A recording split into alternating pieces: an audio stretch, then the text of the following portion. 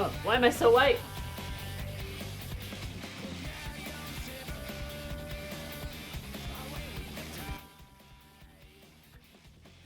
The only options for my camera are the brightest thing you've ever seen and welcome to the vampire hour. What if I just streamed like this? Would that be okay? Would everybody be chill? Would everyone be chill with that?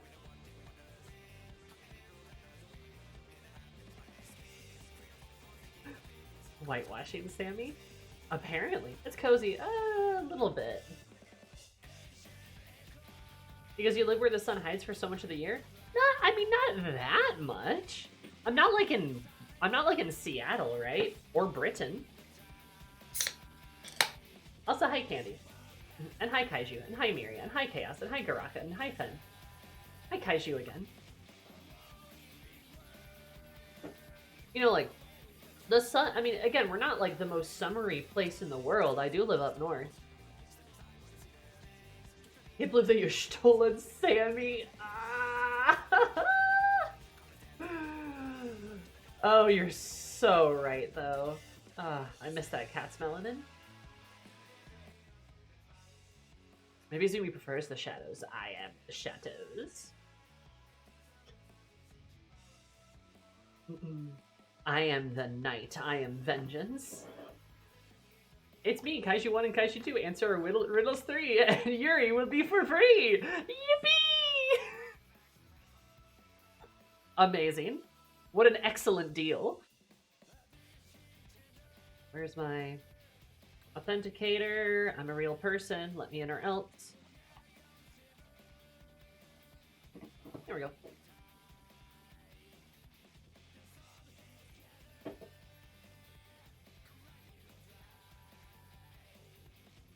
Right, heroes, right.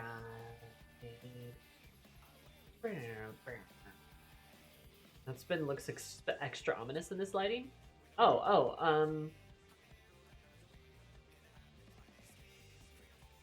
about now? Does he look more ominous?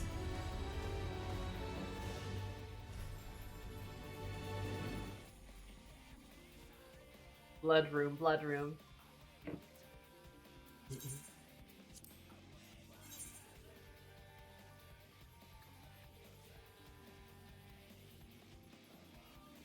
Very ominous. Okay, good. Okay, good.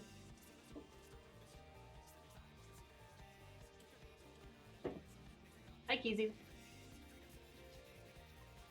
Let's pause that. Also, exciting news, everyone.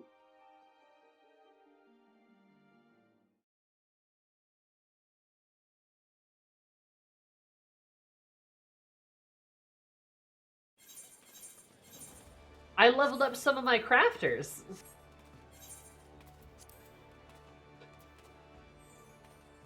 Look, I am now a level 20 Omni Crafter. Look at me go. Level 20 Omni Crafter. Pretty big deal. Pretty big deal if I say so myself.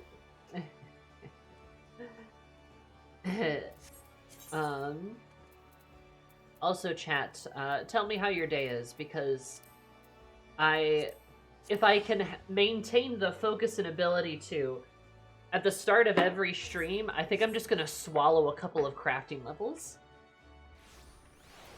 Because while this is kind of relaxing, it is also, like, really boring. So we're gonna actually stop here and do some levels.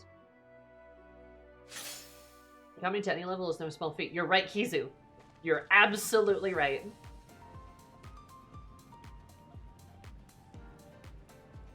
But, microwave yourself a curry? Hell yeah. I had chicken paneer today, actually. I went for lunch with some friends. Chili con carne this weekend? Ooh, I am making crunch wraps this weekend. I'm doing like a giant crunch wrap that I'm gonna cut up. Omni 100 Crafter and Gatherer. I am impressed. That's very cool. I am not that far. But that's okay. Yeah, we might do some streams where I just like fucking, we spend some time with me just leveling like crafters up. I want to do the quests on stream, especially the alchemist ones, because everyone's like, hey Sammy, you should do those. And I'm like, okay, interesting. Wait, who's the quest writer for? Oh.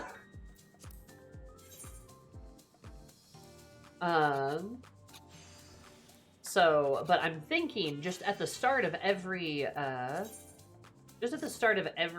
stream, like 5 levels, right? Or like 3 levels or something. It's not hard, right?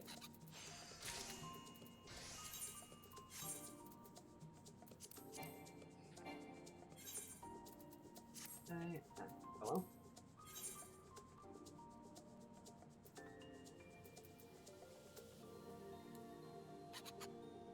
Oh yeah, no, I know they're written by Ishikawa. I mean, hey, for what it's worth, I'm interested. Zooming up and craft stream, not really. Yeah, I mean, this is gonna take me like 10 minutes, right? And we usually run around in circles for 10 minutes at the beginning of every stream, right? So, like, if I'm gonna run around in circles for 10 minutes or get like 5 levels in crafting, like, come on, right? Can't be that bad. And probably do it on other planets so I can get, like, other gear and stuff. Like, it's not a bad idea.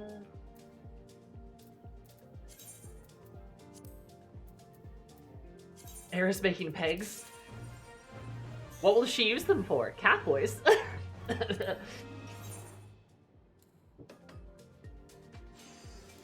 I need to write more smut. I really do.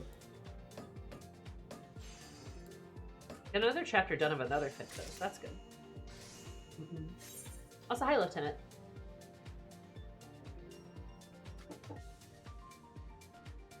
And I forgot to do food, didn't I? Damn.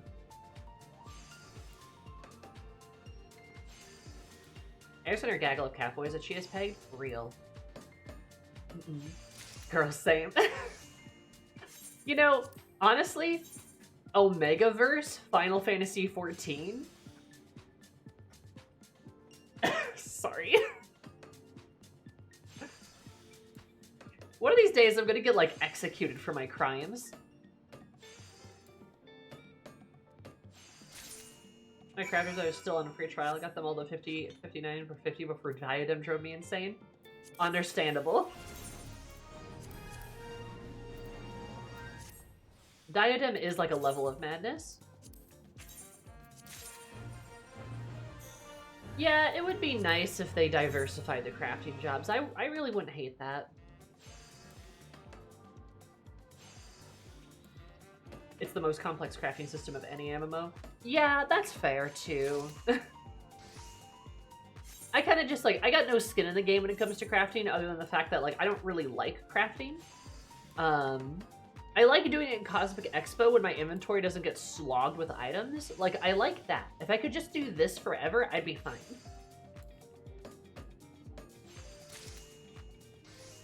Be surprised that AO3 had something along those lines? You're probably right, Kizu. Alright, chat. Horrible question. Your Warrior of Light, are they an alpha or an omega? They could be a beta too, I guess, but nobody, like, that's not a thing. So, yeah, what is your Final Fantasy XIV Warrior of Light? Or OC? You do have to pick one, I'm sorry. Bottom. That's not an option. Which one is male and has babies? That's the omega. They can get butt pregnant. Basically the equivalent of a Switch, right? Probably that. Yeah, but you can't get butt pregnant. Or can you get butt pregnant? Can betas get butt pregnant? I don't know.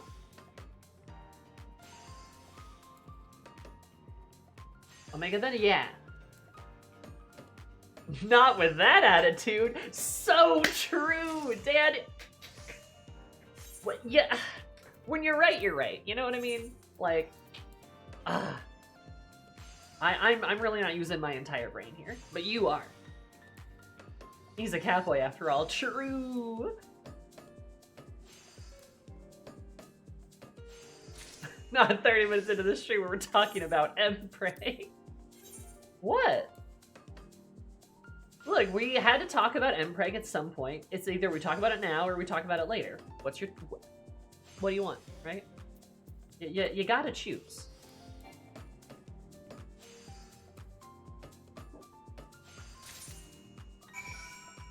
I've been here in months. What a stream to return to. And we missed you. Yeah, I think it's pretty obvious. Yeah, she's an Omega, right?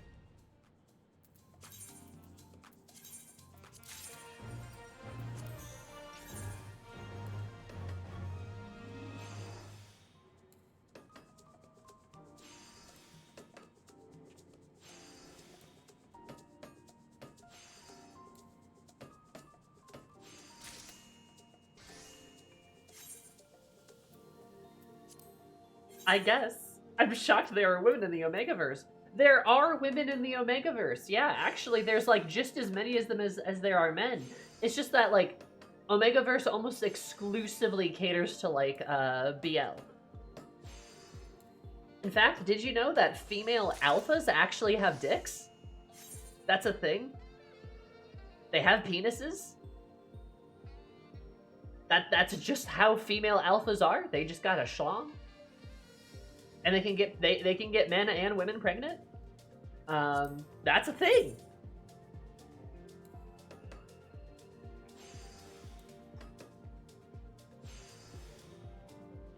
All this rigmarole for what a Switch 2 ho, Sammy in chat. Hi Shrew, how are you? Gotta get the gawk in there. Exactly. Honestly, that's the only thing that I think is interesting about women in the Omegaverse. Is that some of them just have a dick.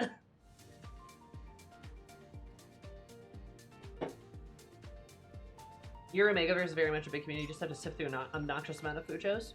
I did once in a bookstore find a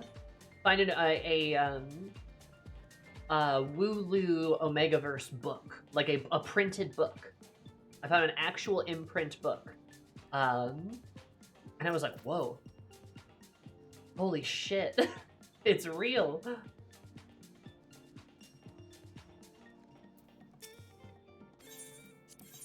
Oh, so some trans women know they're alpha cis women. Coughs. Whew. Had to refill a 5-gallon juice before eating the Switch 2. Tired. Oh, I'm sorry.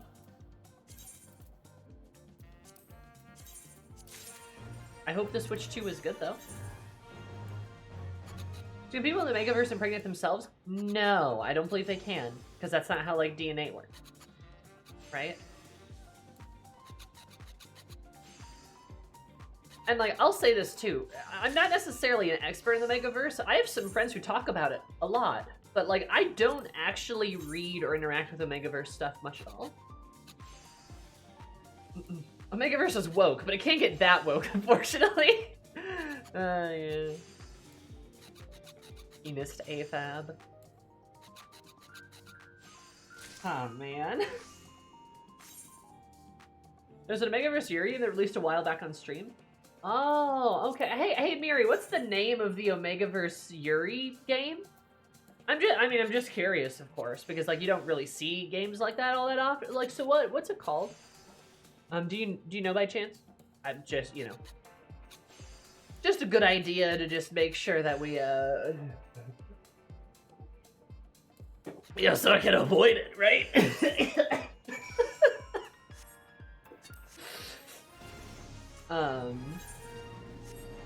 Yeah.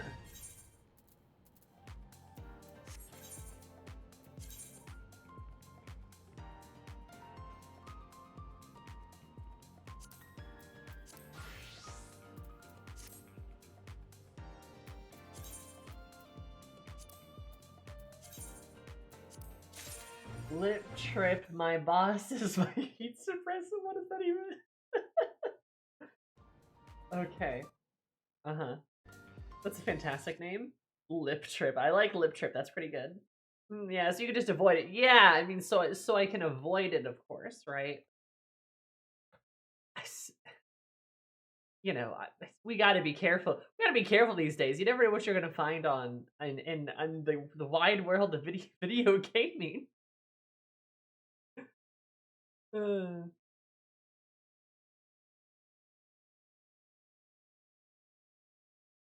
Yeah, this looks surprisingly, like, cute, actually. You can tell this was made by women. Okay. Interesting. Sesbian Lex is one of the reviews, and it gives it a thumbs up. Yeah. Yuri in all caps, another thumbs up. Yeah. Loud and proud Himadanshi. I love Yuri. Thumbs up. Okay, that's interesting. Okay. Did someone say Yuri? Same developer's waifu's over husbandos. Amazing. Can you stream on Twitch? I don't actually think it's like porn. I think it's just like a visual novel. So I could stream Lip Trips live on twitch.tv if anyone wanted to see it.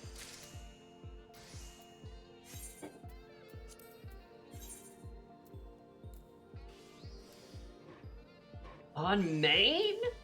I mean, yeah, I think so. Why does it say it's the same as Unbeatable? Oh my god. Sue's really let her demons win today. The demons almost always win, friend. I rarely beat the demons. The demons best me consistently. I do not have a good KDA against the demons.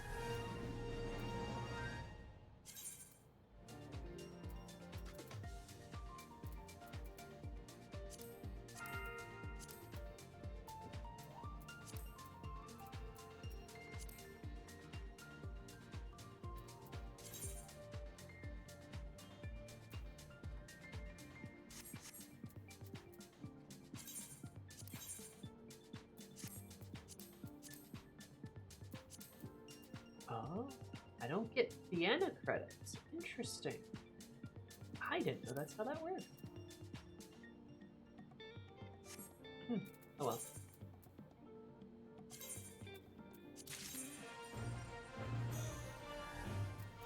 Day 4 for the fight 2 weeks before it was supposed to start. Hey! That explains today's stream's room color. Oh no, I was trying to be ominous.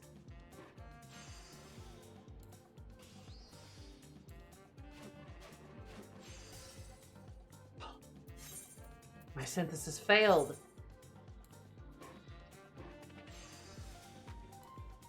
Oh, fuck. Yeah, I messed that up. Hi, Larry. Insert joke about religious trauma here? Yeah, no, I mean, honestly. Dude, nothing turns you into a bigger pervert than going to Catholic school. I'm just saying. Is crafting that ominous? Yes.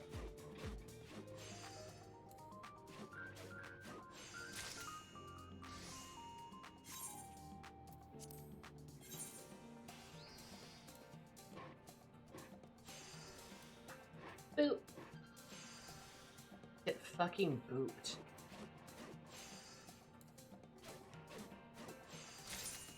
Is my gear worse on this? Oh, it totally is worse.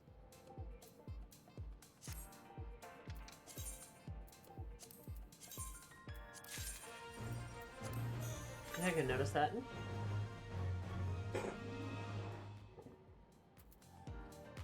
So the 18 plus patch is separate, so the Steam version should actually be safe for stream. Okay, look at that. All right.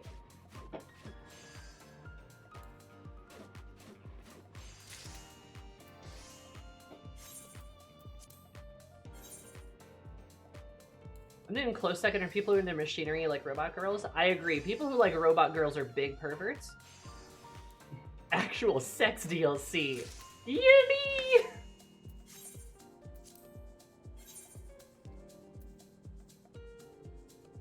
Hey. What? What's wrong, Miri? What's wrong?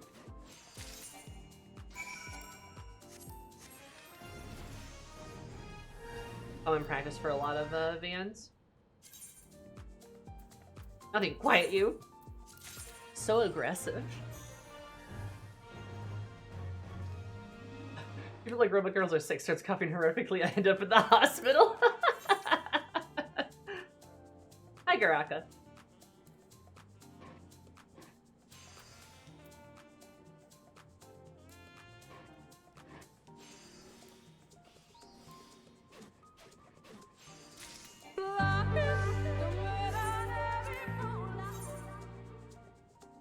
Lolly, I have been cursing, I mean blessing your life for 4 years, Hosamio Flash. Oh, wow. You sure had. No, you've been blessing my life for 4 years. Thank you so much, Nomad, for the 48 months. Did you know that's 4 years? Where's the time? Anyways, thanks for the 48. Congratulations. Here's to 4 more. It's a lot of years. Where has the time gone? How are you, Nomad? How's it going? You missed us talking about Omegaverse and Mpreg. We also found a Yuri visual novel that's Omegaverse that I can play on stream. 4 more years.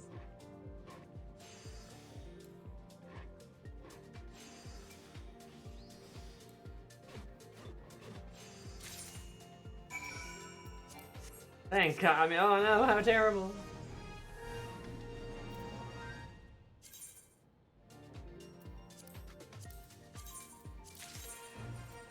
Just wait until you find out the thing that you liked is 25 years old. Not the thing that I liked, which is 25 years old. So Garaka, what turned 25 this year for you?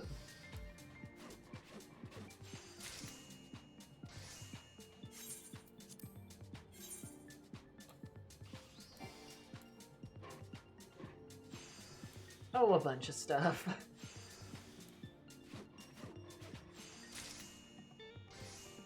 Well, that would have been like, what, 2001?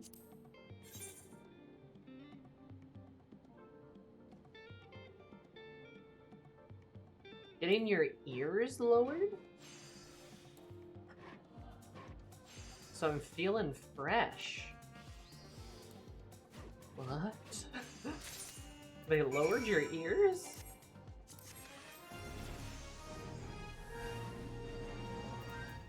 How? What the heck? That's before Zumi was born. True, I was born yesterday.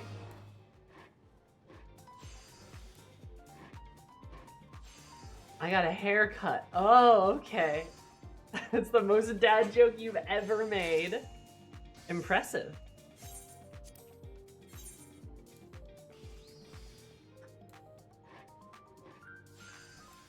Zumi's quickly approaching her hag era. No!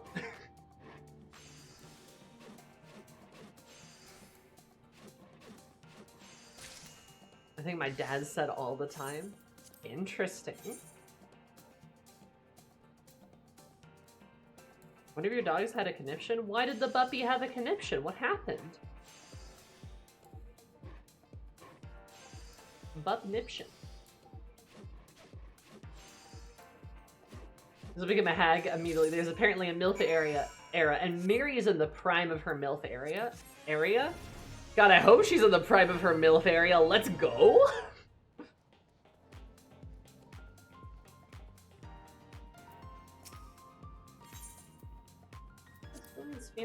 Huh, interesting. Okay, look at that. We got Carpenter and Blacksmith up to 25. That's pretty good. That's pretty good. Now we just gotta get Armor, Goldsmith, and Leatherworker to 25. I think get everything up to 30. Oh, and Alchemist too. Alchemist has to go up to 30. Catching up though. We're catching up. That's what matters.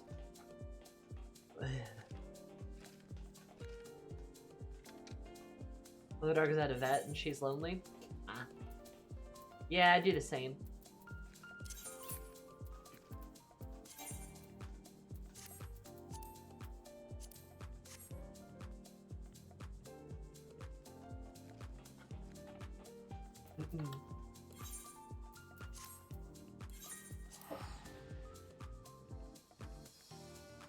That barely took any time at all, too. Look at that.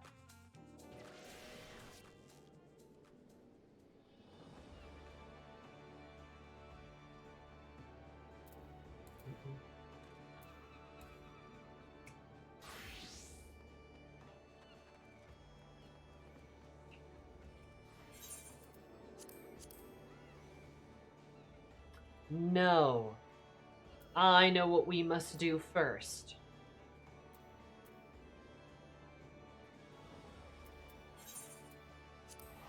so that no one can harass me ever again.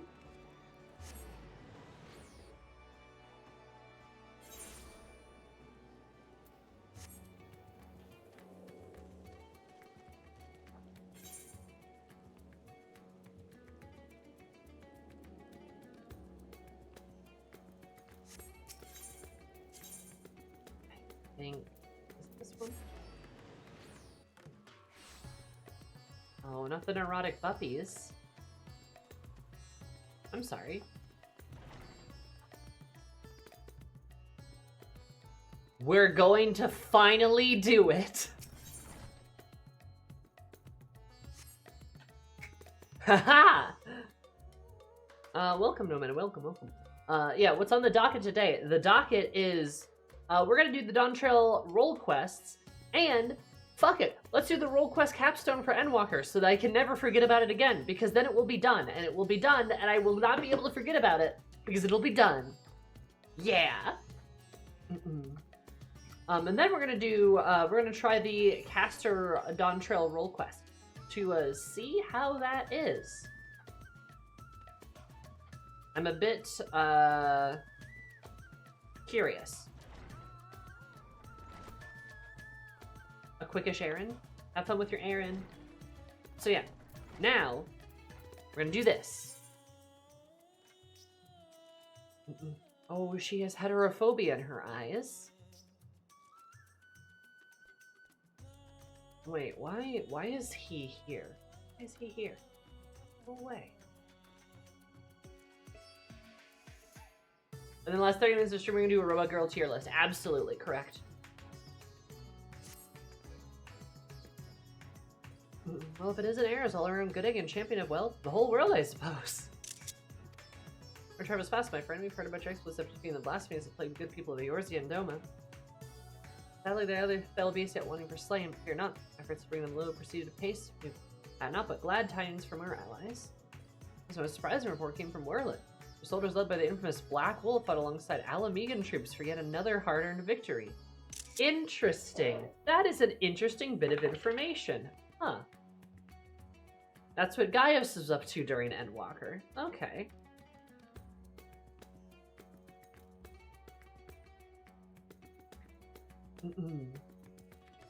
Interesting.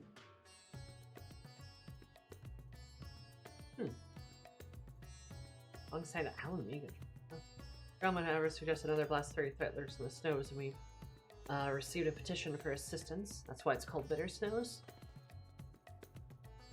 Strange, don't you think? With the effects of the final days began to spread in earnest, we've encountered a great many monsters of Galore, but never a blasphemy. To make matters worse, they say the Garleans who chose to remain and rebuild have begun transforming yet even more hideous creatures. Oh, jeez. You're saying it was you and the other comrades who brought an end to the source of the final days, is that right? And so it appears effects will linger a little while longer. The level of influence the Casa subsides, I dare say this won't be a last time we hear such sightings. The blasphemy, we have reason to believe it's great and stronger than we've faced thus far, and your strength and experience could prove quite valuable if you're willing to help, of course.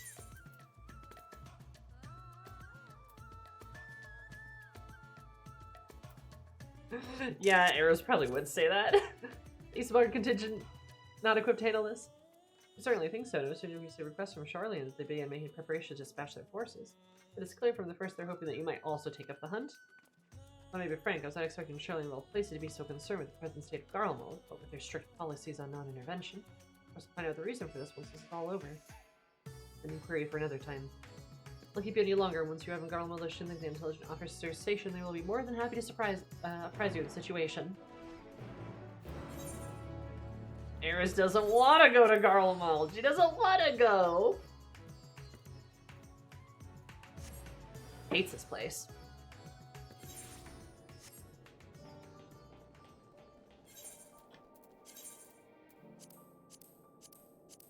What? Do still. Alright, sup, dude. Put on the coat, Eris. Yeah, I guess she's gonna get chilly. Eris, the Eris? It's an honor to have you with us, miss. Presume you come to assist our hunt for the blasphemy? Nods. Next one, Lucia will be pleased to hear it. You'd come this way. Sad heiress. Oh, hey guys.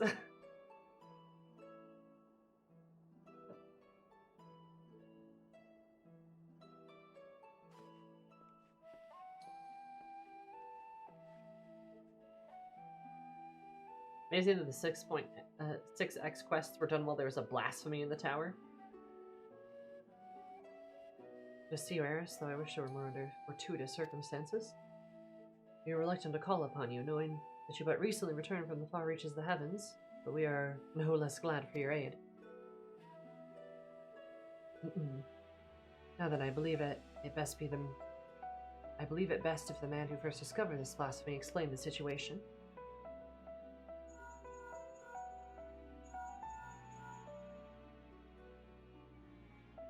Yap, yap, yap.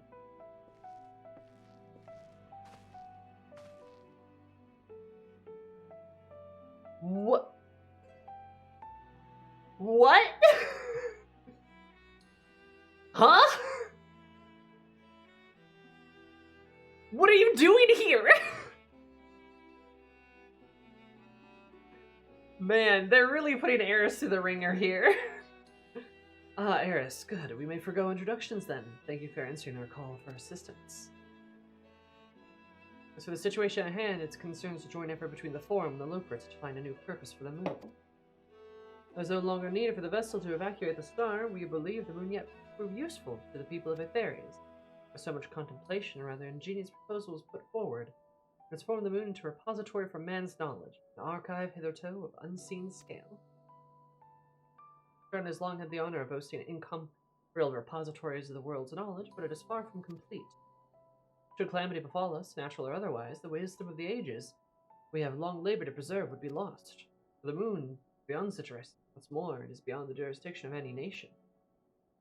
As we consult the allied nations Eorzi, the Far East, and Radzatan, they agreed to assemble a survey team to take measure of the moon and its potential as a repository. Moon Library! That's kind of cool. Plans of assessment were forestalled, however, by the presence of an entity we believe to be a blasphemy within the Tower of Babel.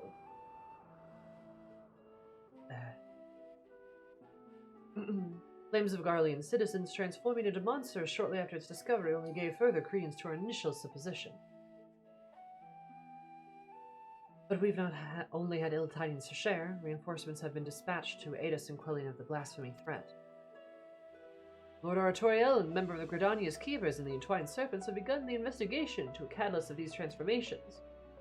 Though the skies no longer burn, the spread of the affliction is much curtailed, we must remain vigilant. Till the blasphemy threat has been quelled, Elfino and Alizé have graciously offered to help keep calm the people of the Tetrium? While we attend to the people here. The matter of blasphemy is not so easily resolved, I'm afraid. We recently met certain complications that have hindered our plans. Your ghoulie... Oh? Uguri and Ferdola are presently deliberating how best to resolve the situation. I see. Perhaps it'd be best if you had heard the details directly from them. Oh, if I have to. I think they should kiss about it. I should like to join you if I may. No. As this endeavor was originally undertaken on Charlian's behalf, I feel my responsibility to see this through to its conclusion.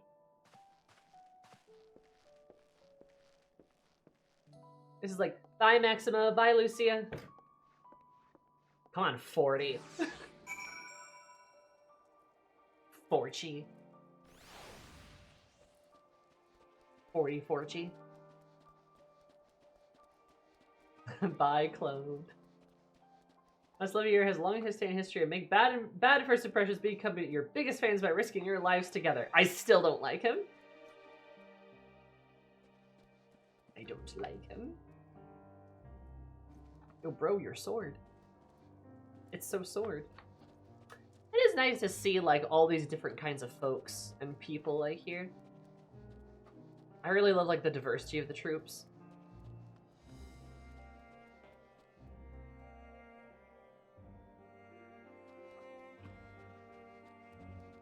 Bestie? No, my worstie.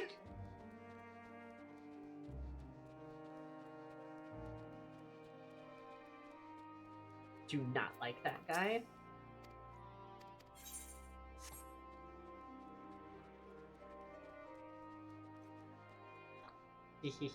Women. I haven't seen either of you two in a long time. Good lord. Somehow I should have known you would turn up eventually.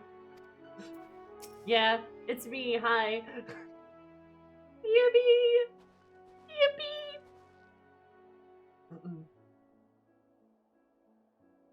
Hi, Yuguri. Miss you. Now I expect to see you here of all places, but I'm no less glad for your presence. Presume the word of blasphemy is what brought you here, in which case I believe it may be best if a member of the reconnaissance team's guard explained the situation.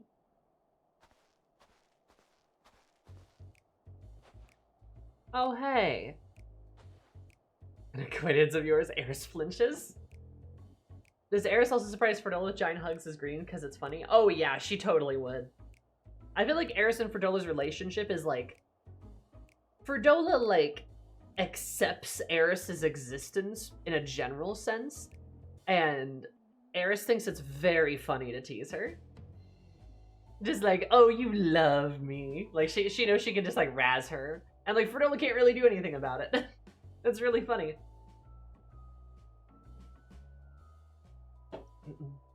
Acquaintance of yours?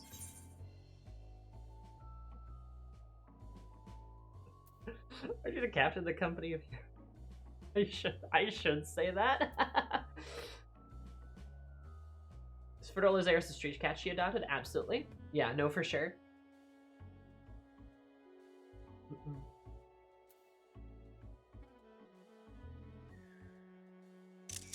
I should probably say it. Have not seen this guy in a long time, though. Good lord. I'd tell you with the worldly sort would bugger me if I knew you heard my name before. I'm just a lowly sword for hire, hoping to fatten my purse to touch a mercenary wig after taking my leave of Limsa. The job sounded simple enough, but I'm sure you wouldn't be here if it weren't, eh? You didn't come all this way to hear about me, did you? The blasphemy we're after is making a nest in the upper reach of the Tower of Babylon, the auxiliary sector, I believe it was. Wasn't lone, a sizable horde of beasts were circling around in the nights protecting their queen. Naturally thought to strike from a distance before engaging in earnest, but not a single bullet could reach its mark. They were protected by some manner of mystical shroud as far as I could figure. Without a keen eye on magic, I don't see any way of getting through. We finally understood the fertility of the situation. We've been spotted. Retreat was our only option. As we say, but there won't be any brute force on our way through this one. As soon as that one's transformed, these blasphemies are completely devoid of aether. With what energies could it create such a barrier? That's the question, isn't it? At first I was some hitherto unknown technique for conjuring shields. Neither to say, none of my depth when it comes to manners of magic. And just precisely why I plan to speak to the Elder Seedseer when she arrives. She can help us find a way to overcome the blasphemy's protection, it's her. Meantime, could we trouble you to help with a not-so-small matter of people changing to beasts? Blasphemy's horde was large enough when we first found it. We can't afford any more to join its ranks. Very well, we shall reconvene with Lord Artriel and discuss strategy. Before you go, there's something else you should know about the tower.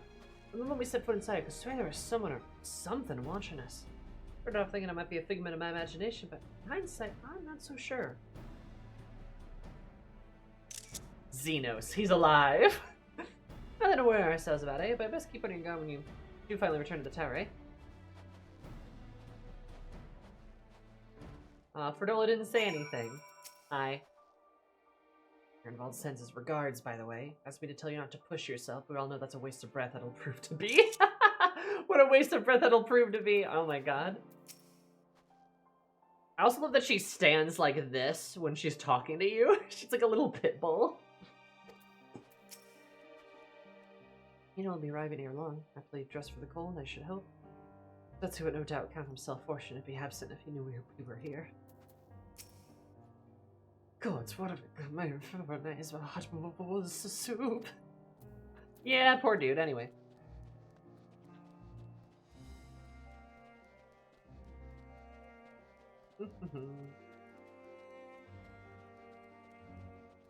actually. What do you two have to say? I never checked. What's up? I'm on your table. Every time I mention one, Isbar prepares to withdraw as well. Isbar contingency is gonna withdraw. Interesting, interesting. God, I think that's the next X pack. Safely make use of the tower once more. Is Ferdola subconsciously scared of us? Oh, absolutely. I think she's definitely scared of us. We're terrifying. I think any Garlean in their right mind who knows who we were or are should be scared of us. Can't imagine they told very, very nice stories about us. And, you know, sound of statics to maximum you know, and it's kind of one of those situations where, like, you know, you never think about how scary Superman could be because he's always on your side. But then, like, imagine fighting a war where Superman is on that side and not your side. That'd be scary. That's basically what we are. Oh, hey, dude. How's your forehead? Oh, hey, dude. How's your not forehead?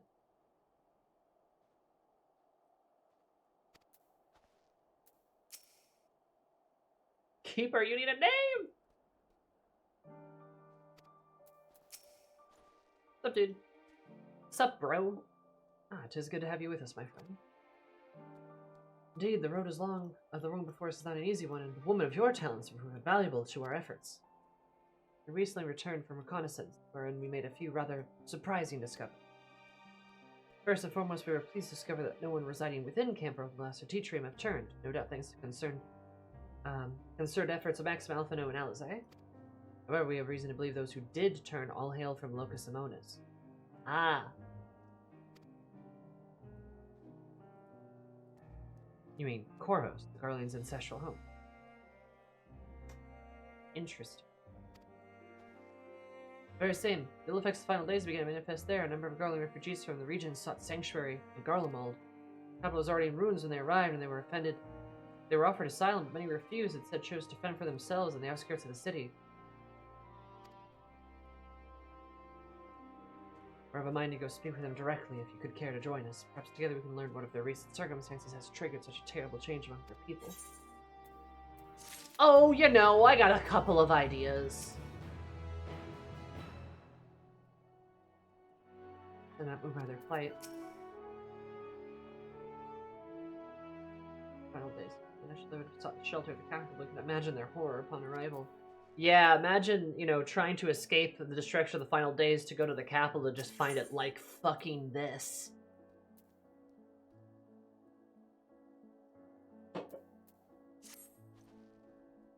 We have the essence. I believe it's proven split into two groups to cover as much ground as we may, quickly as possible. If you and Master Fauchelot would inquire after the people of Victor's spoils, two of us shall see what we need to learn of the liminal station 4. Whether you've finished, pray meet us there. There's a fancy little bow.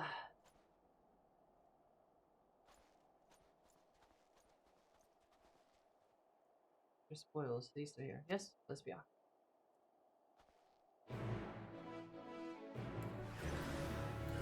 Didn't mean to do that.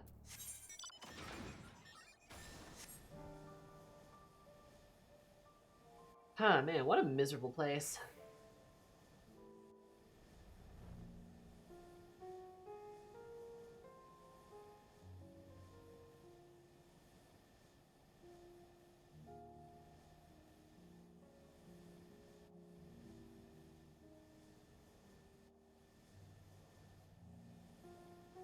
Hey, responsible brother. Yeah, he's the responsible brother.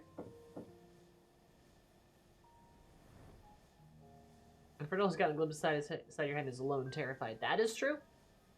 Absolutely.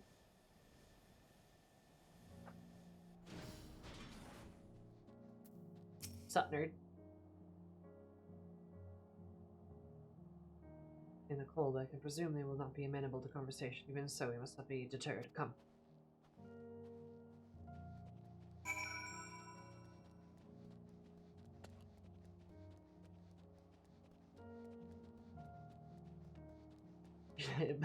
You know, to get our attention. Bestie.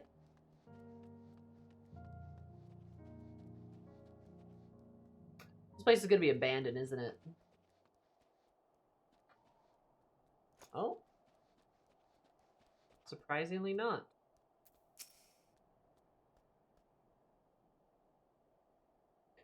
What was there to talk about? No home, no future, nothing. Doom spell is the end for us all.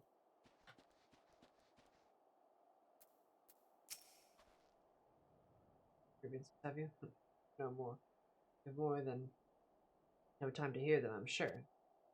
Not one, but 2 homes. My loved ones are alive and there's nothing left. Time for the military, and for what? To lose all my friends, my son. It was not to show for it, but our claim to Locus Simonis. Or so we thought. Calamity was visited upon us for reasons we know not. And when we thought to flee, I followed our heels to go and meld ruin and ash at every turn. I mean, yeah, I get why these guys would turn. Not gonna lie, it's kind of miserable here.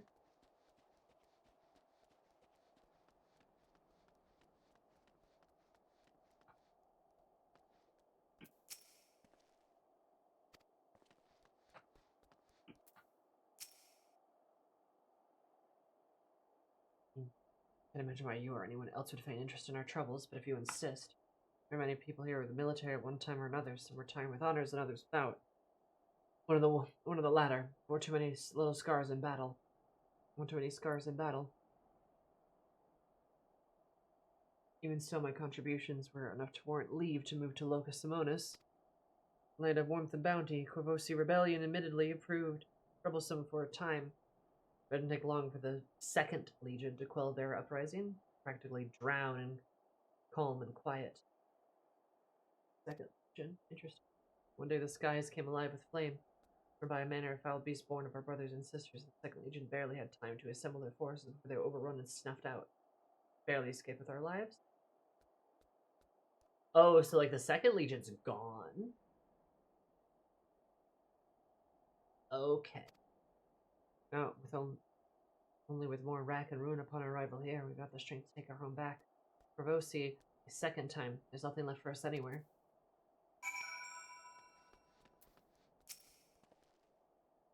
Odd how they came to be in such dire straits. Yeah, dude. Interesting. Yeah, I heard much of the same. Of course, the Locus Simonis were defeated in the wake of the final days. Desperate to survive, they naturally fled Garlemald seeking sanctuary.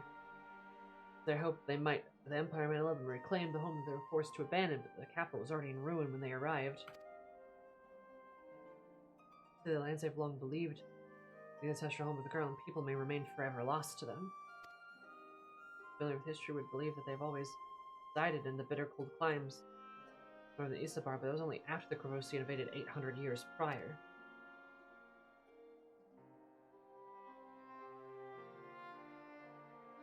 Advent of Magitech, I imagine, was all too easy for Emperor Saul to rally his people and take back what he believed to be rightfully theirs.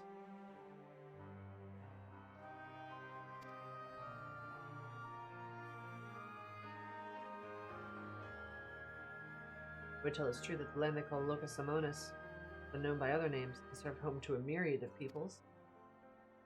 We need only look back to the Legions during the Third Astral Era to give the lie to Garlean claims of sovereignty. And even such ancestral ties with Locus Simonis antecedents cannot justify their animosity to foreign peoples. Animosity poorly veiled by delusions of justice, as has been the case for so many nations throughout history.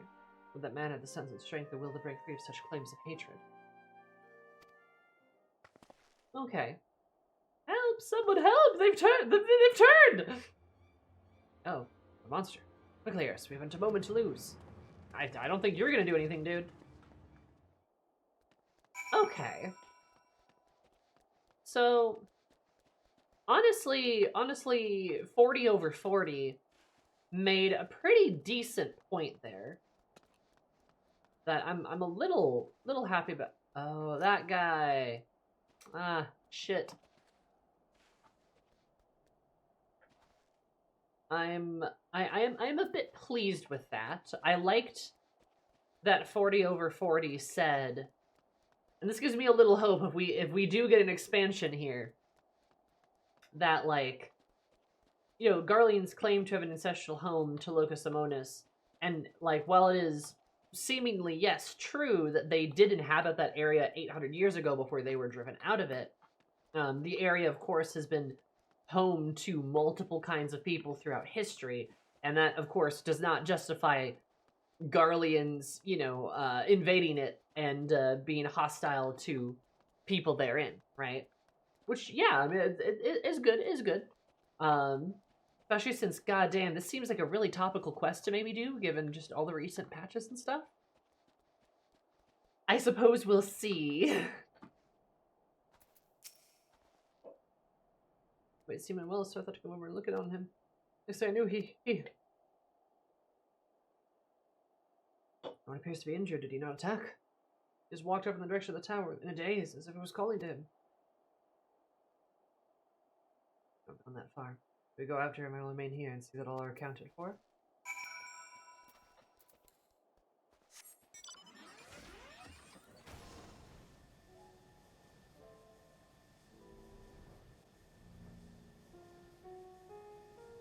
Oh, you don't look like a person anymore. That's not good.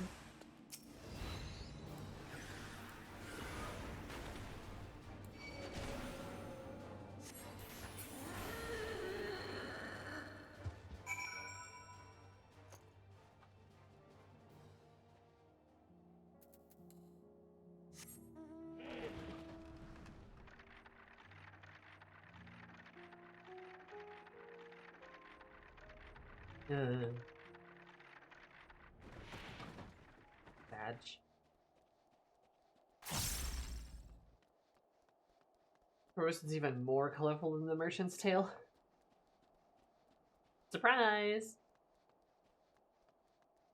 Hey, 40 over 40, where'd everybody go? And then, thank the heavens. Others have turned, the measure column has been restored only for a moment. It was a source of transformation. They claim the victim was listening to this right. I'm going to display the same cryptic message. Oh, creepy radio shit again. Okay.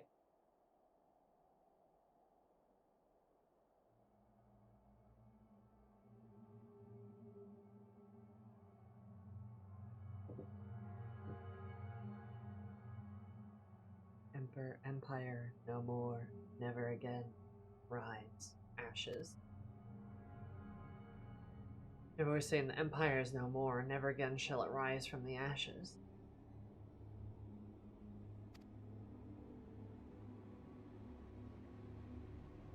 It was possible. No faculties left standing that could deliver a broadcast.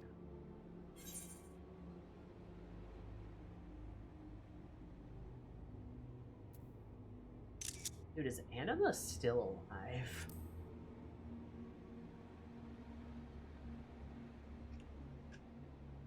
So does it? Hey, Anima's no more. The Tower of Babel has fallen into disrepair by your hand, no less. It was a question who or perhaps what could be behind them. Anima 2. Eris, 40 over 40. A moment if you would. Oh, Merlin! Hi, Emmerich. Finish inquiry at the liminal station 4. Lord Amric and Admiral Rowe have arrived. Requested an audience.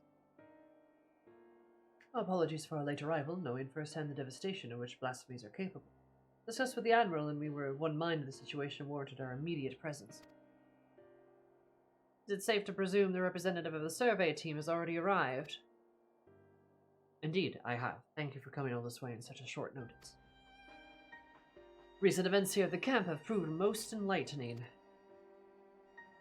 Blah blah blah blah blah, let me explain. I'm a bad father. Anyways, blah blah blah blah.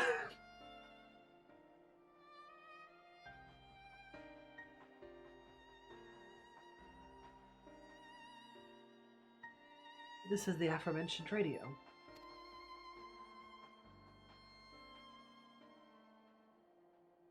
Tell me Sammy's live Discord. Discord's got you. For no more, never again, rise ashes. Harsh reminder of their misfortune, sufficient to push some wayward few over the edge, it would seem. And there still remains the question of who's sending this message, from where. Glory, everlasting, God.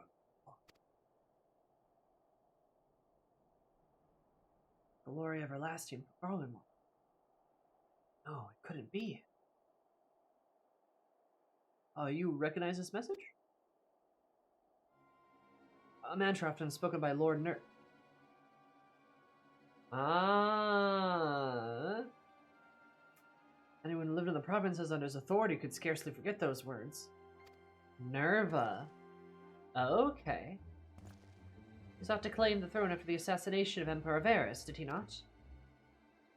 After civil war broke out, he all but disappeared according to the intelligence we managed to gather. How could he have managed to breach the tower undetected? To have done so and remain unnoticed in the creatures infesting the tower seems a nigh impossible task, unless...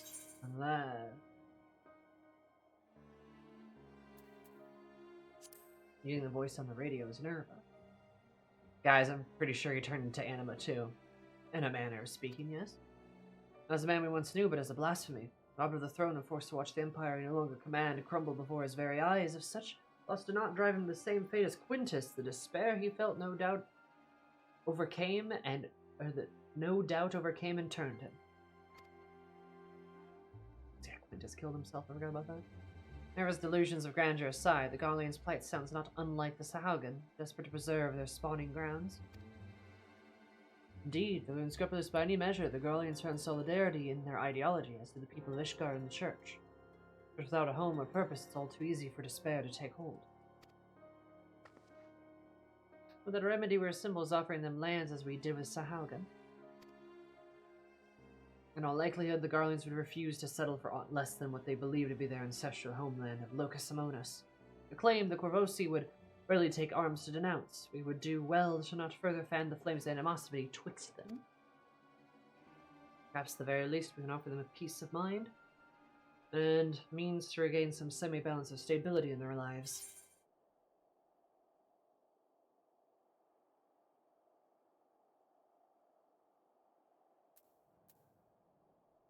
Yeah, Eris is gonna just...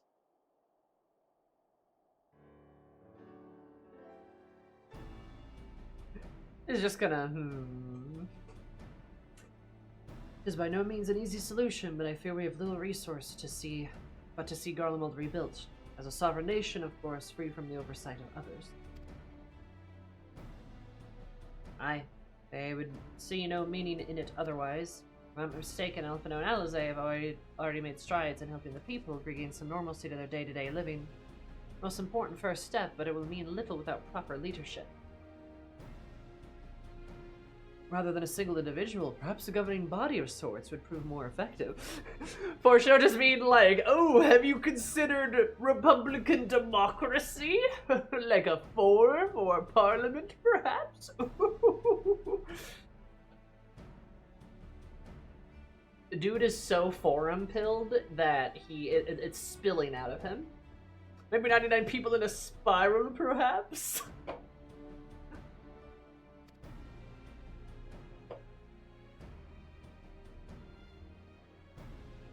A number of former Senate members among the refugees at Camp Broken Glass, as I recall.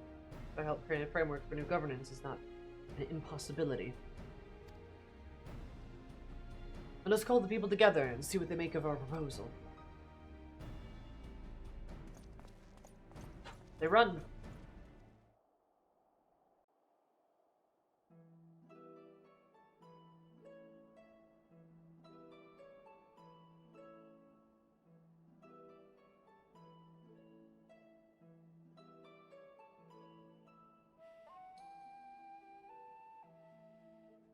Final days have taken much from you all. I can imagine the pain. But imagine the pain you feel in the face of such immeasurable loss. Though the final days have been averted, its effects yet linger, and a blasphemy has been born from your suffering. Decisive action must be taken before further harm is wrought upon you. To overcome such adversary, it is too great a task for any one person, but as a people united, there may yet be hope for tomorrow. While there's not a place to decide how you'll move forward, we would offer a small measure of guidance.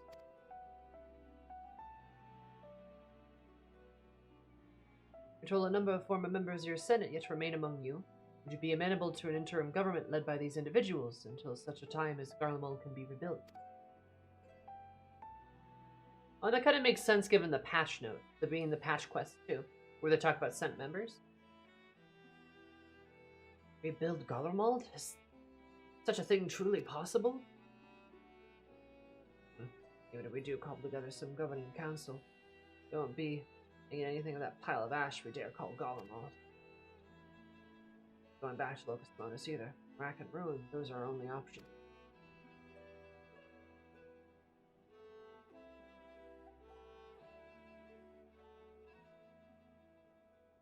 I realize to rebuild Garlemald is a seemingly impossible task, but you needed to undertake it alone. My children are working with members of the First Legion as we speak to begin an organized relief effort. There are others from the provinces no doubt willing to lend their expertise. Ye but ask, but not as would-be conquerors, but as brothers and sisters of the Star. Others will heed your call. If you still see no merit in rebuilding Garlemald, then I would instead offer you residency in Charlene. I promise you'll be welcome with open arms.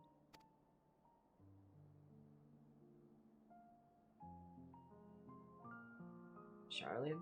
Now you go and expect us to lick the boots of some country we've never even heard of? I apologize if I appeared overly forward in my proposition. Considering our strict policies on non-intervention until but recently, it's not surprising that you aren't familiar with my homeland. As an island a nation of the north, home to myriad peoples, which is why I believe it would not be difficult to accommodate you and yours. Clear, you'd not be migrating Charlene to live in servitude. You have my word that each and every one of you be granted citizenship upon entry. And why exactly we go to such lengths for us? For the conquerors you barely know. Charlene was long aware of the coming doom that would be the final days, and so we were preparing to evacuate the Star, taking as many people and resources as our stores would allow. Initially, it was our intent to save the people of Garlemald as well, but we had not forgotten your transgressions of invading Alamigo, your rejection of our entreaties for peace. After great deliberation, it was decided that we would forgo an invitation to Garlemald, a determination made with great trepidation.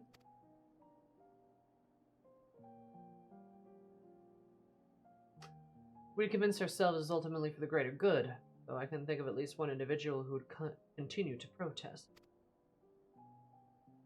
Or the plight of those one might conceivably save is not wisdom, it is indolence.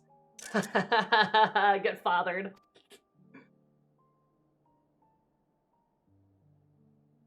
Sage counsel I brazenly cast aside when confronted with the final days in earnest. Eris here and her companions refused to forsake those we were otherwise unwilling to save. Great risk to themselves, they achieved the impossible and opened my eyes to the error of the Forum's decision.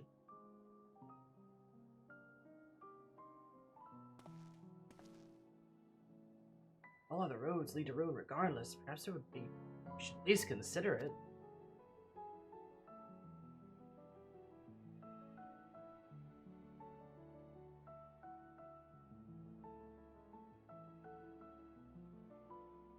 Then it would be my pleasure to invite you all to Camp Broken Glass, where you shall have warm food and beds both.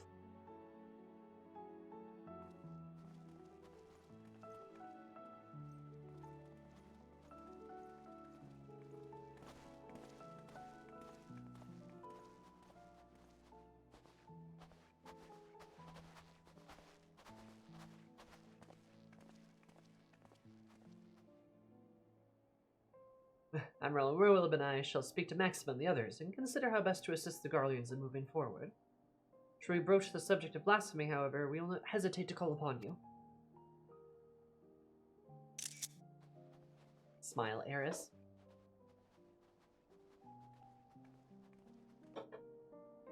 As I spill all over myself.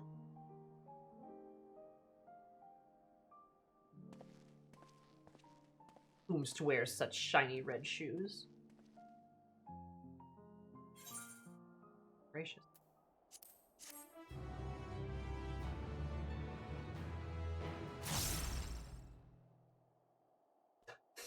Right, because my freaking Enochian's just been rolling this entire time.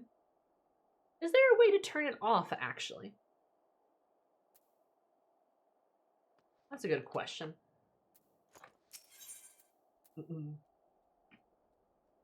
Dan, do we know anybody who wears red shoes? I can think of a lesbian or two. Dorothy, the Wicked Witch of the East? True! Ryan's heart at ease, the likelihood of others turning is greatly diminished. That said, it is no cause for us to go complacent. This needs to overcome the blasphemy's protective warding. Concerned correctly, the blasphemy's behavior is oftentimes influenced by the memories and emotions of the originator, in which case, it would be prudent to learn more about the man who birthed this monstrosity. True is that a number of the soldiers from the 3rd Legion are in our custody. Mercy, their tempering was not so severe as to be beyond our ability to heal them. They are presently being treated at Camp Broken Glass. Camp's intelligence officer tells us who among them knows aught of Never's whereabouts. Perhaps. Well, I'm glad 40 over 40 is, has become more reasonable.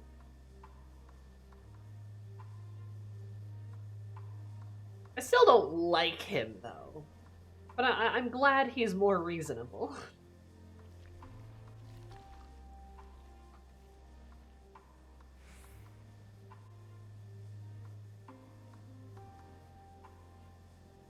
Hi, Kekatar.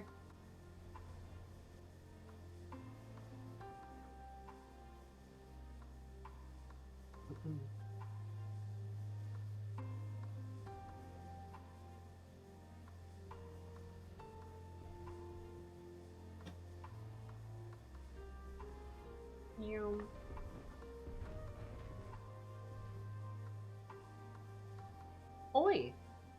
Hi, miss. Yep, we're doing the wrap-up quest for the role quest lines before we move on to Dawntrail's actual role quest. This wrap-up quest has been longer than I thought it would be. Not gonna lie, we were kind of making the rounds in all these NPCs, which I don't hate. It's not a bad thing. Also, I feel like could potentially tie into the next X-Pack, so maybe a good time we're doing this at. I see.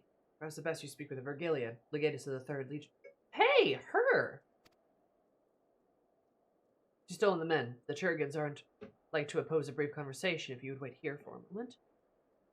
We're actually gonna talk to her? That's kind of cool. Yeah, she was the cool lady that had, like, the gun spear, right? That we fought in that duty. I guess it makes sense that she was tempered.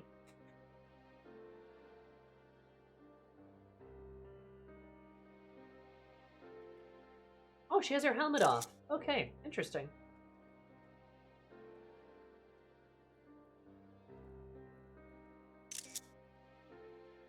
Ah, she knows who we are. I'm glad that we didn't kill her. I didn't actually know that we did not kill her. I thought we killed her. Eorzea's champion, I presume, and one of her cohorts.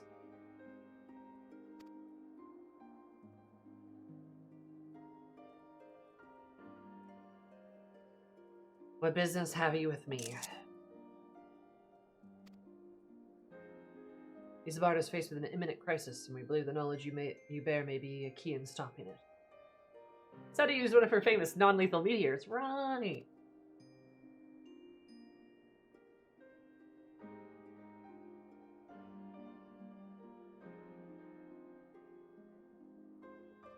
Thus do we believe the blasphemy to be Nerva, and its whereabouts in the wake of Garmlet's fall or lack thereof give credence to our theory. Or Nerva. We've pieced together thus far, you were one of the last to see him alive. Please, will you not share with us what you know?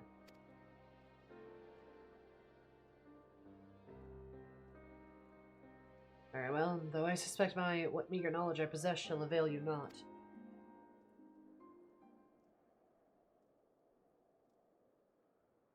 I last spoke with Lord Nerva shortly after the warring with the 1st Legion began. Cloistered within the lower levels of the Seculum Imperialis, he spent the better part of the day listening attentively to the radio. He seemed hopeful, or perhaps desperate for news that the tide might turn in our favor.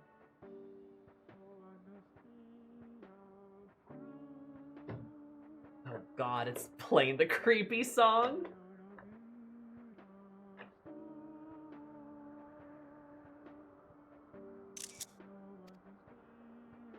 The next day, I left for the front line.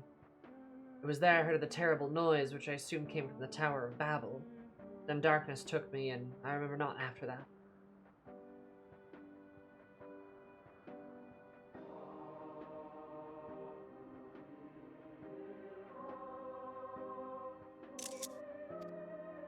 I was told the radios protected those close to them from the effects of the tower, in which case Lord Nerva would have remained unaffected. Right.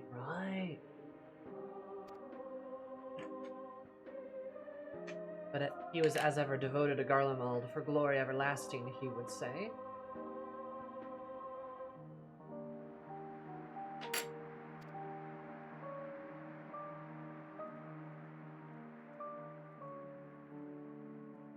Watch an empire he so loved so dearly crumble, and think of no one who would be more stricken by the sight.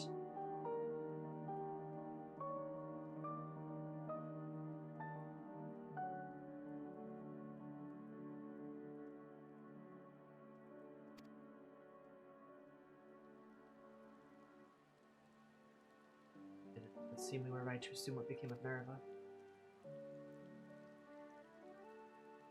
Does not surprise me the beast would choose to make its nest within the Tower of Babel. It stands atop the remains of the Imperial Palace and the throne he revered so highly. But the Empire is no more, and Lord Nerva is apparently no longer the man he once was. He deserves to be laid to rest, together with his dreams of glory.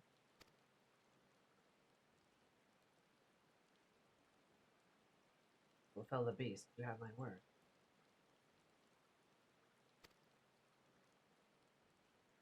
I like her eyes.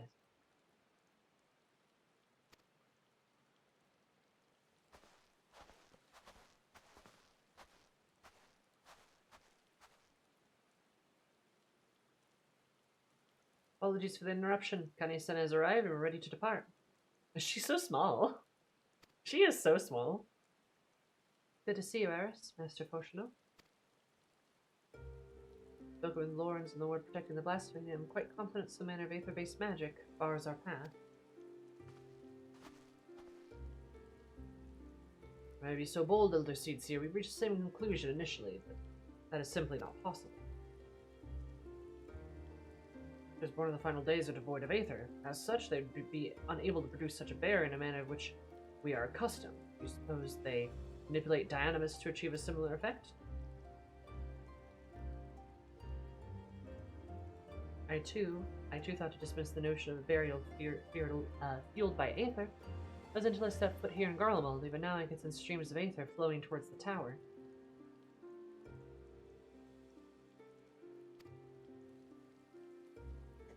Purpose, after all, was to harvest energy sufficient to reach the moon. If anyone was incapable of manipulating aether directly, it stands to reason control of the tower would alleviate such a need.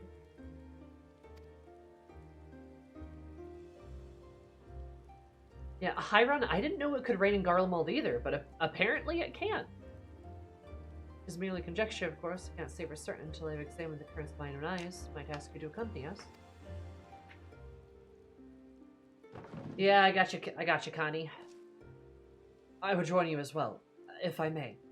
My injuries would keep me from being of use in battle, but my knowledge of the land should serve as well as my blade.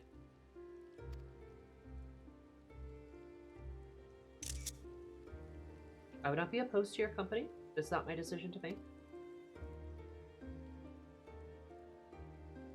She may go, as long as she remains under watch by you and the others.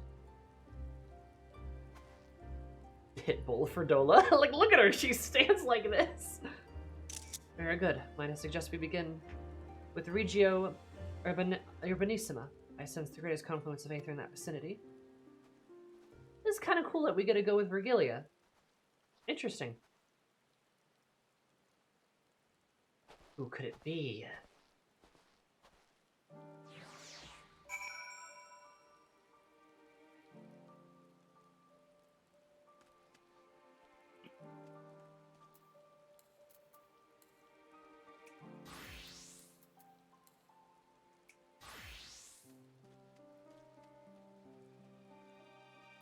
Yeah, rain.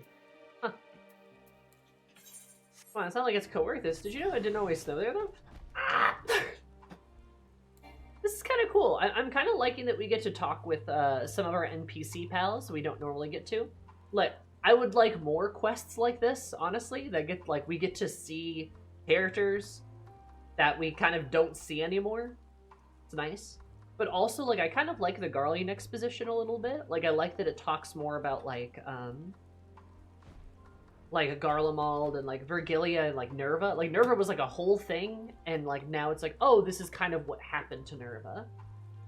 And again, the surprise that Virgilia is even alive, let alone we get to, like, talk with her.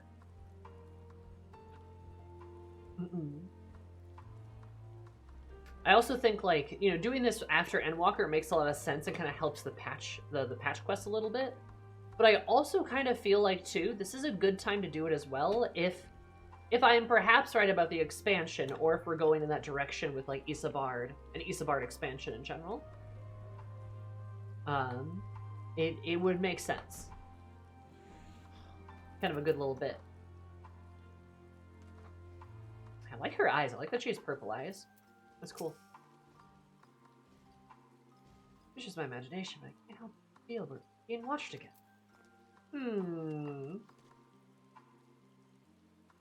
And she's reasonable now that the temperance worn off.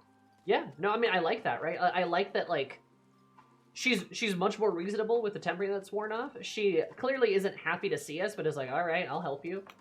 And then when we, like, go to examine the barrier, she's like, hey, can I help? Actually, can I come with you? Like, I can't fight, but, like, I might be able to, you know, I know the area better. I might be able to help. And, like, it's cool to, again, see another Garlean, to meet more Garleans, and to kind of get her perspective on things. It's interesting to see her, you know, be able to cast aside that kind of hatred. And, like, it's kind of interesting. Like, oh God, what was I gonna say? My thoughts are all kind of jumbled around a little bit. But I was gonna say something about her, oh, I think it's interesting. There's an interesting little bit where it kind of feels like a lot of the Garleans that we interact with,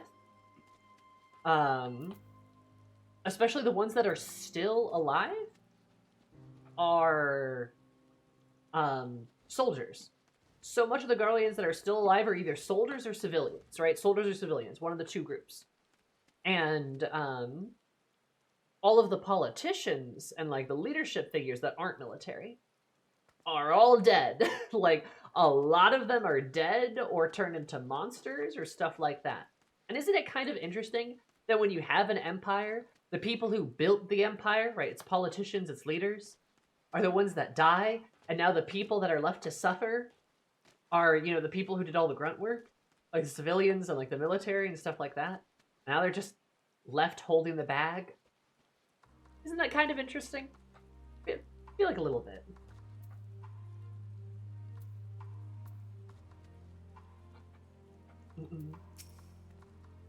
I understand how anyone could grow such accustomed to such cold climes. Same, girl. Hey, Pitbull, what's up? Heard word that Alden should be arriving before long. I can already picture him knocking his knees, muttering about his breath and about the cold. Yeah, Kizu, I'm crazy excited for the next X pack. I've got there's a couple things it could be, and I think all of them will be pretty cool.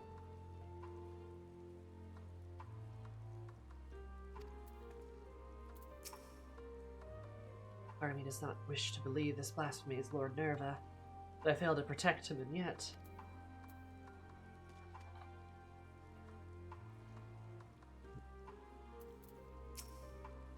I understand the resourcefulness of our adversary.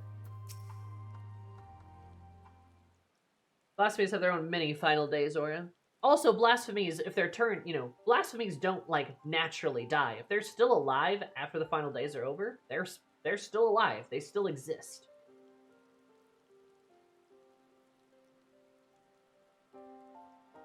As I thought, the Aether stem flows here towards the tower, as do all others in this region, no doubt.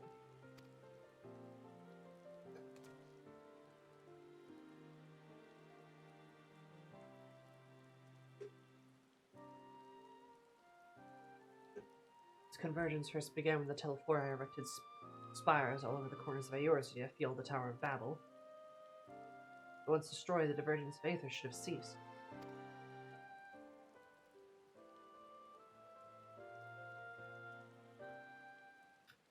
Alright, whoever you are, if you've business with us, quit skulking about in the shadows and speak your piece. Was it you in the tower, was it? Go, girlies, go! Go, my girlies. I knew it! He's here! I knew he was... I could smell the divorcedness in the air. We have not seen Nero since Omega. It has been such a long time since we've seen this dude. No, wait. Was he in Whirlit? Was he in Whirlit? He might have been in Whirlit. We might have seen him in Whirlit. God, those red boots, I recognize those divorced red boots anywhere. God. My, you're sharper than you look. Still got his fucking sunglasses on. Harris is like, good grief.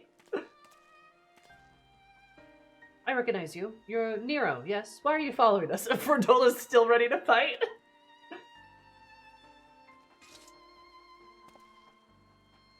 Who said I'm following you? Being native of Garlemald does not stand a reason I might be inclined to come and see what has become of my home.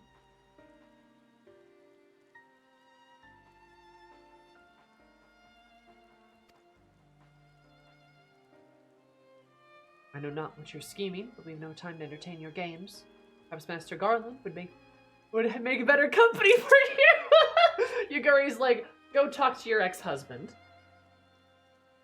Go do gay stuff with him. Don't bother us.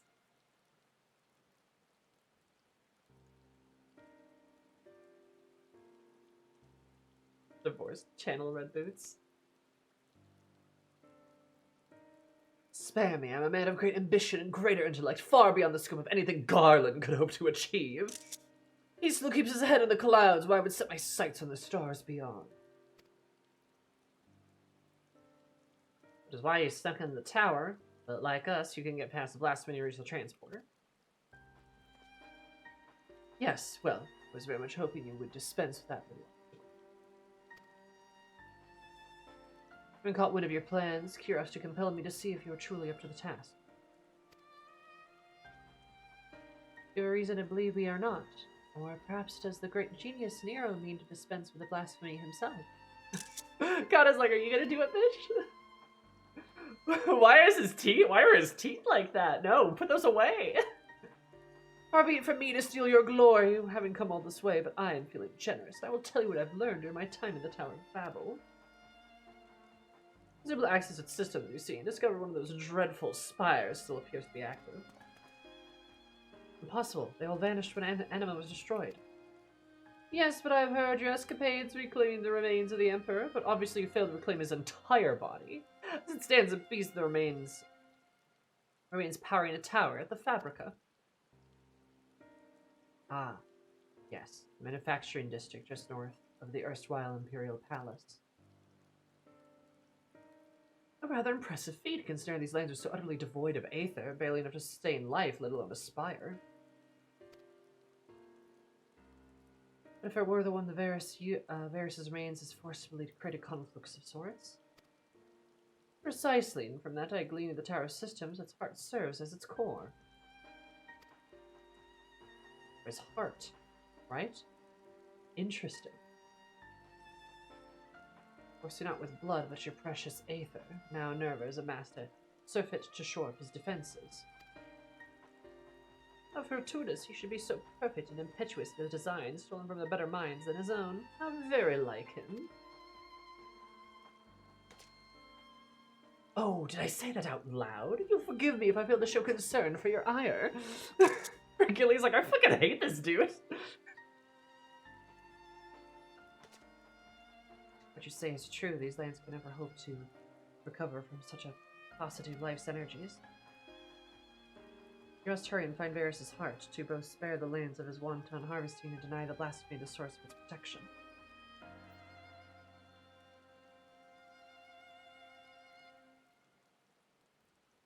I already presume that you have intention of aiding us. I have no intention of stealing your glory, though I fear victory may soon slip through your fingers if you do not act quickly. Our Babel is designed specifically for anima to serve as its core. Never forcing himself upon the system has caused it to grow increasingly unstable. My calculations are correct, and they always are. It will be not long before its presence triggers a system meltdown. The resulting explosion will destroy whatever tenuous streams of aether breathe life in the lands powerful. But more importantly, we'll lose our only means of reaching the moon, the heavens forever denied my genius. How so very unfortunate. I love her, oh my god. Senna got sassy. In any event, 'twould seem time is of the essence. That's all well and good, but even if we know which district to search, finding the heart will be like looking for a needle in a bloody haystack. Actually, I may know where we can start. It's all rather hazy, but I still have vague recollections of my time serving anima when I was enthralled.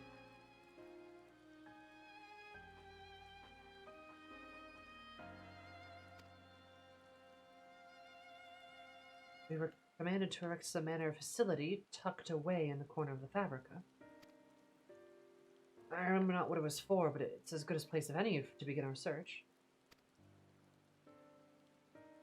Certainly sounds promising, but surely this facility will be heavily guarded.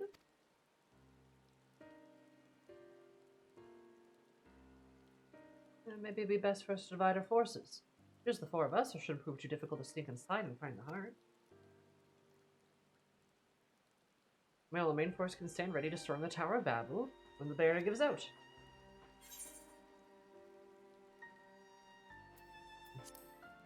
Be safe.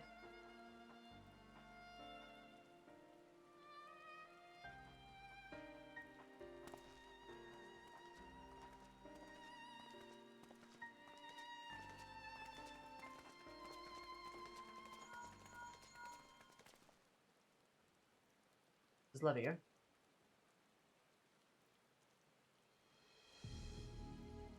What? Very well, we shall return at once.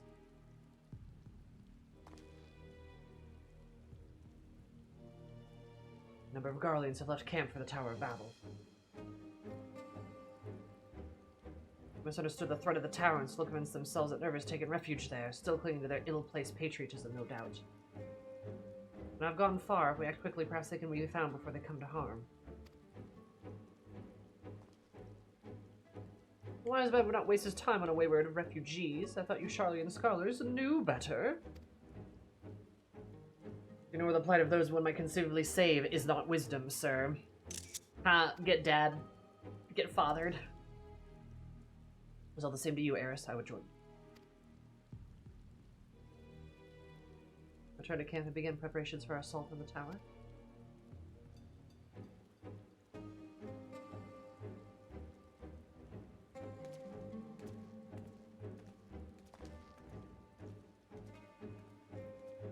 I suppose I should go as well. Yeah, I have a feeling nobody likes Nero because he's kind of an asshole. I think that's why. I promise not to be burdened. I said it behooves us to avoid any undue confrontations if possible. Let us be off. Now he has to follow me. Ah, well. You know, 40 over 40, you are more tolerable. Every time Forsto says that line, I give him some massive side-eye like, yeah, you finally agree? I know, it's kind of like, oh yeah, I know, funny. It's like we've been saying that for fucking decades, dude. I mean, not decades, but years at least. At least he's an asshole on our side. True, true.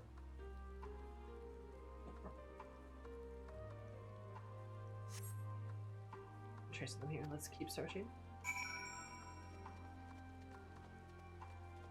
Eris surrounded by men she doesn't like. Truly, she's having a bad time. She hates this place, and also it's filled with men she doesn't like. You're slightly more tolerable when you are not actively disowning your kids. Help, someone please! Did you hear that? It came from over there. 40 over 40. If you get attacked...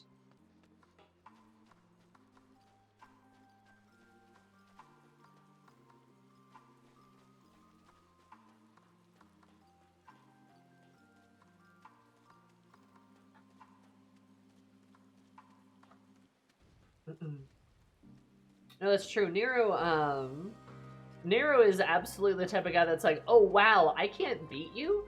Well, I guess I have to join you. Because I really just want to accomplish my own selfish objectives. I really don't care about anything else. And then it's like, okay, I guess.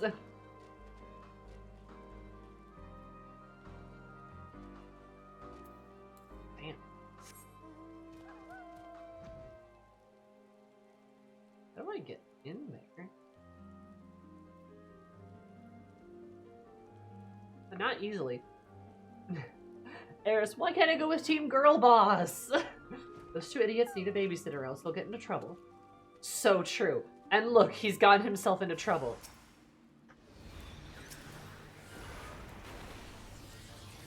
Presses the kill you button. Presses the kill you button. Eris walks up and, like, baseball bats these two bitches. Something SMT. Jack Frost joined your party without your consent, meme. Yep. Otherwise appear to be unharmed.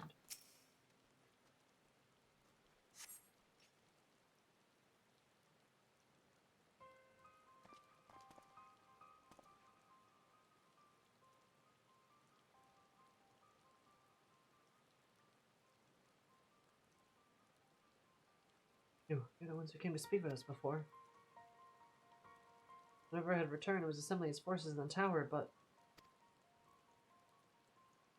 I'm like, misunderstanding, guys. That's not Nerva.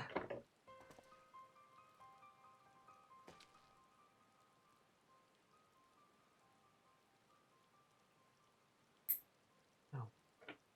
Not Lord Nerva, too. There really is nothing left for us. No. No. Don't think like that. No. I'll deny that your situation is dire, but you're not without a path forward. I believe you've the passion and conviction needed to rebuild Garlemald, if you so choose, or failing that, you can begin a life new in Charlian.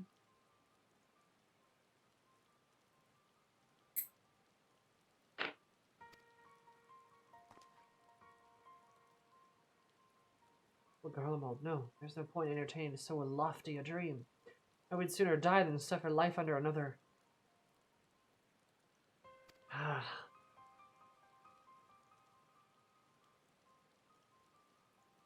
You'd sooner seek death than sanctuary.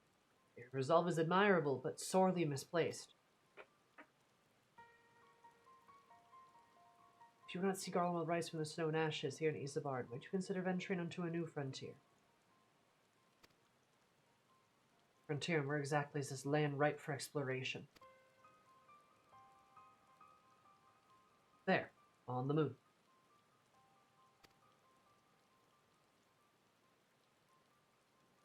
Our goal is to create a repository of man's knowledge there, free from the jurisdiction of any nation. And as I understand, the magic and technological advancements of Garlemald were without peer. Your expertise could be indispensable in the endeavor, should you be willing, of course. You really expect us to go and live on the bloody moon? Such a thing even possible? Have you a better alternative?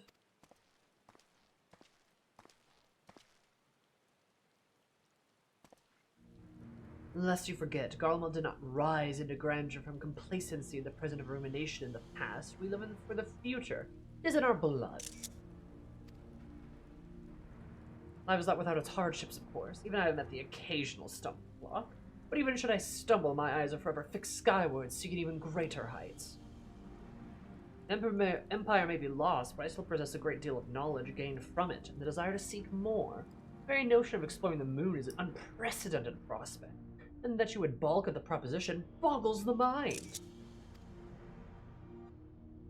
Consider this. Have you ever heard of the beasts of the final days, or born of hapless souls that have given up everything? Yes. If that is indeed the case, can you tell me why you still stand before me? Because deep down you believe your life is yet worth living. Deep down you long to reach for the unreachable. That's actually a really good point. Or perhaps you don't. If you choose to lay down and die here in the snow, that is none of my concern.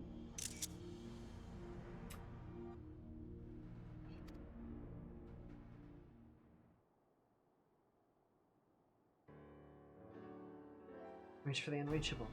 That sounds like something I would have said back at the academy. Alright, we'll go.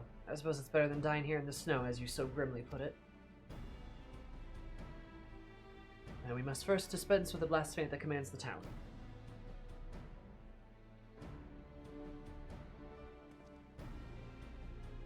Hard to believe Lord Nerva of all people could be turned into one of those monsters. Please, you must stop him. Put a soul to rest.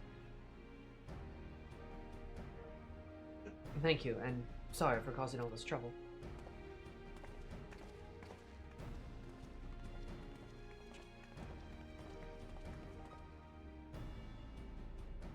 Thank you for rousing the call to action, but I thought you had no interest in meddling in our affairs. Lest you misunderstand, I abhor the idea of my countrymen blindly following nobles they know next to nothing about. Besides, it would be the most piteous sight for not a single garland to be among those venturing the moon. What else am I to prevail upon to learn of new findings up there? Why does he look so small in the cutscene? Because he is so small! He is 3 apples tall!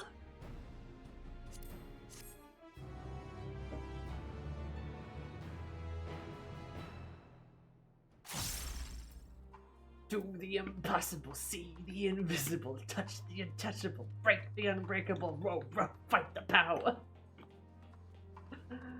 Oh, this other lady's doing the same quest I am. That's fun. I get overly involved. Yet here I am. Cat girls have a hands behind head emote. That's great. Or their standing idle movement, whatever it's called. Anyway.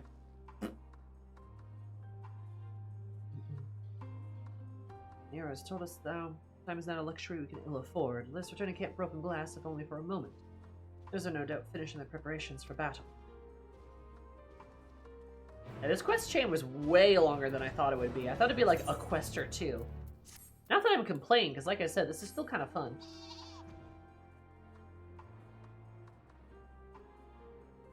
He's in a CS with a giraffe and Eris. True, she's huge. But no, I do like Nero coming in there and making that point, because it is a good point. If these guys truly had no hope, they probably would have turned into monsters, but they haven't done that yet. They're still not monsters. And then Nero kind of also makes the good point, however harsh of a point. He makes the point of like, well, what do you want, dude? Do you want to go like you believe like there's more to life than just fucking dying? Well, then either lie down in the snow and die, or accept the help that you're being given. You've been given a myriad of options. Pick one, or I guess just die in the snow. Those are your options, bro. Like like you've been given several choices. Sometimes you need kind of a good kick in the pants. Yeah, sometimes you have to be a little harsh, yeah. You need a good kick in the butt.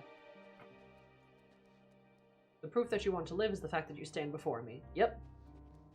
If you did not want to live, you would have been hella dead. You'd have been so dead.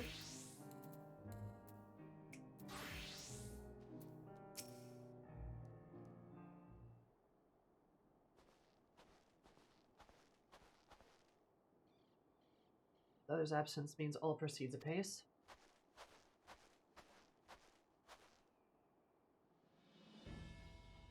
But you're here. Recent arrival of reinforcements and preparations are all but complete. Rapon! Apologies for our lateness. It seems we are at least in time to help deliver the crushing blow. I am also here. Fates are kind, this will be the last to receive these damnable blasphemies. Commander Aldwin, Lord Hean, thank you both for coming.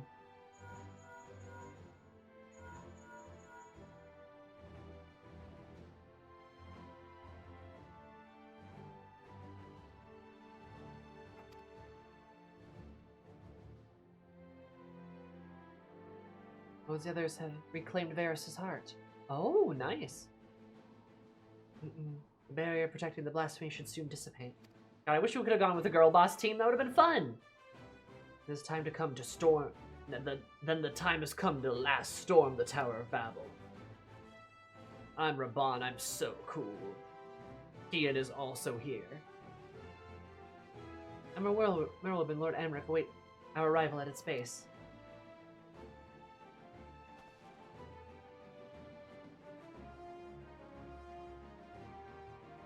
Then we should be about it, eh? This is as good opportunity as any to keep my hammer from rusting over. Oh, he is going to join us.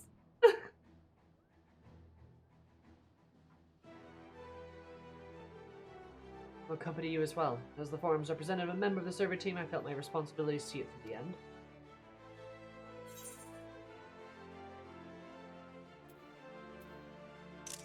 I didn't take you for the fighting type. By appearances, I'm no stranger to the battlefield. Indeed, I've seen my fair share traveling the world in service to the forum. Though I may not be the equal of Alphino or Alizé, you shall not find yourselves wanting. I promise you that. He's like, I did used to be a sage. Alphino stole my little sage bits, though, so whoops.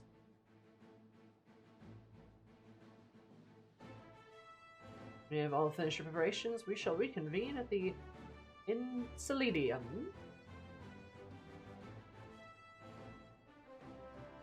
Gifted his sage gear by Amelise, right?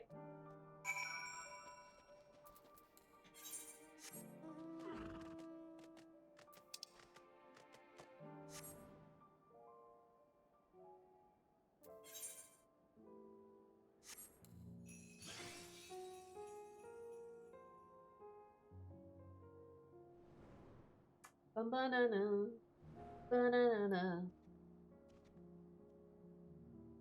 Don't tell your dad I'm giving you all his old stuff.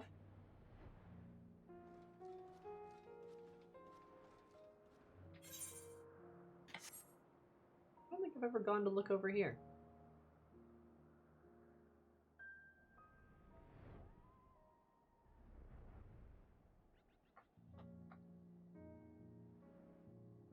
Can't go over there.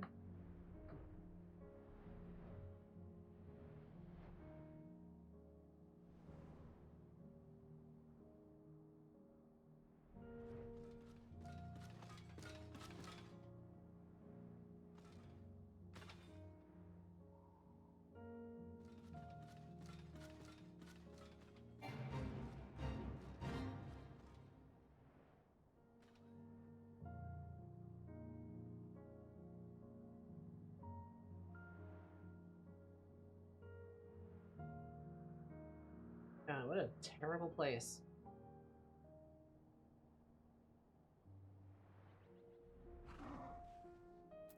Hey, 40 under 40. Is it accounted for? Shall we go to proceed? Alright, let's see how this shit goes.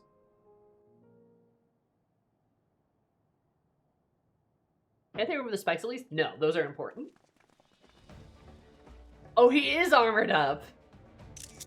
Eris smile.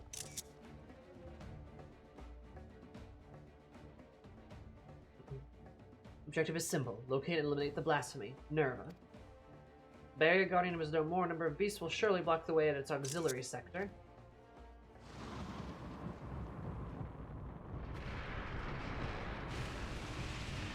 Uh-oh. Raban's got his helmet, too. Off to a smashing start, I see.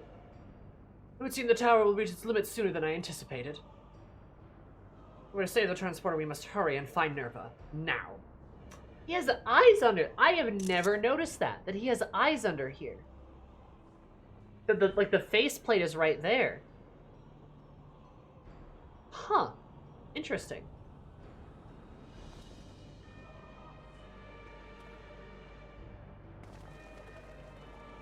Also, I love our squad that we've assembled. And he's got his sage gear, yeah.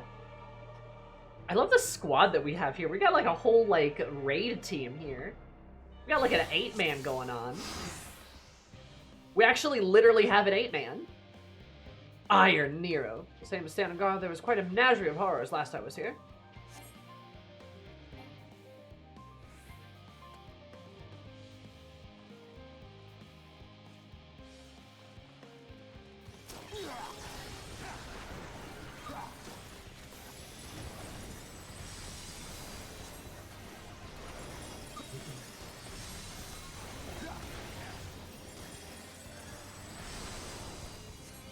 Who's casting ice? Is that Senna?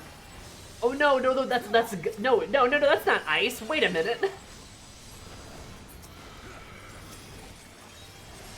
Marlib's dual wielding. Okay, this is actually pretty cool, not gonna lie.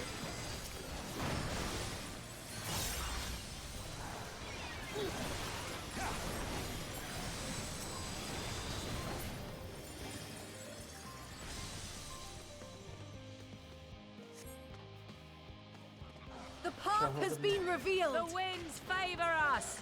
Oh, okay. Damn. But that's holy. I know I realized that was holy. I'm sorry. It looked like ice. Aren't they? Girlies are girl boxing back there. Happy for them. God, I'm trying to remember what my level 90 rotation looks like. Nightmare. Go.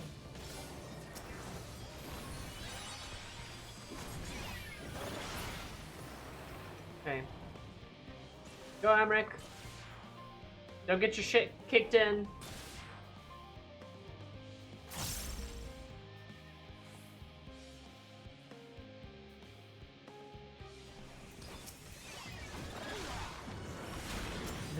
Never did make things easy. Lamau.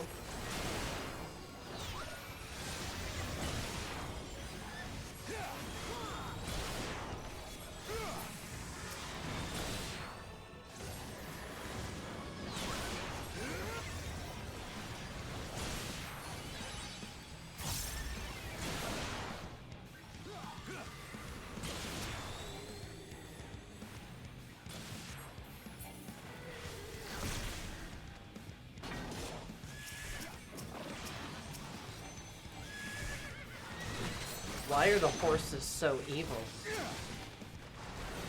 Oh, wrong button.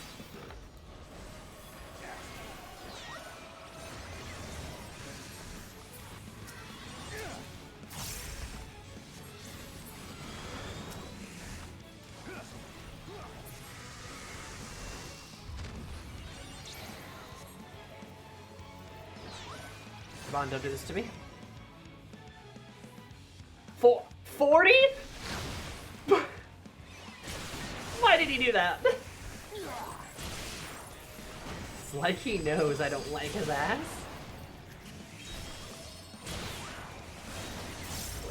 Freeze is over here. God, I only play Black Mage at 100 these days, and I am feeling it, baby.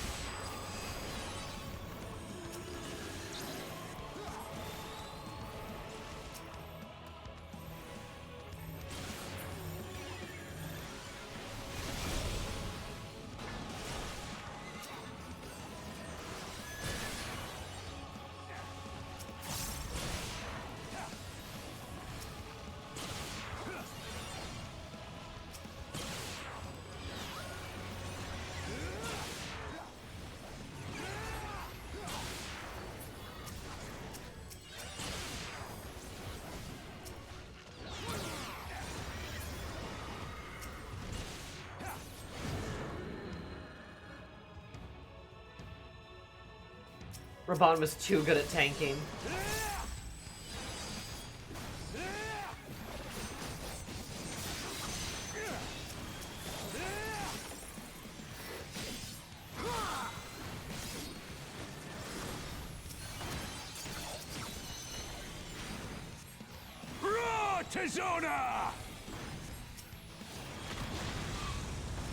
Raban, damn, dude. Enough!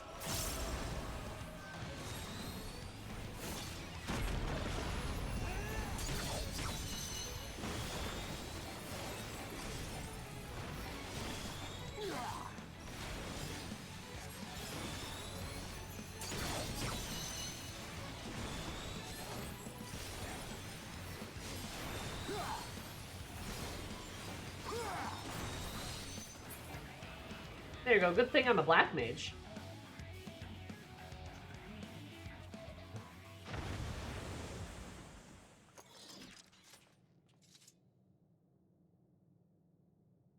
Is that the last of them?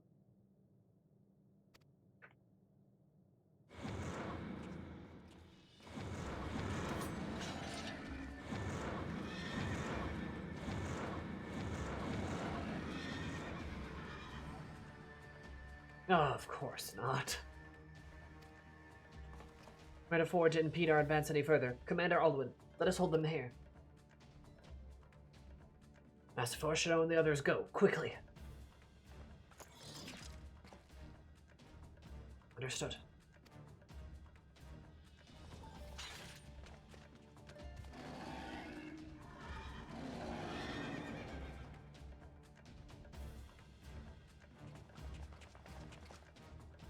Mind the centipedes on the floor.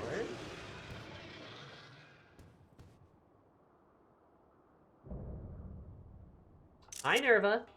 You kind of look like the final beast. Leave now, Garfield. Mine. You'd be to team up with Forge and Nero? Not I. But I'm a DPS, Nero's a tank, and we do have a healer with 40. So, weirdly balanced trio? Anyway. Explodes you.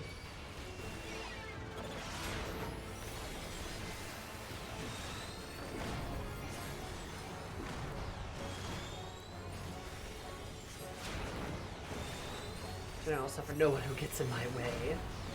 Glory everlasting for Garlemald. Right. Without the first beast and that stupid exploding mob boss chicken. Oh, you're right. We did fight the first beast, didn't we? Ego Eris? I mean, she does have one, but why is he using that to attack with?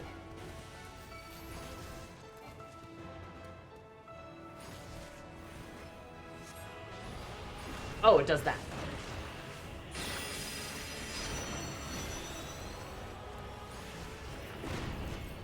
That was a long attack cycle.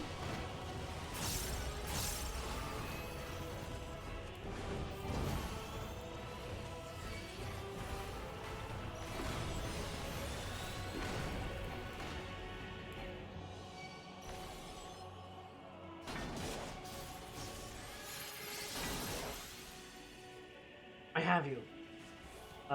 Thanks. Let's take the offensive. Dang, that raises my fucking triple cast. Damn it. Ego Eris shoots giant fucking lasers? Yeah, that checks out. Eris goes, yeah. No, that seems right. It's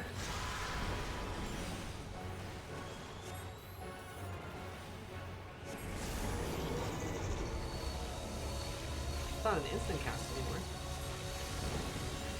Apocalypsis.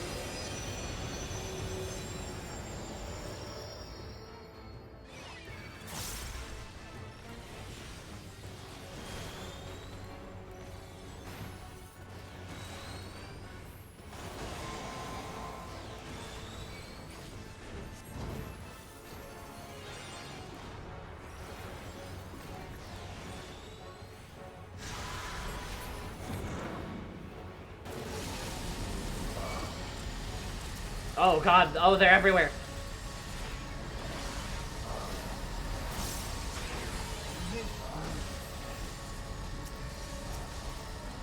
This will sting. Yeah, I'll let him do that. No point in wasting my precious cooldowns.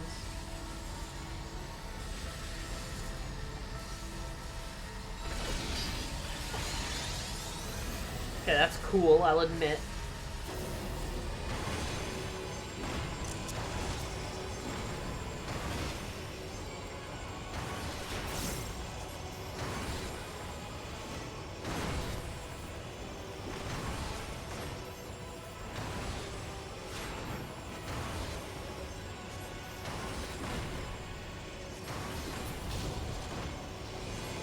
Ugh.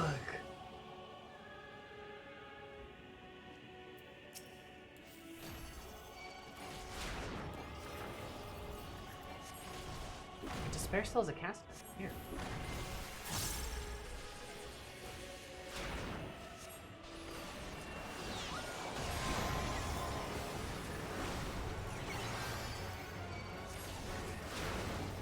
Sorry, Nerva, but you're a big, horrible monster, so gotta stop you.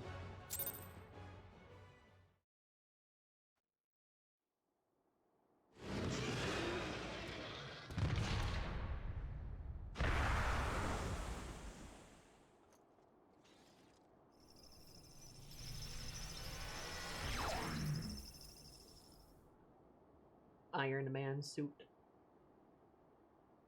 Glory everlasting indeed.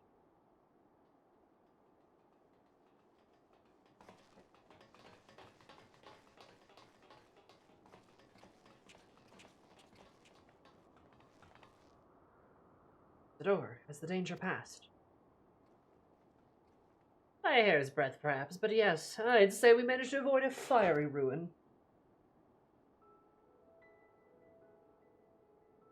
Path to the moon is open once more. The duty of Charlene has ever been to chart the course of history, not to change it. Thus to be fervently holden to our policies of neutrality and non-intervention. In truth, it was all in service to our planes of Exodius, to abandon this star and its ruinous fate. Harsh though it may sound, I still believe it was ultimately for the greater good. You and your comrades, however, it is the fate that did not come to pass. Charlie will now find a new way forward, not merely as preservation for knowledge, but as the betterment of the star, all those who call it home. Although I speak for all in the form when I say it would be an honor and a privilege to work with such a goal alongside the allied nation. Aye, an age of true everlasting peace is finally within our grasp. We will seize it together.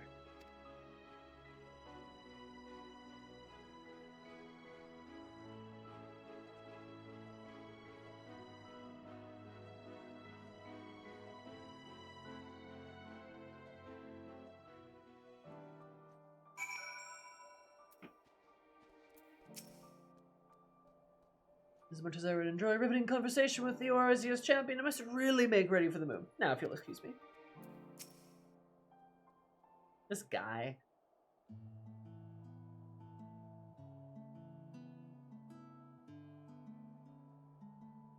Relieved to know we are no longer needed for battle. By my experience, I must confess I'm ill-suited to it. Allied nation leaders, meanwhile, have demonstrated aptitude in combat far above what I might expect from diplomatic figures. And you, my friend, I see why you are so well regarded as Eorzea's champion.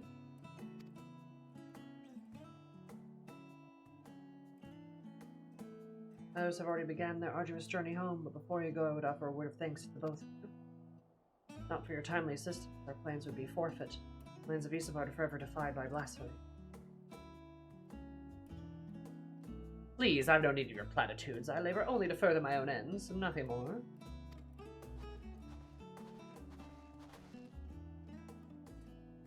We heard the news. Thank you for everything. When Lord Nerva laid to rest, we have peace of mind to move on without regret. Oh.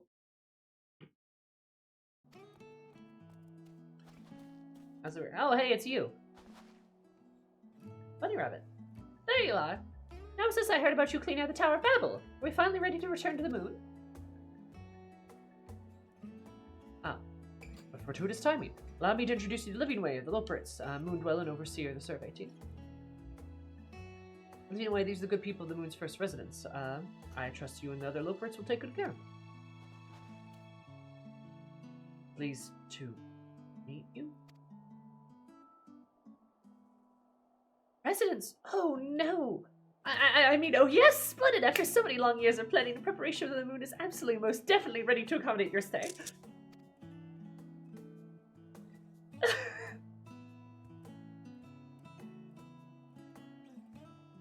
Glad to hear it, and I apologize for the delay, but I must confer with Lawrence. Confer with Lawrence and see our final preparations. But your residence to be in the survey team shall be along ere long. Yufrina, I think? Thank you so much for the follow. I super appreciate it. Hope you're having a beautiful day. Welcome to Role Quest Capstones. I did trouble you to relay the word of our success to Shibat at Razatan. I should think the tidings are more heartening coming from you. Until next we meet.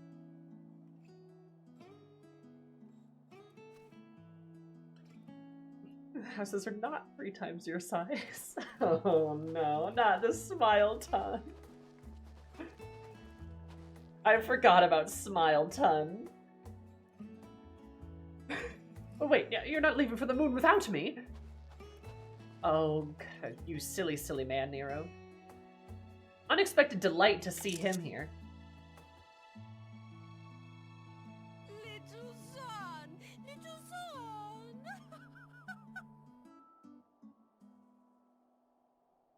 Kyo, thank you so much for the 43 months. You do that 40 plus 3 equals 43. That's kind of ours. Thank you. Okay. Dang, we did it. That was pretty good. I'm glad I did that quest. Or that quest series. I mean, there was like 5 or 6 quests.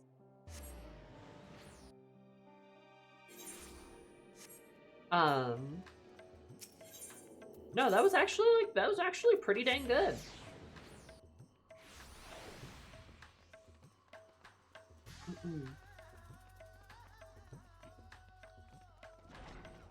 It's nice to see everybody. I like 40 more now. I will admit, he has endeared himself to me a little bit more. Still don't like him that much, but he has endeared himself to me more, so that's important. Sure, then the blaspheming girl has all been struck down. You're right to call you, it seems. Without saying reports of blasphemy sightings, I dare say you've explained the last of them. Now we can finally start to put the final days behind us. Strange to let me sound. Final delegates of the Radiant Host to extend you our humblest thanks. Next we call upon you will be under more fortuitous circumstances.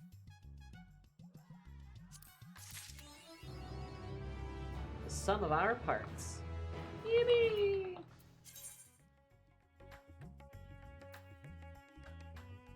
Blessed Relief? That can be my title now?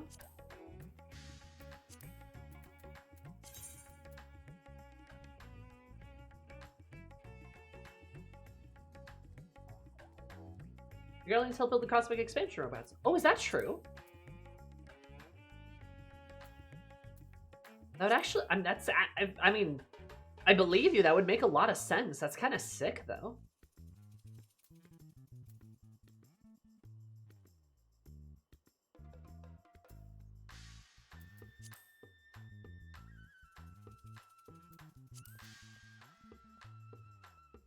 Yeah, less relief.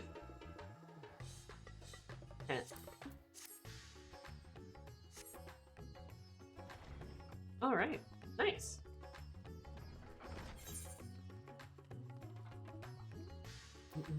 You'll never like Fortune, but I'm glad you at least see he's changing for the better. Yeah, I mean, he is.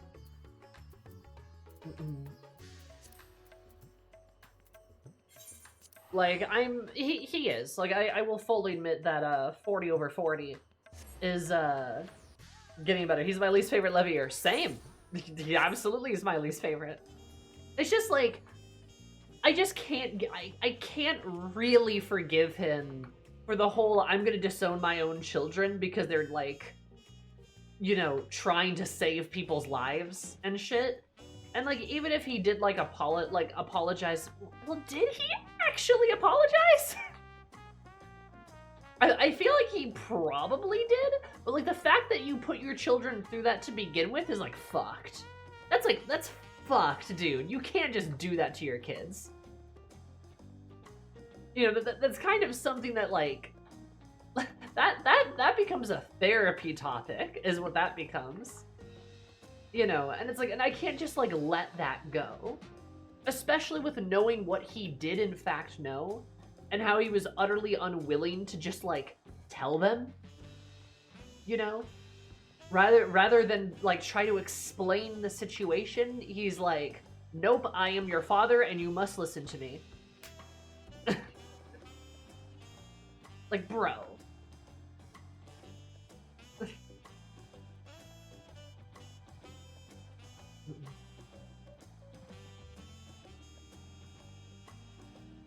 I'm disowning you for your own good. Won't you tell us why you're doing, why this is for our own good? No! Like, literally, dude. And, like, yeah, I know he was under the whole magic thing, but that still doesn't, like, that does not forgive the behavior. Like, that is still not within reason for the behavior.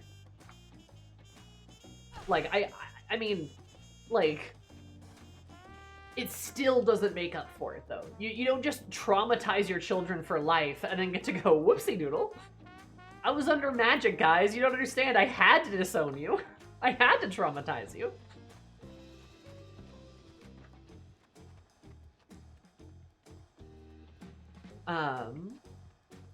Like, even if he couldn't tell them, like surely there's something to do besides disown them. You know, like there's gotta be something he could have done.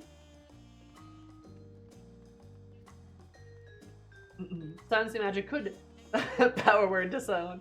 Silencing magic could help illustrate the why. Yes, he could. Like, he could have implied, like, there's something I can't tell you. There's something I know that you don't know, and that it is important. Wind up red. And it is important. It is very important, but I can't tell you. Instead of just, like, get out of my sight. Like, you know, like... and that's why I struggle so much with, like, just being cool with him. Because then, like, after the lead him to the elitoscope, yeah, like, after we fix the rocket and the elitoscope, he's just kind of like, hey, hi guys. Sup? We're friends now. And I'm like,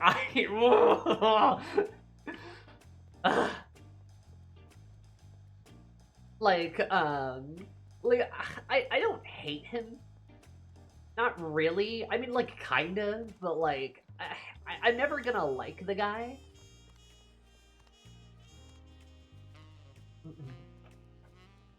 But again, it doesn't justify disowning your children. But yeah, that's my point. Is like, like, you can't just do that and expect me to be like cool with you, like, ever, basically. That's one hell of a first impression. It is one hell of a first impression. It truly is. And, like, you know, I get there was a lot going on, sure, you know, end of the world, all that jazz, but like still, if you're going to be a father, if you're going to be a parent, you have, like, you have a responsibility to your children, right? And you have a responsibility to your children to not only be kind to them, but to love them, and also recognize that you don't get to just be the arbiter over all of their decisions. Especially Alphino and Alize, who have, let's face it, been, what, living just with their grandpa and these other guys for years at this point, right? Like you can't just, like, lord over their lives, and then when they refuse to accept your very arbitrary decisions, then disown them. You know? Like, that, like, it's so fucked. And, like, I can recognize that he is learning and he's becoming a better guy. Like, he has, and, like, and that's why, like, honestly, I didn't hate the quest. Like, I don't think Eris likes him, but I think she can at least respect the fact that, like, much like Sammy, can respect the fact that, like, he went out of his way to help the wider world, and that's a good thing. You know, and that's a good thing. Like, I can recognize the fact that, like, hey, he's making progress, and he's, in a way, trying to make up for it, and that's good. But I never have to, like, you know, I'm never gonna be like, come on, 40, let's hang out, bro. You know what I mean? So, like, I get it. And I think it's because, like, you know, I don't know, I've had some personal history, both with family issues that affect me personally and affect people I'm very close to. And there are some things that 40 did that reminds me of some of those things. So it is hard for me to just let that go. You know.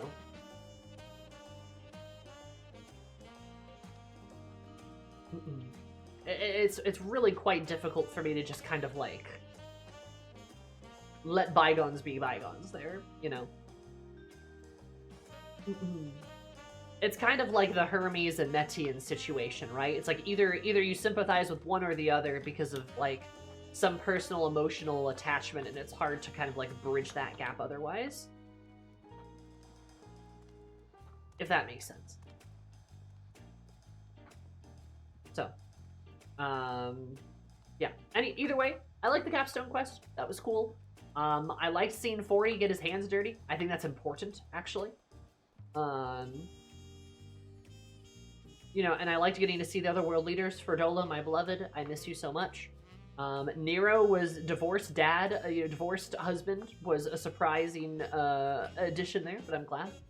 And we get a little bit more closure on, like, the Garlemald situation, which is good. I still think there's going to be an X-Pack, though. I really feel, especially with how much they're talking about Corvos and Garlemald, it really feels like they're going to do more there.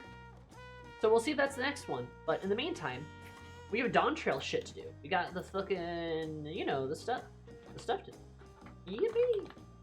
But before I do that, I'm going to go to the bathroom, because you can't stop me, chat. But you should go to the bathroom, too, or else. Anyway, 1, 2, 3. BRP.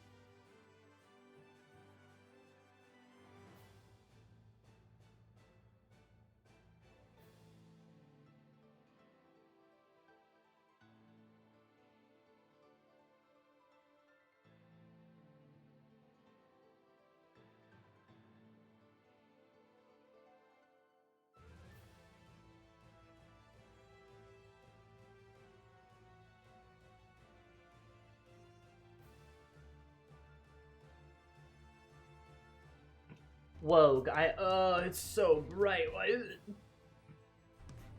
Wogue, I've returned. Okay. I don't know what is up with my camera. I think it hates me. Camera hates my ass. Anyway, hi, hello, I am back.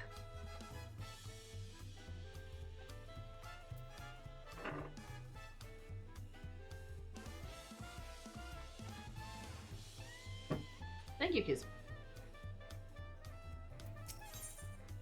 Uncouth customers. An urgent job for a courageous soul. Well, I can get XP for this?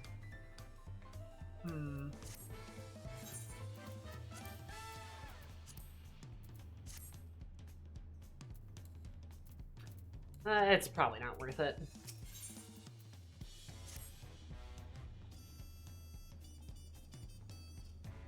Paris, I was wondering when you'd be along. Not a moment too soon either. I got an urgent job that needs doing. There's no one else I didn't trust him with. Of course, if you want to know the details, it's a long story, so why don't you grab a seat over there? I'll join you shortly. Wait, I forgot to change your clothes.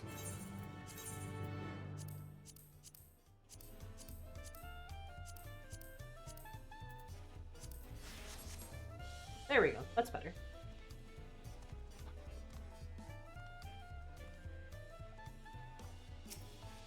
Alright. Let's see what this is about.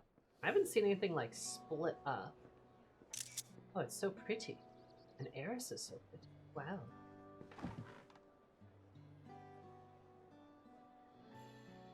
If only this was voiced. Now we're all settled, let me introduce myself. I'm Rook Evu, proprietor of XIV TA. You know, my establishment is open to anyone. I have sailing from across Dawntrail and some further come here to whet their appetite and slake their thirst.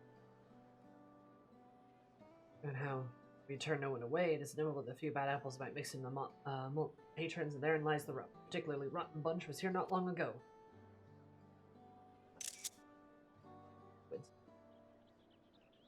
They were there, in fact, having a conversation most foul.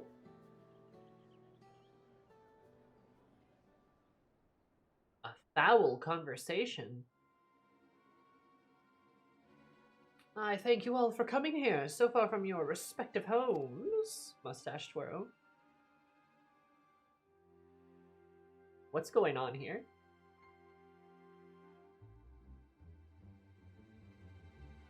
What's going on here? Oh, evil bunny? Evil bunny? Evil bunny? Holy shit, she looks good too, oh my god. Banui evil? As this is the first time we've all gathered in one place, perhaps formal introductions are in order. Evil Banui. I am... welcome, welcome. What'll you be having? Why does she look like that? Could we have a moment, please? We're in the middle of something very important.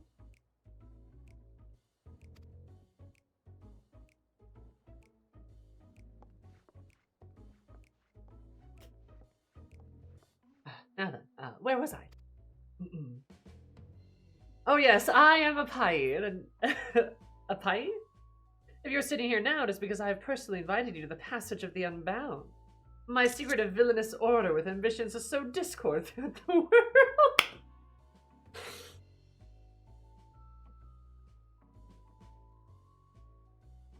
This is like a Team Rocket thing, isn't it? This is like a Team Rocket thing, isn't it? Oh my god. Evil bunny!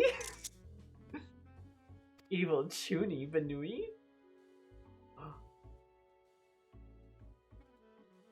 Arrogant woman.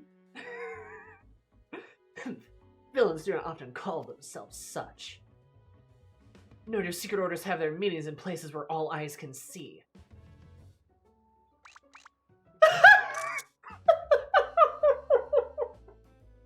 Oh no, this is gonna be really funny, isn't it? Just, What do you know? Your snide remark only ruins my carefully constructed atmosphere. If I had to think of a suitable slogan, you'd understand that words are everything. But I digress. I invited you all here for one reason, to throw in the world into a mire of chaos, then watch its nations crumble. What else would we call ourselves if not villainous?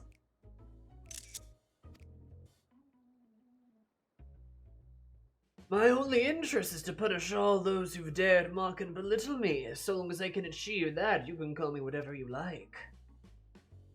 The rich, the powerful, the mighty should all be crushed under the weight of my ire.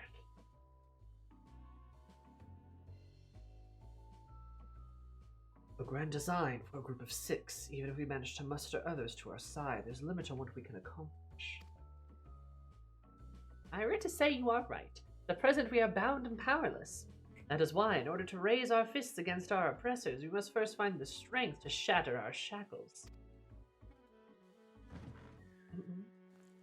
And in doing so, we shall become unbound, like the birds soaring above. We shall take flight and spread our wicked wings, staining the azure skies black.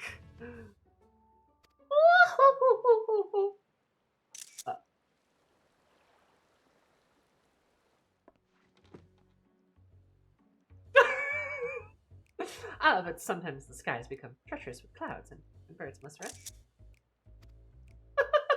Evil Banui. You speak of finding strength. Is that why we are all here, to look for it? If so, then I pledge my aid. With newfound might at my beck and call, I shall win adoration, known only by a hero. Your eagerness is heartening, and you are correct. The tools to make our goal in reality lay in Tyrol. Across the continent, we found certain artifacts which possess untold power. Oh. Oh.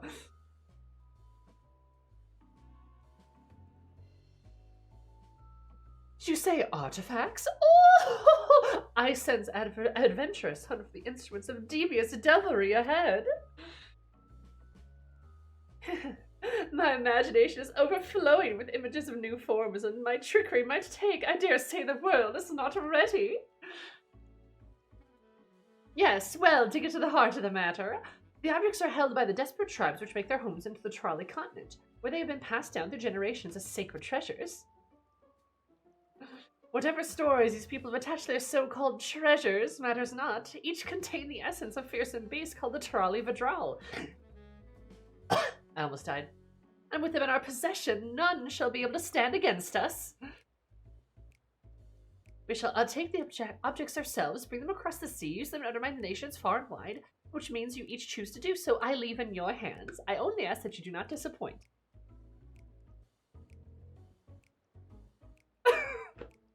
Evil Banui. I take it there are no questions. Then let the passage of the unbound open unto the world. We begin at once.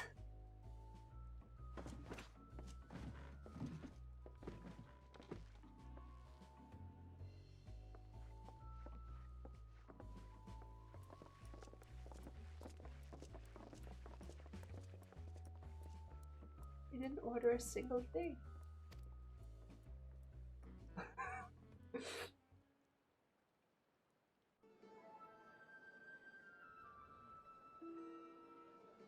This is gonna be really funny, huh?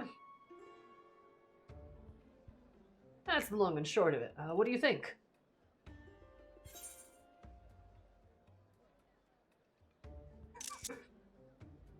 I like the discussion, but they seem formidable nonetheless. Now left without ordering anything? Villainous indeed. Only true villains would take up a table only not to order anything. It's right there in their name. They're unbound by manners of respect and won't be welcome back here anytime soon. You, on the other hand, can stay as long as you like.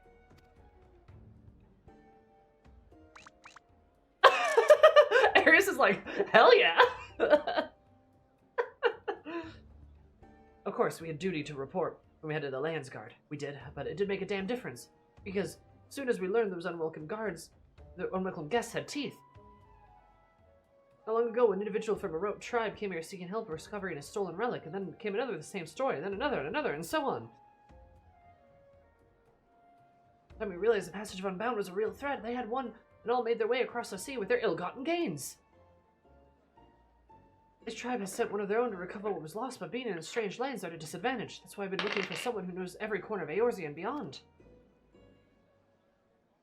Now, I know you're a business in Tyrol, or else you wouldn't be here in the first place, but you take time to hear Role emotion out. She smiled. You'd be doing a service to many who could really use a helping hand. She waved. She's so cute.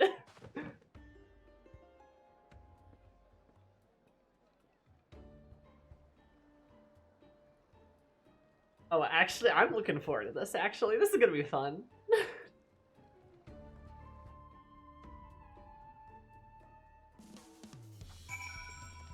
I'm vibing with this. I like. Excellent. The Rothgar goodbye wave. I know just. Greetings. Allow me to thank you personally for lending your assistance in the matter. We've been quite desperate for someone suitable. Greetings, Raoul Maujin. The risk of becoming a daily nuisance, I must ask. There haven't been any developments you might share. A nuisance? Oh, why perish the thought? You come just in time, in fact. None of them but the vaunted heiress has agreed to aid in the search. Finally, a fortunate turn. As long as our sacred treasures are in the wicked hands, our homes shall know no peace.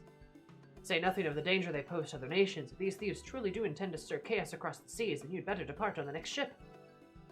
Nods.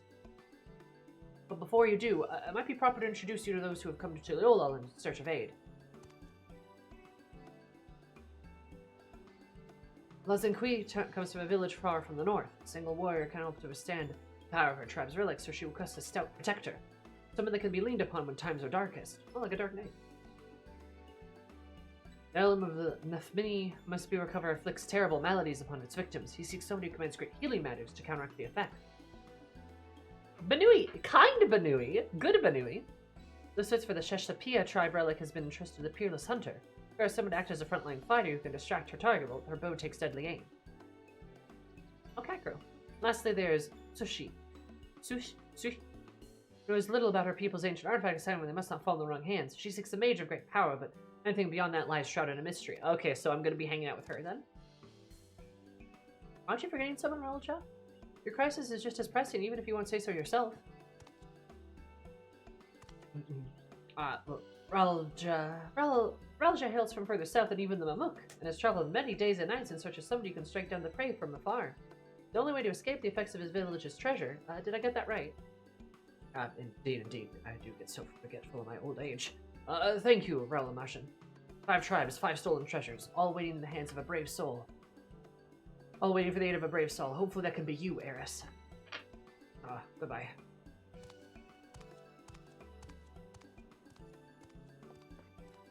Of course, I'll shill what I know in the matter, too. You need only ask. And those, I will not hold against you should you choose to assist only those whom your talents are best suited, as long as you, do what you can.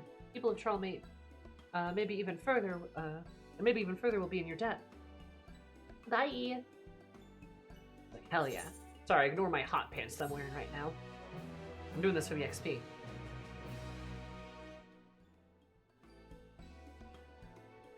Okay, alright.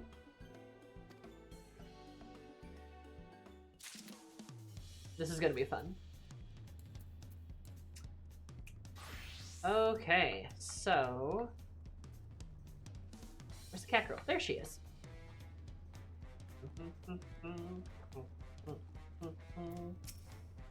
Alright, so we're helping the cat girl out first, because that's the magic quest. Power for gun. Ah, Thavnir. Okay, that makes sense. No, XP going to waste. Unless...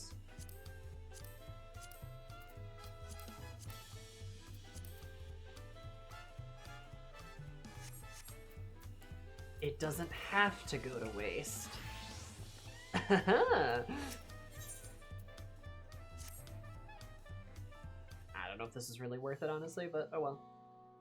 Oh, hello. Did Brooke Evu send you to help recover our stolen treasure? Thank the heavens, and judging by our countenance, we've learned that, you're learning the arcane arts, yes?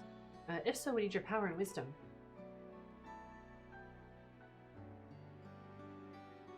Truth be told, it is wisdom that we require most. You see, Even though the treasure has been guarded by our people for generations, we know little of its true nature.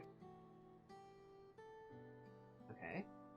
In years past, the forests of our homeland were plagued with terrible beasts, a constant source of fear and danger. How about this menace? Our mages spent many moons researching treasure known as the Perch of the Apex. And unlocking its secrets, they were able to drive the monsters from the woods, bringing peace at last.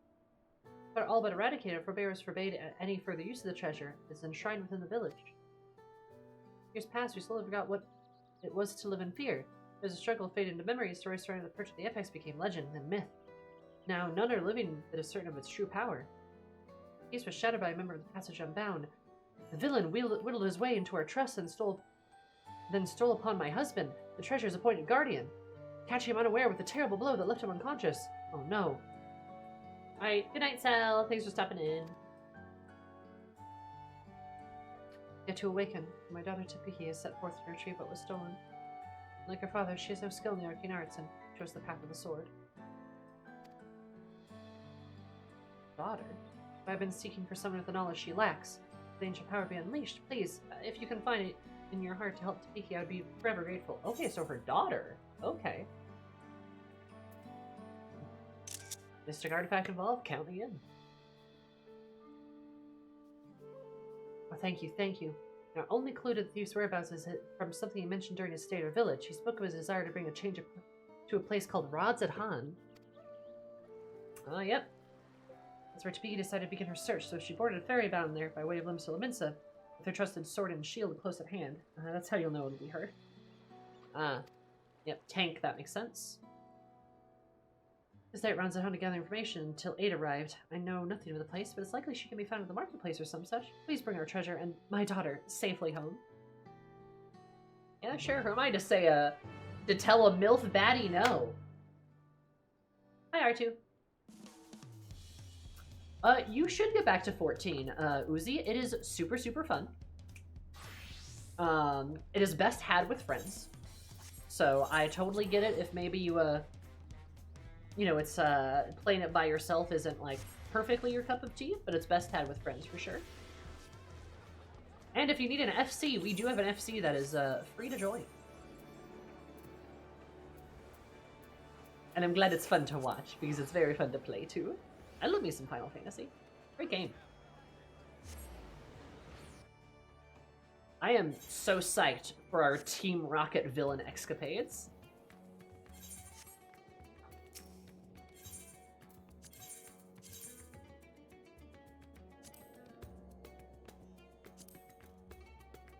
Skybear, 1000% agree. Can't say no to a MILF baddie. Absolutely. Absolutely. I'm not about to do that. I'm not about to make that foolish mistake. Mind you me. Oh, you're cute. And smaller than your mother, it looks like.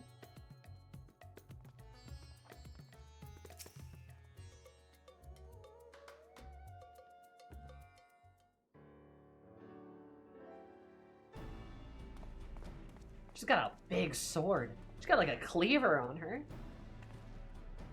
Oh, are you looking for me? Whatsoever for? Like, hey, I talked to your mom. She's hot, so I decided to help you. Eris, and you say my mother sent you? I take it she's already explained the details, which is how we know next to nothing about the treasure and its capabilities.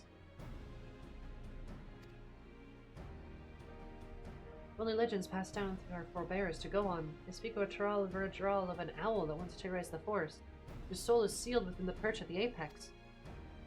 Tales have only become more vague as the mists of time obscure the treasure's origin. Even our village's eldest remembers naught but an ominous warning uttered by those who once wielded its magics. Master of the apex shall be showered with good fortune, but leave only sorrow in their wake. And it's clear that despite the warning's safety of the apex's power, our forebears viewed it as something to be feared. It must truly be immense. Now onto the matter of the thief. And during our brief acquaintance, made it plain his desire to bring change to Rods at Han. Naturally, I started my search here, and I've been seeking anyone who expressed a dissatisfaction with the status quo. Sure enough, I soon heard stories of a recent rival, a self-styled savior of Razat Han, who proclaims that he will lead the city to greatness and calls himself the Justicar.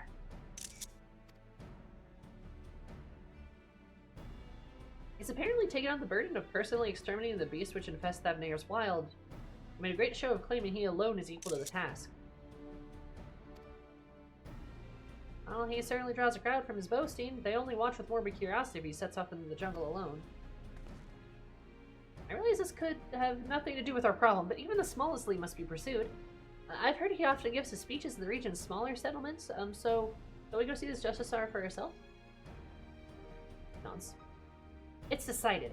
I hear Yadul Had would be a good place to start. Hopefully there we can find our next crumb of a clue. I like her khaki shorts.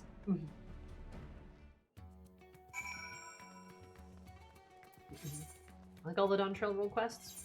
Yeah, I honestly, I might end up enjoying this. This might be pretty fun. Gotta level up my other classes.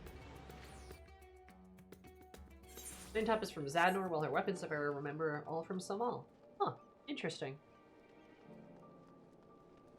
The Justisar. It's gonna be like a comic book, isn't it? Maybe the Justisar too? One of the soldiers just went after him. Harris, we're in luck. The boy saw the very man we seek. Seems he gave the grand speech about saving the people, claiming the danger lurking nearby and venturing forth to combat it alone. Yet the raiding host couldn't stand idle while there were beasts afoot, so one of them followed him, and all we need to do is pick up their trail. Enters a shroud, but you might be able to spot him from Kajaya's footsteps. You can see the whole forest from there. Thanks, you've been very helpful. So, Eris, let's head there and see what we can see.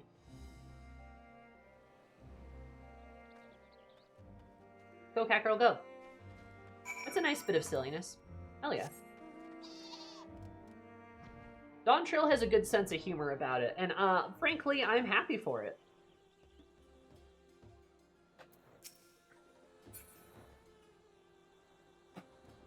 I actually quite like the humor in Dawntrail, especially after Endwalker. Endwalker was intense. I'm okay with like relaxing a little bit, you know? I'm okay with some lower stakes. Tackle Rothgar I've seen. She's very cute. Oh, yes, she is. Now, the last two X packs have been very intense, and Dawntrail has its intense moments too. But like, I don't mind some levity, you know. Bosk's outfit from 12. It does look a bit like it, doesn't it? Begin our search. We've never actually seen Justisar, so suggest we find the Radiant Host soldier first. They do all wear similar armor, after all.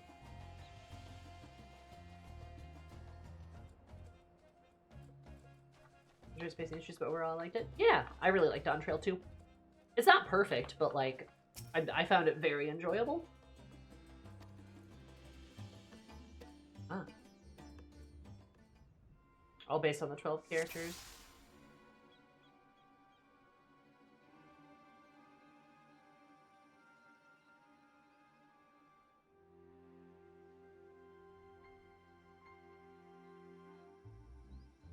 Monkey.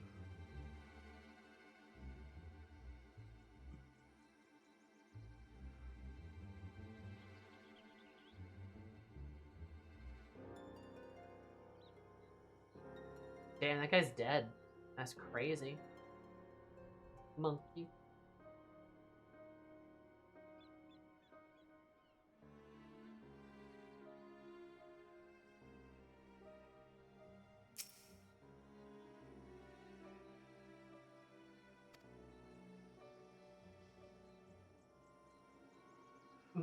We didn't need perfect. We just needed a vacation after Cry the prequel and Cry the game. Real!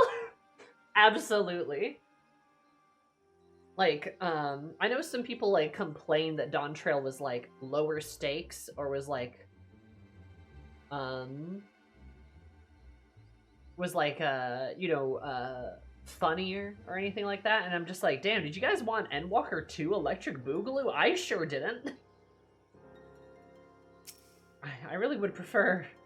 some levity would be nice. It would feel good, honestly. To him, but what happened? Better get down there quickly. True.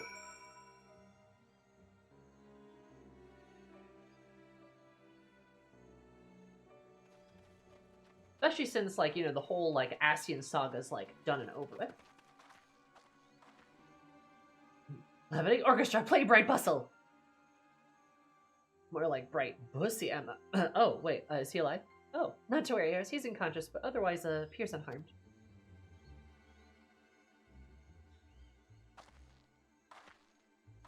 Every expansion should be Endwalker, it should be 20% cooler, wear sunglasses. Damn, you got me.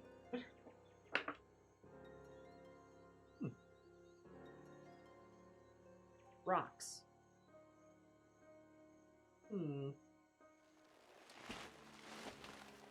What happened? Meanwhile, hamburger.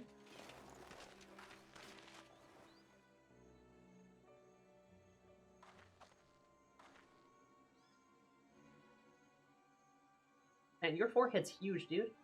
We heard you came here in pursuit of the Justice Sword. Do you remember anything? Yes, I eventually found him. He was confronting that fiend that now lies dead. My forehead's huge. You could play tic-tac-toe on it. Oh, okay.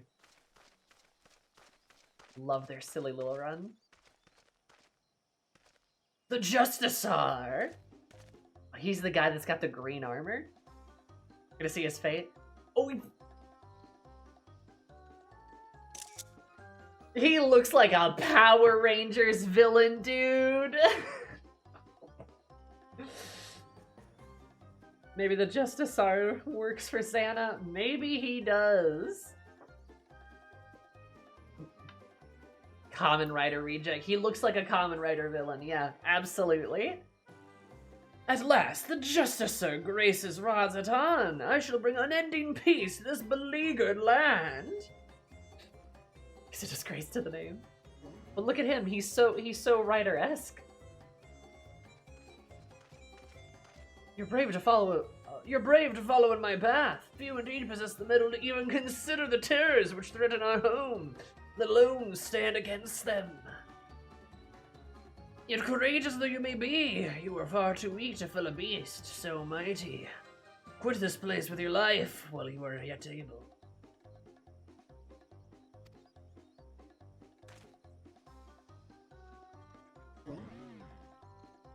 Like it's just a fungus.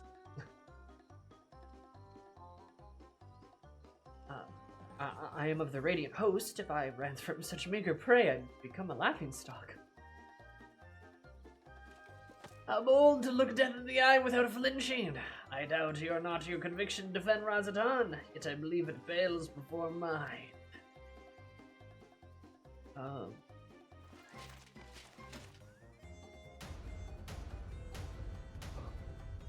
Apex, bestow upon me your divine might!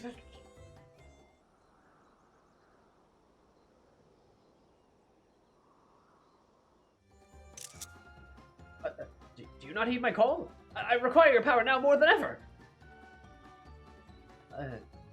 Is something supposed to happen? Why? Am I yet unworthy? Oh, mayhap there was a button I must press? Oh,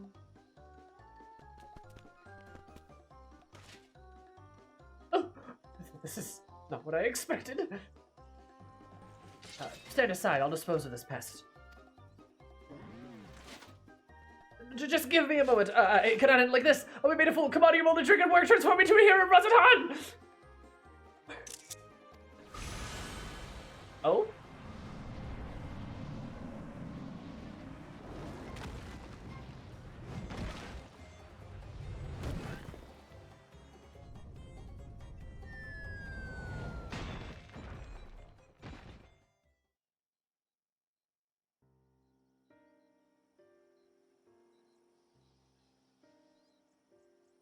Vanished the island, became wreathed in a mysterious light, then boulders started falling from the sky.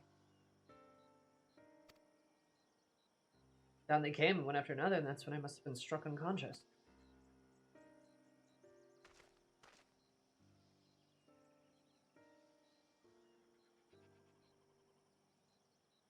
I recall only faintly, but I think I heard the man mumbling, quite excitedly as if he'd come upon a sudden revelation, or he was overtaken by madness?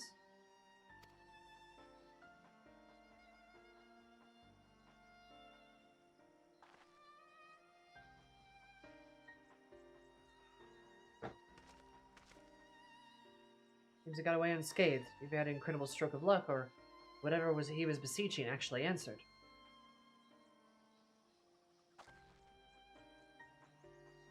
And it's as suspected, the Deathstar is a self-same thief who stole the perch of the apex. But no doubt he's long departed from here. First, I'll escort this fellow back to the Yellow Mahad and keep a close eye on him. Heedwords can have a dreadful after effects. Or Heedwords? Head wounds can have dreadful... What did I say? Head wounds. Goodness.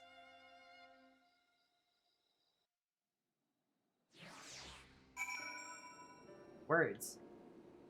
Not dyslexic. Tapiki. I do love Tapiki. Somebody said that they like that she has melanin and also just her design in general. I do love that too. Love a cat girl that actually has melanin, like they're supposed to.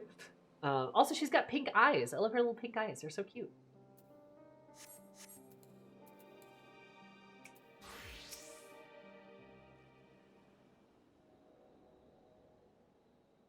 Soldier base Major adds at HUD to make a formal report, and what an odd report it will be.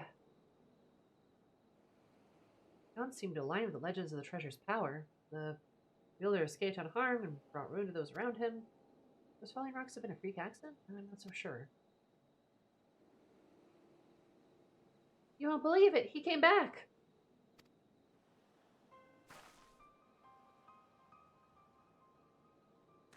Hello, ominous little boy. Who came back? The Justicar? Yes, not long after you left. Said he beat up a monster that knocked out a Radiant, and he was laughing his head off. Did he really do that? Is he stronger than the Radiant?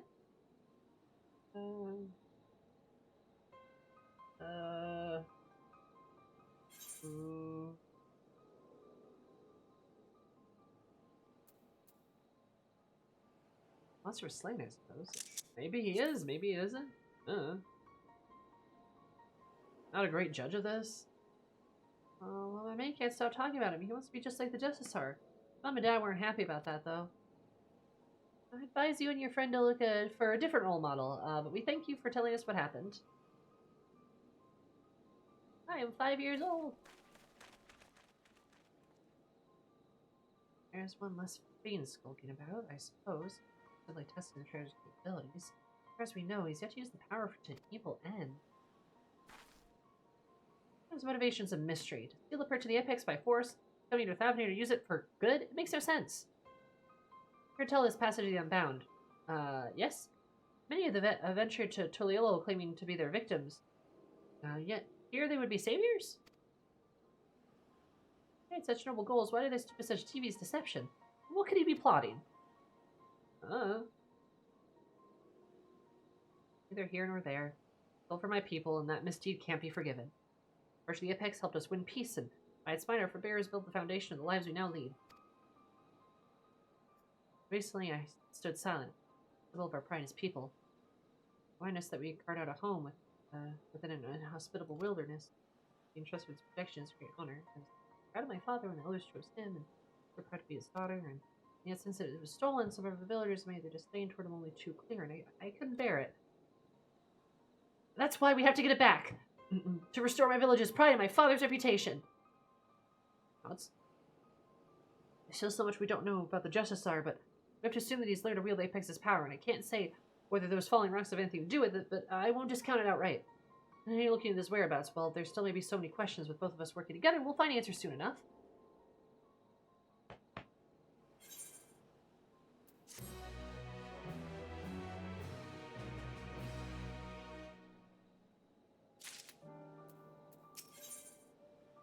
Oh, 92. Okay, so they do actually level like this. That's good.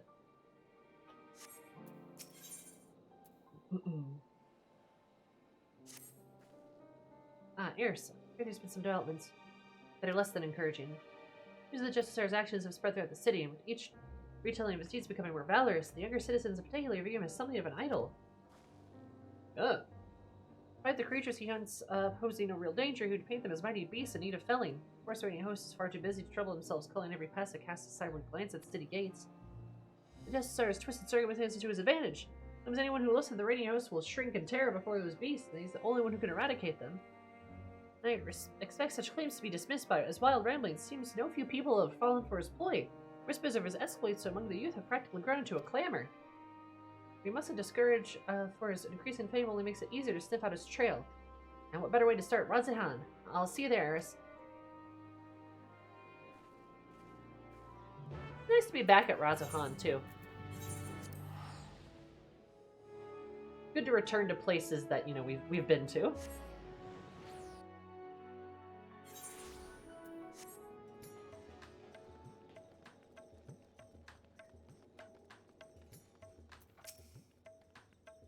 The largest city is split up to cover more ground.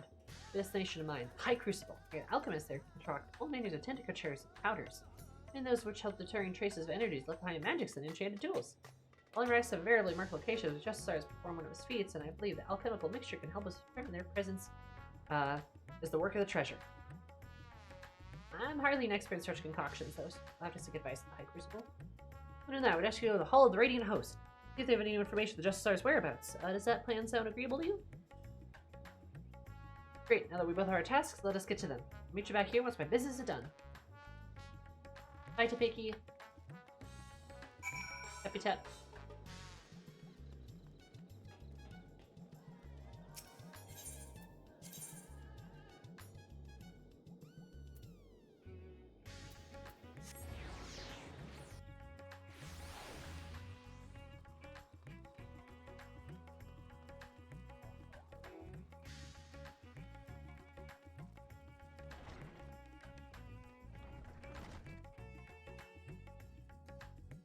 Right.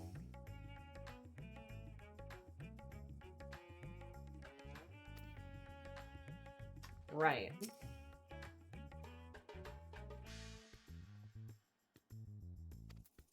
I'm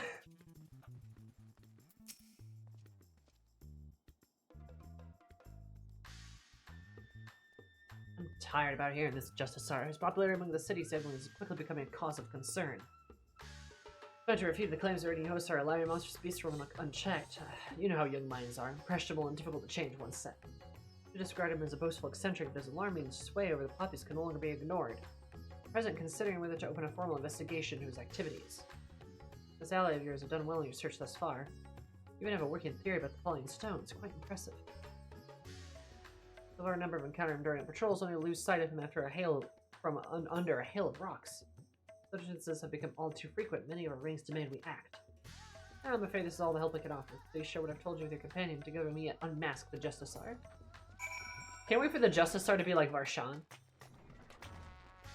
It's him. No, it's gonna be Navadine. It's gonna be him. He's gonna be mad. Mad that he looked ugly for so long.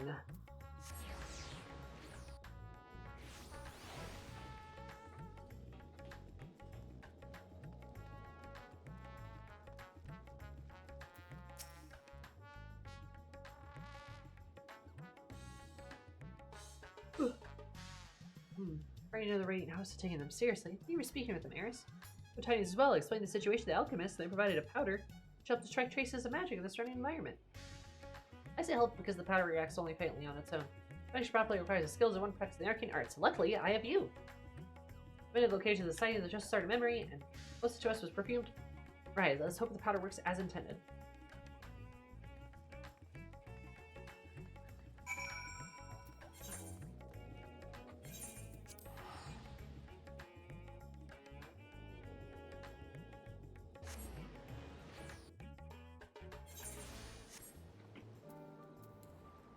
That's a fucking car. Alright, to me, my hippo. We must away.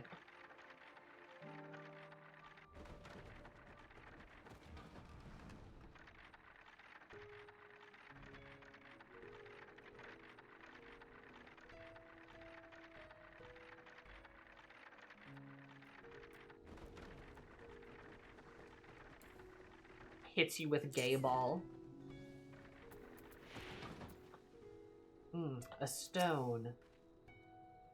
It was sighted near here, and I didn't see any conspicuous stones around, so I've sprinkled the powder over this one. Try to concentrate your focus or inner eye, or whatever is the locus of your power and see if you can detect any unnatural forces.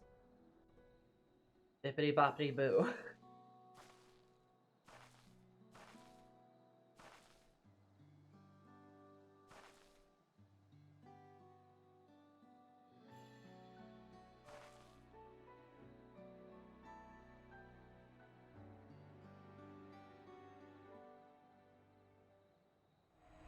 There's those little creases on her hand. Yo. Magic time. Whoa.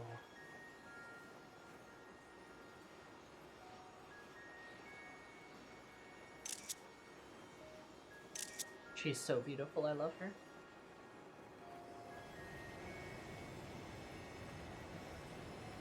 Whoa.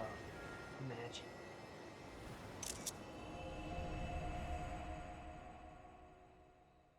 Magic rock.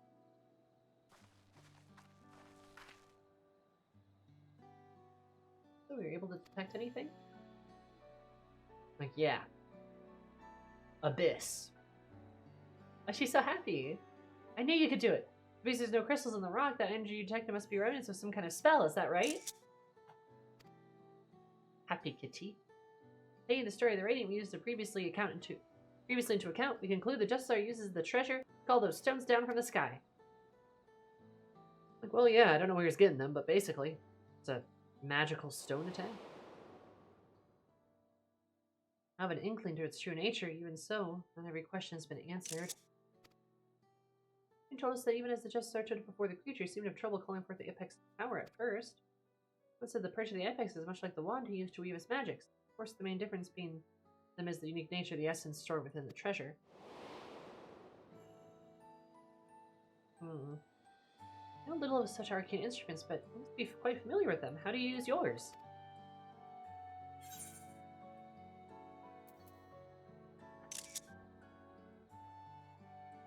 That would be very Eris. I rely on sheer willpower. I want something to blow up, so I blow it up.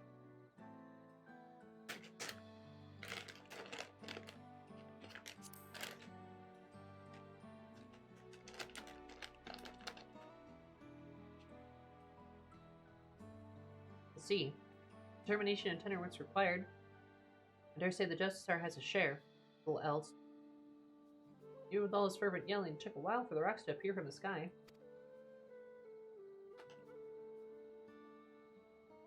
Suppose the perch of the apex possesses some unique method of activation.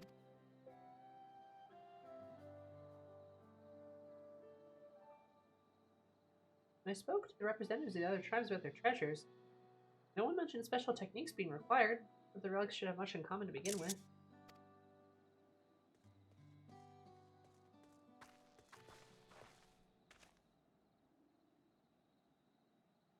You two, did you see an Auri girl pass through here by herself?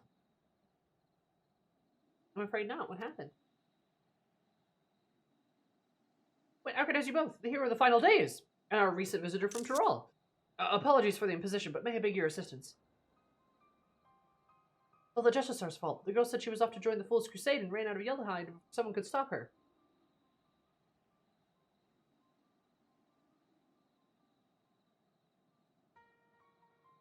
I begged us to find her, but she's following the Justicar. She could be anywhere. You see, she's been sighted at these locations scattered all over Thavnair.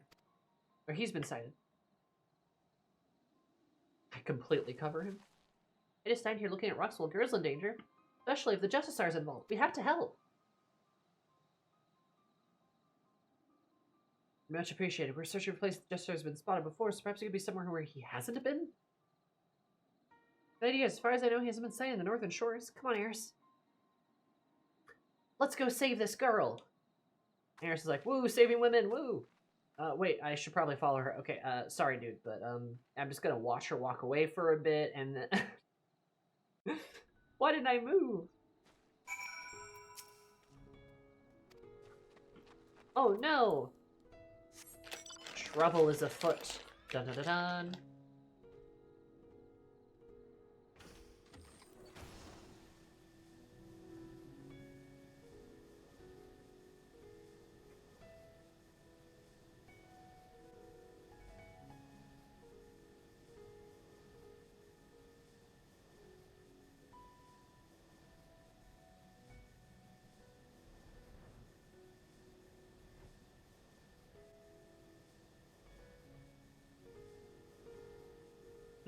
Seaweed. Walruses. If this Justice Archive keeps doing like rock paper scissors shit, we're gonna need a bigger piece of paper. I fucking blew that guy the fuck up. Okay, I'll blow this guy the fuck up.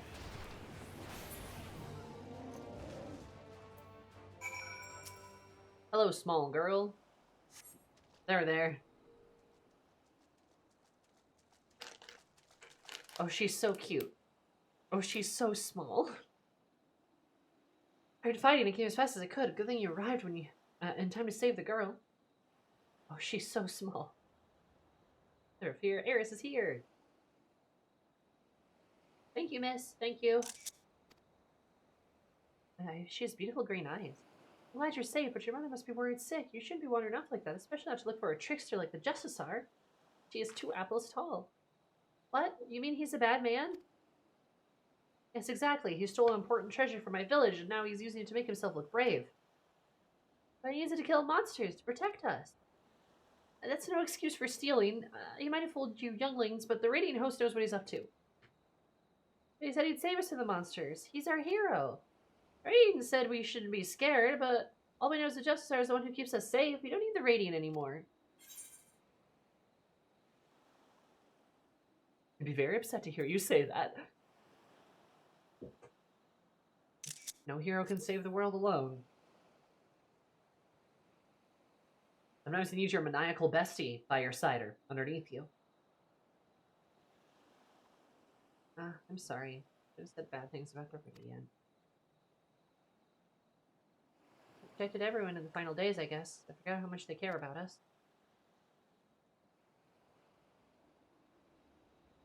I'm sorry, too. I shouldn't have spoken to you like that after all you've been through. You said the Justicar is a thief and a trickster, but I hope it's not true. He's my hero. Well, I best escort her back to Yellowhod. I'll see you there later, Eris.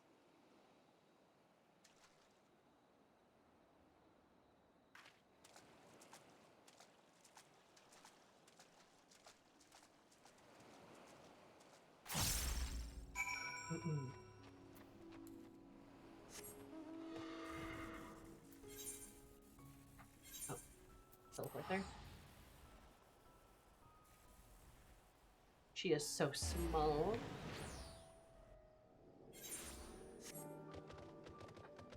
Funny how this guy does have the summon rock artifact.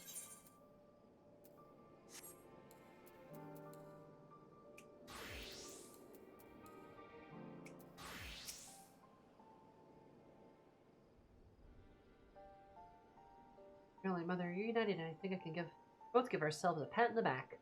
They're on their way now to inform the Radiant Host that all is well. I'd like to apologize for before. My emotions got better of me and ranged at that poor girl as she was hardly to blame for anything. I really should have been scolding myself. Ooh, what about that kid?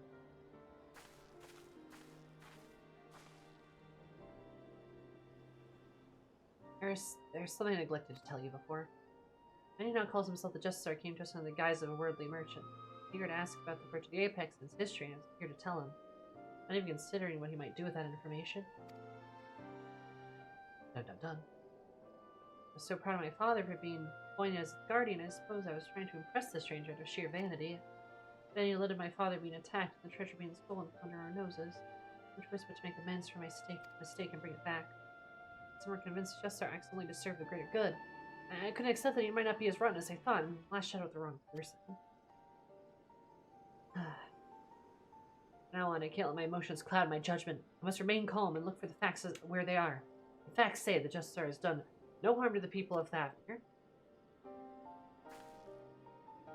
Even so, the organization he serves, the Passage of the Unbound, is evil to its very core. His actions at my village are not villainy, then I don't know what it is. The situation is fraught with contradictions. I still don't know what to think. What about you, Eris?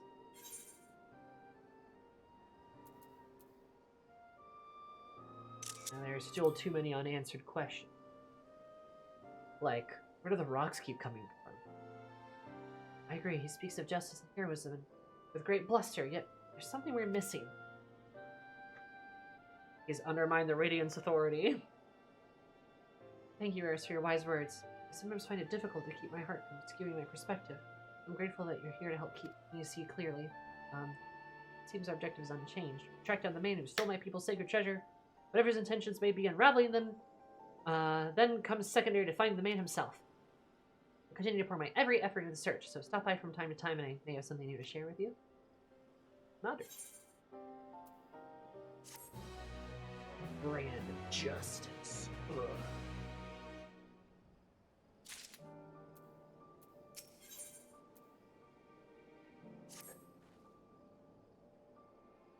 Yes, I hope you've been well. Since last we spoke, the Jester has been busy felling fiends across Thavnir, leaving a trail of witnesses behind in his wake. More than a few have reported seeing stones falling in the sky, which all but confirms the theory that the treasure is causing the phenomenon. There is one more particular commonality. Seems the pests he hunts have all been the Seedkin variety, while he avoids beasts of flesh and blood is yet a mystery. Just to mention that each of these witnesses came from people who were rescued by the Jester. Invariably appears just as these creatures attack. He's summoning them. Heck, the Justicar has been there to save the day every single instance of a Seedkin-related mischief. Awfully suspicious, if you ask me. I'm not the only one who thinks so. One of the raiding hosts has suggested the Justicar is planning these assaults somehow. We can alone reap the glory of thwarting them. I agree, I think this is our next avenue of investigation. As this is occurring near the Giant Skull's grounds, so we should start our search there. If we can find these monstrous plants before it finds hapless prey, we may be able to shed light on Justicar's methods. Time is of the essence, so we leave at once.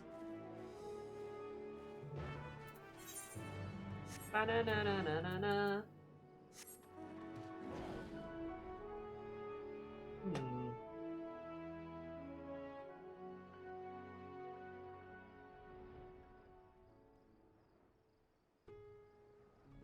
Bum ba bum ba bum ba bum. Look at this T-Rex sway its booty.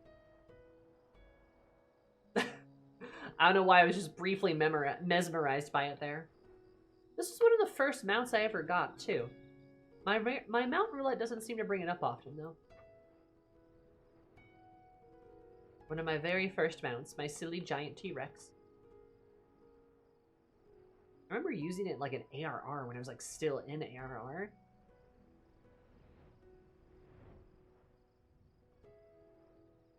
Ah, those were the days. Not really, but those were some days.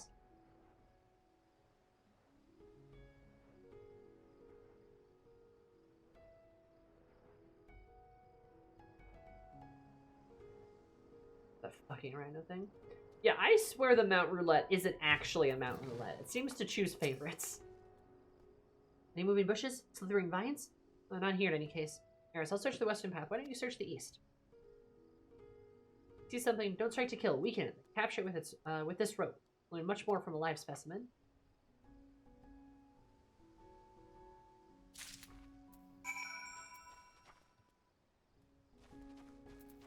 She guards so powerfully. Eris on a motorcycle. She's so cool.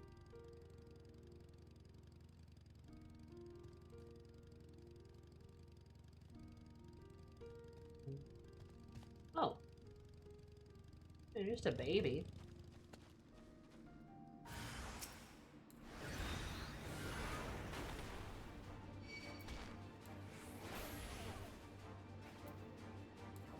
This probably won't kill it, right?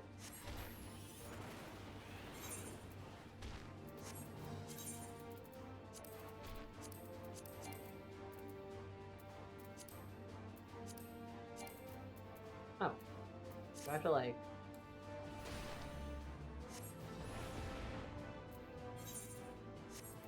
Oh. I see. I was worried about killing it at first.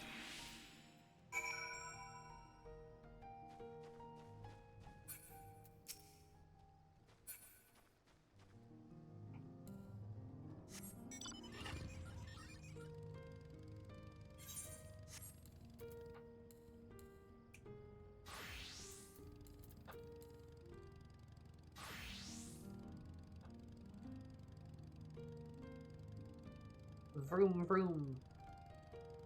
born to be wild. Exactly. And fly.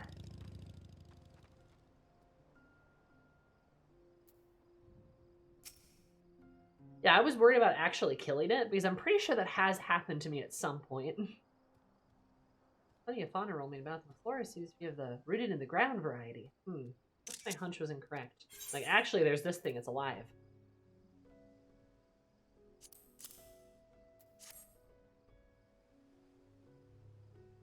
We found one. In fact, this is exactly as the eyewitness is described.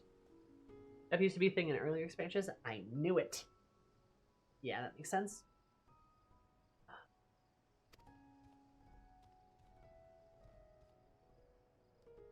Well, you keep it for the time being. Going to the gate work, and I'll let my acquaintance here examine it with all hassle. Or with all haste. Hassle. God, why do I keep doing that?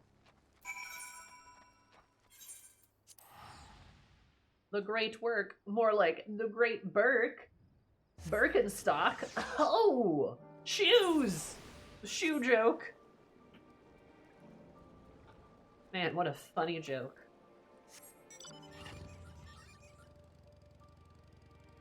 Drift. Tokyo Drift. Look at brief last time I was here. Give her the lassie king you brought, and we'll see what she makes of it. Mistress Topeki told me what to expect. Well then, let's see the thing. Yo, look at this little dude. Hi, Nadhana. I didn't expect it to be so diminutive. And Mistress Becky's intuition is correct. I expect some interesting discoveries are in store. They're gonna torture it. Yeah, so I usually eat plants. I don't like them walking around and hurting people. Oh, hi. You brought me quite a fascinating specimen indeed. I only can say for certain that this creature's growth isn't natural in the slightest. Biologically, it's still a sapling, as you can tell by its size, yet the result of this specific alchemical mixture which is used to spur the growth of seeds and mycelium to an unnatural degree. He's an alchemist. He's an alchemist? Agents have a side effect making the creatures more aggressive, which explains why such a small specimen so boldly attacked beings larger than itself.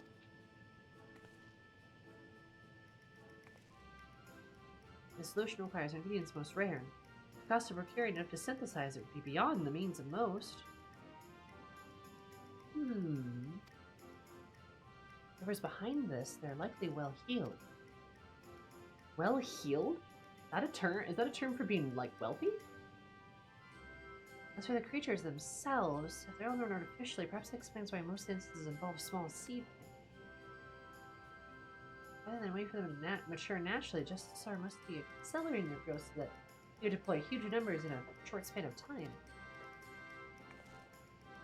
In fact, this plan is likely requires them to be small, weak foes in order to guarantee his victory. After all, the great Justicar can hardly be expected to bear the blemish of defeat. The details brought to light, it's almost certain he's staging these attacks on the common folk. Now we have a new perspective to guide our search! Nods. Perhaps you should return to Yeldelmar. Maybe the Justicar is the talk of the village, and they doubtless have stories to share. Splendid idea. Thank you. Your findings have brought us a step closer to unmasking that villain. Okay, bye. Thanks, bye. Let's hurry to Yeldelmar. The more accounts we have of the Justicar, the better chances of predicting his next move. Nods. I want to see the evil hot bunny lady again. I liked her. I want to see her again.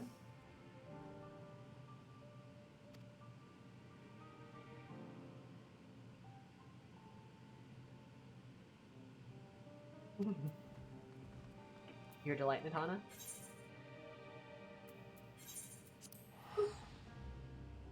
Say he's a full metal alchemist. Oh. Probably.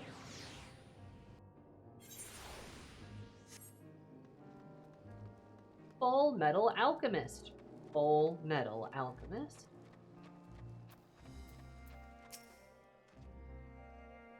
Sorry, every day we receive more reports of combating beasts in surrounding wilderness. Never well-traveled roads, it seems. They occur in remote regions we scarcely patrol along routes that only used by a small number of merchants at the port. He has uncommon knowledge of the behavioral patterns of these creatures that he keeps them in close company with a merchant who travels these obscure paths. He might be a merchant himself, then. An alchemist merchant? That makes sense. Oh, there she is.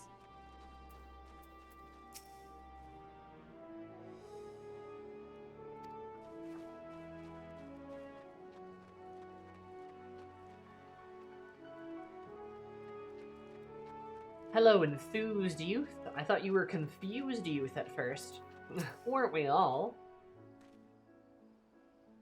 Really more than just sir. He's amazing. I was lucky enough to get a glimpse of him on the road leading here, facing down on a fearsome creature. No, he did it. We called down rocks from the sky and knocked that thing flat. Me and hosts were away on patrol, so if he hadn't come along to rescue that bird, would have marched right into our homes. But he was a savior as a Han. He even waved at me. Oh, he looks so impressive with the sun shining behind him. The new author's anime? That's the, is that Damon? Demon? Damons? Damons of the Darkness Realm. Yeah. No, I've heard a synopsis before and was like, oh man, that sounds interesting. But I haven't gotten to it yet. This anime season is kind of loaded, so I'm a bit busy watching other stuff right now. So I mean, I'm curious to see if the new series is good. I probably should put it on my list. There's just a lot of other really good stuff that's coming out right now. And I still haven't caught up on season 2 of FFXIV. Actually, I am not caught up on season 2 of FFXIV, which is a bummer. I'll get there. Manga's pretty good. That's good. I'm glad. I mean, she's a great writer. Yeah, FFXIV S2 is really short. It is really short. I'm only like halfway through. I'm way ahead in terms of the manga, right? So that's kind of like a way I keep up. Yeah, no, there's so much peak. Yeah, don't tell me you come chasing the half-baked savior. Things must be taken by his honey words, but anyone with experience can tell you he's nothing but a charlatan. I have a story to prove it. Fortunately, I never took a tumble as of transporting his goods. Not long after comes the Justice Sergeant, looking chivalrous as you please in his shining armor. Would he offer a helping hand? No, he ran off with a nary glance backwards. You're going about saving beasts, but a real hero would never ignore someone in need. Or they're just suffering from scraped knees and a bruised ego. Oh, you're right. That is what a real hero would do. You haven't coughed up on some TV series from the early 2000s? Dang. Yeah, no, that's fair, fun. I'm terrible with shows. I never can, like, watch shows. I mean, like, I do, but, like, I don't know. I always struggle to, like, keep up with it. You know?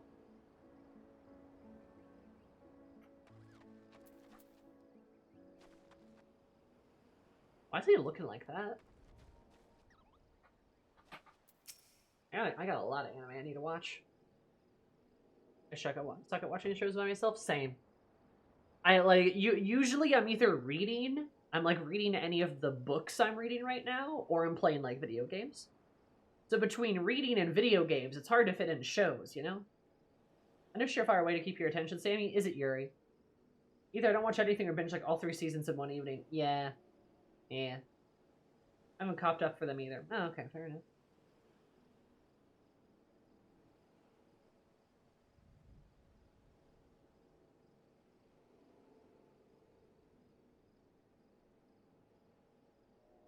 I got to the MCs making out every 5 minutes. Oh, that would help. I'm not gonna lie. That would help. Ugh. Yuri. There's some Yuri shows I actually have to catch up on, too. Yuri, I must catch up on. I've been reading more again, at least. That's great. I am almost done with Schwab's lesbian vampire book, and I am also reading the 3rd volume of Green Yuri, and both have been delightful. One has been much more depressing. I also got the 4th volume of She Loves to Cook, too, so very excited. The big yaoi show of the season seems adorable. Is that Marriage Toxin? Because it actually looks pretty good. Marriage Toxin looks like a show I would actually watch. Here's, do you have a moment? I'm having a little trouble here. I was merging out because I was told he dealt with the alchemists in the great work. I thought he might know something about the Justice Sergeant, but when I asked, well, He's been like this ever since. Because he's the Justicar, I'm sure. Apologies. I was just surprised you asked me about that. Man. What connection could he possibly have with me? The fiends he fights are grown with rare alchemical materials, and I think he may have been staging these encounters. Since you deal with such wares, I was wondering if you might know how he came into their possession? I don't know what you're talking about. I mean, I've never spoken to that man. Oh my god.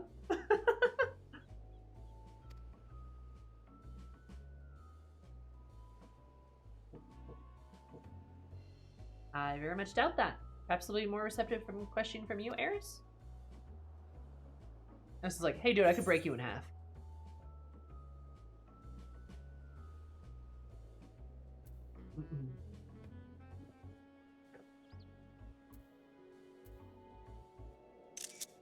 Spit it out, you're working with him.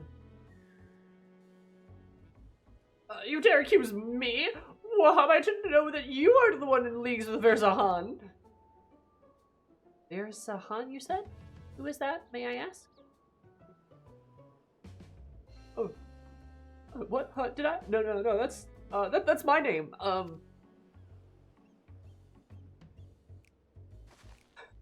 Eris just...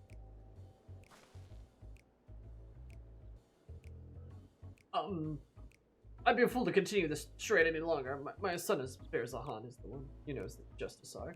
To be suddenly confronted with this litany of misdeeds, I quite lost my composure. His son? Okay. You're his father. You're his father? Then, do you know how he came into possession of such rare materials and knowledge? He stole them from me. My most valuable materials and my precious maps, yet I was the one who chose to hide that fact and bear the blame for the consequences. What can you tell us about him as a person? He stole from his dad. Verzahan was obsessed with tales of legendary heroes. Even from a young age, I paid a great deal of money to have him tutored in the art of the bow. I mean, quite skilled at it, and in fact, not quite as skilled as his arrogance led him to believe. Did this, and perhaps lack of ambition, he never aspired to true greatness. He's worse than an alchemist. He's a fail son. Oh, silver spoon brat. But he came to rely upon fanciful equipment and exotic potions rather than honing what skill he had. He paid me to see him fall into dissoluteness, but he would brook no counsel. So several years ago, I gave him a coin to support his lavish lifestyle and told him to never speak with me again. He didn't, until recently, when he darkened my doorstep once more. That's when he stole your goods. Although I would have willingly given them if he had but asked, was rambling almost incoherently, saying about his heroic deeds as a Justicar had caught the eye of someone named Apphaya, a leader of the Passage of the Unbound, whoever they were. The evil bunny. Under the guidance of the newfound allies, he'd obtained great power enough to eclipse all heroes who've come before and shall come after, as he put it. Seems he gives what money he still has to these people.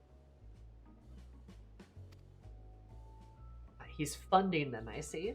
To think that all of his fanciful words he's only deigned to guess but a hollow glory, all at the expense of Verzahan. There's no creature shame as a father. I don't know, dude, you could, like, parent him some more? Given what we know about his shadowy group, they most likely aim to sow discontent through Verzahan's deeds. Maybe so blinded by his own desire for adoration that he can't see those hands are pulling his strings. If it is being used, if that's true, then I can no longer remain silent, despite what shame it may bring. Now that sharing my story might be the only way to save my son. Indeed, I suggest you tell the Radiant host at once. Of course, we'll be pouring every effort into stopping him. Thank you for giving me direction. I didn't imagine our meeting would end this way.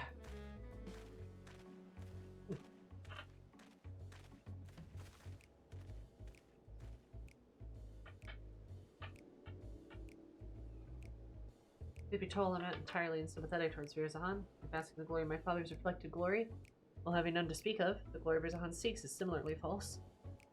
I too shall visit the Radiant host and have them spread the word of the Justichar's true nature. People wise to his trickery will be far more likely to aid that they aid us. We'll soon learn the legend built on lies is no match for true heroes.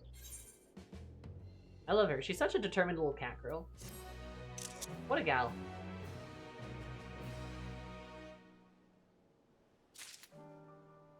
What a gal.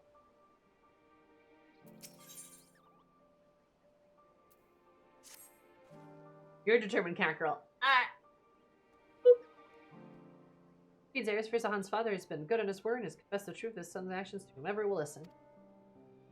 And among the younglings, far fewer seeks the justice's praises. The tide is turning in our favor. At least the raiding house is making ready to tighten to the net.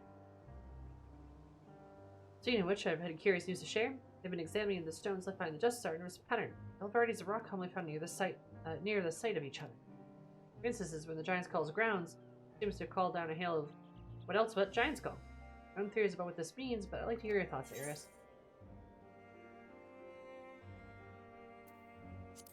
Ah, they moved the rocks.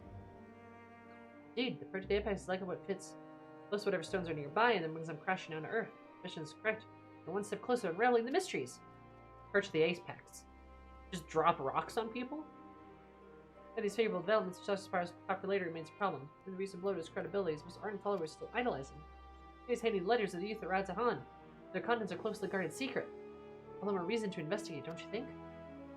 Radzahan, I question if people are in the marketplace. Could you cover the city's western quarter? That's where his younger followers tend to gather. Enough information, let's share our findings. You get it, Radzahan, Ares. Blah. God, there is so much dialogue in this game. I have to read so much of it.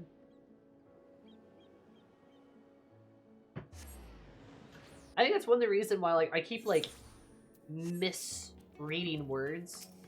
Is I get tongue-tied because there's so many of them.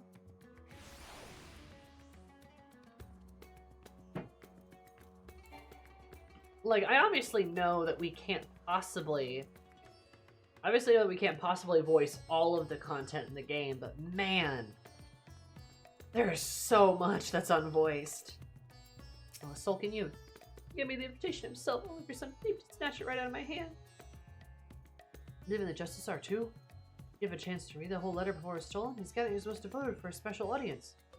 So my invitation's clearly up to no good. Might have something about getting revenge. Who would hate someone so noble?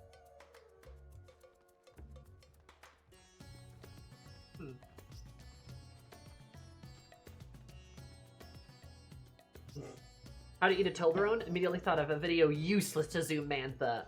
You are correct as ever. It's a Toblerone check. Still here. The glue has completely faded.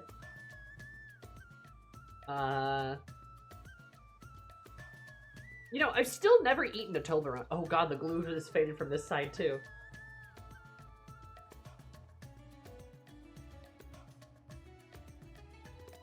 I fear when it finally breaks containment. Yeah, me too, honestly.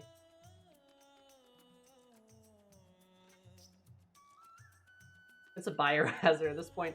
Nah, it's still got the wrapper on it.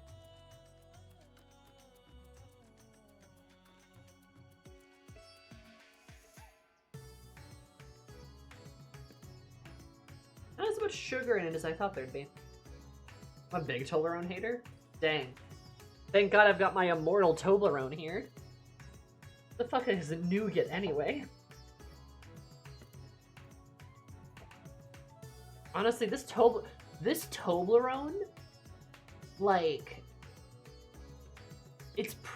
God, in probably a year it's gonna turn 10. It's gonna be a 10-year-old Toblerone. I'm not even kidding.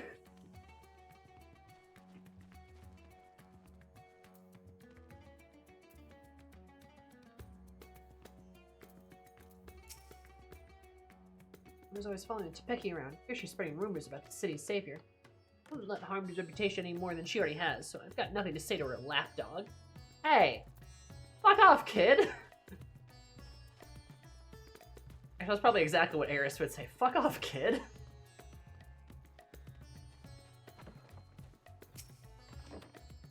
I know what the letters. Me and my friends didn't get one, though. The Grumps get angry if you talk about the Justice Story. Hey, guess what? I hear Azashal's talking to him over his man. He had a big grin on his face, too. Does that mean the Justice Story isn't a bad man like the grown-ups say?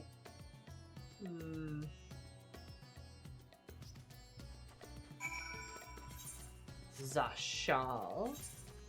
More like, I'm gonna find Shal. Boom.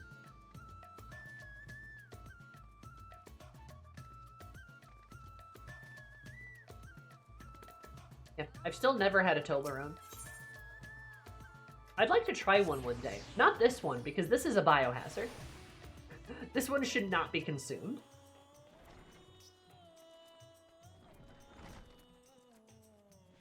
Hey, you bastard.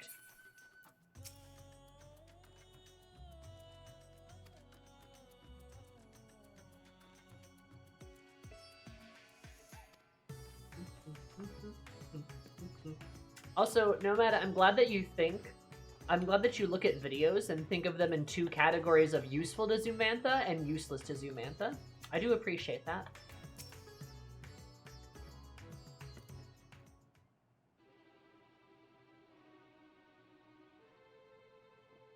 Haha, it's true they say, a fool and his giller are soon parted.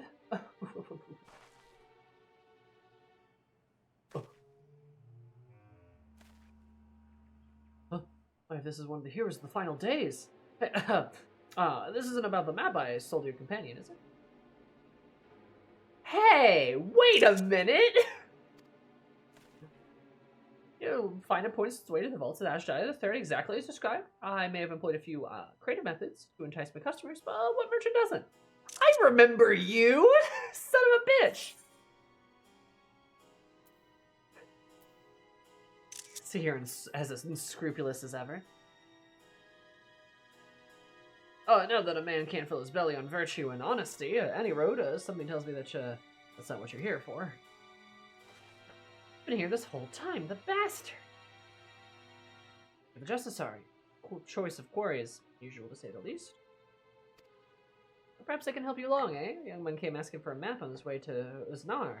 I sold him every map I had, assuring him that one he needed was among them.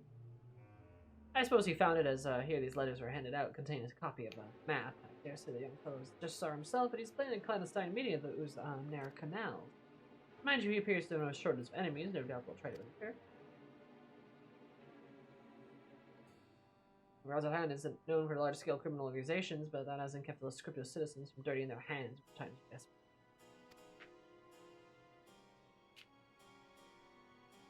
What I hear, bandits seeking to rob trade caravans keep running into the Justiciary during his fiend-felling exploits, causing their raids to end in failure. Like it's not, they're trying to infiltrate his group of followers and settle a score. Oh god, we have to save the silly and relatively harmless villain from actual dangerous villains. My knowledge of the matter ends. Wondering where to meeting place is. All I remember is a spot marked by copies of maps somewhere in the shadows. Samga. Does that answer your queries?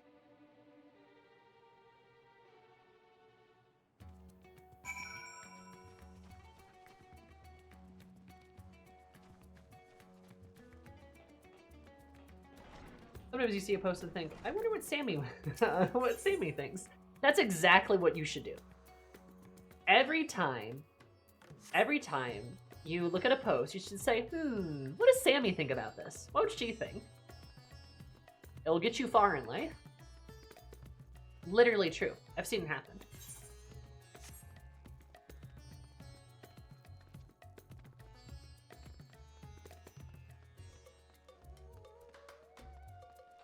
Kiki. I don't seem to surprise him when I told him of his misdeeds. They looked to betray him. Sure, I know such luck. What about you, Eris? Like, yo, I talked to this dumb merchant. This game's feels never ceased to amaze me. The gathering of Verzan's planning took some scheme to prop his flagging population. So many of his devotees younglings, ill-equipped to make the perilous journey to the meeting place. If they have any sense, rather than attempt to travel there directly, they'll stop at settlements along the way and rest and confirm the route. So the map led to the Shadow Samga, means Palika Stand is the closest settlement. Here many took refuge there during the final days, and as a bustling town of its own right. Travel more people would hardly raise eyebrows, making it a perfect place to avoid unwanted attention while they make ready. Should head there before they leave on their final leg of the journey. Palika Stand. We're just going back and forth between these two spots.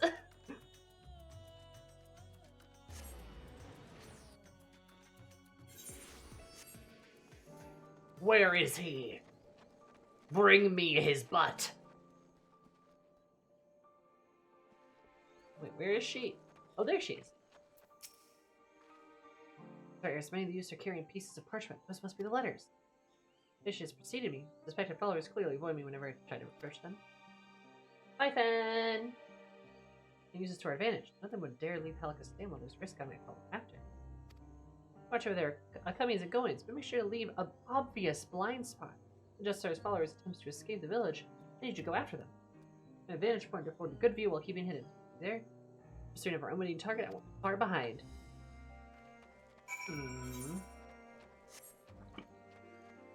Bear traps. Eris goes, looks out.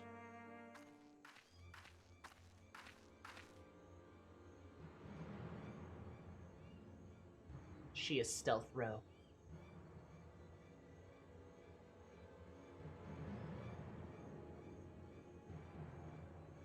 Oh, she has Belle Riley's hair.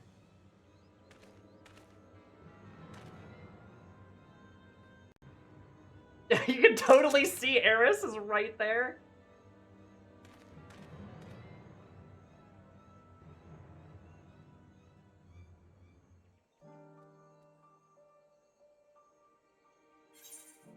Sneaking. Hardbird.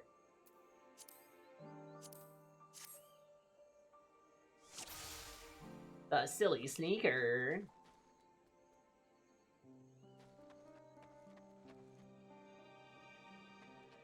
Ba-da-bum bum bum. Ba-da-da-bum bum bum. Ba-da-bum bum bum.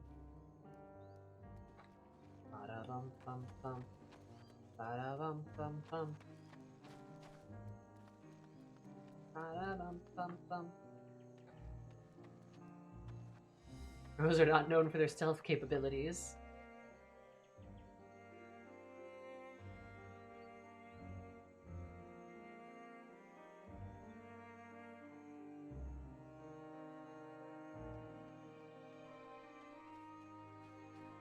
Bum bum bum. Ba-da-da-bum bum bum.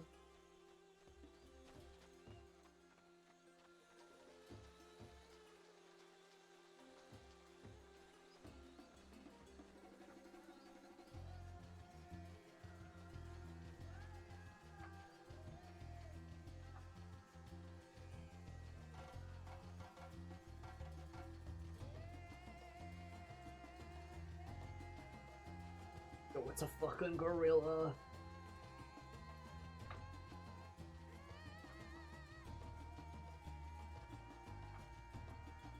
Something move? No. Just the gorillas over here. Yep, now leave me alone.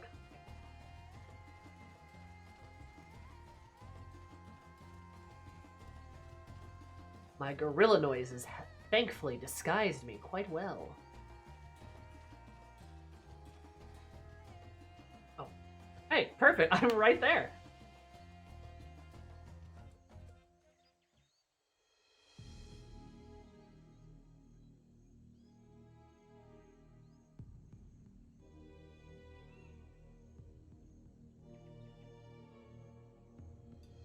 Well, should be nearby, and I'll finally meet him. Hi, I'm gonna kick your ass. Well, you're the hero who saved us in the final days. What are you doing here? Eris looks so snazzy in her little suit. I need Eris to wear more snazzy suits. More like formal wear more often. Right alongside that woman I saw in the village. I heard about the rumors she's spreading, but I have no idea she enlisted your aid. Just saw her save me, you see. I was transporting goods for a local merchant. It was too miserly to even hire a proper escort. A ferocious creature ambushed me, but my savior appeared from nowhere and saw off that beast. I owe him my life. I came here to see if there's any truth to the rumors.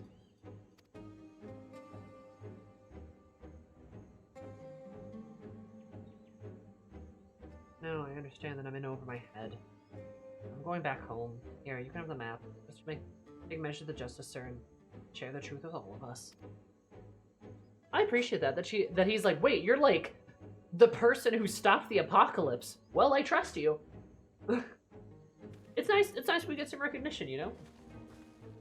I get Sal crafting that one bodyguard kit with the thigh holster? Maybe. That wouldn't be a bad idea. Apologies for watching the shadows. I was afraid my presence might have startled the lad. I was able to hear what he said, though, and gratitude towards the Justicer seems genuine. I guess the other followers feel similar. Now we have a map of our own. Let's open the portal and confront, Verzahan. Verzahan?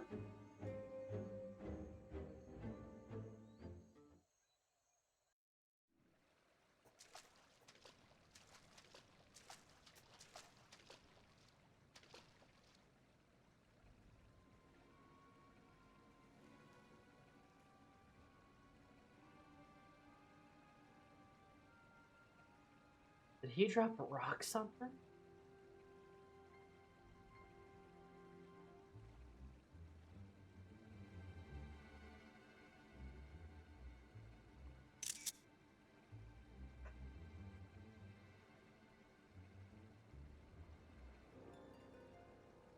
What is the fight? Did the treasure cause this?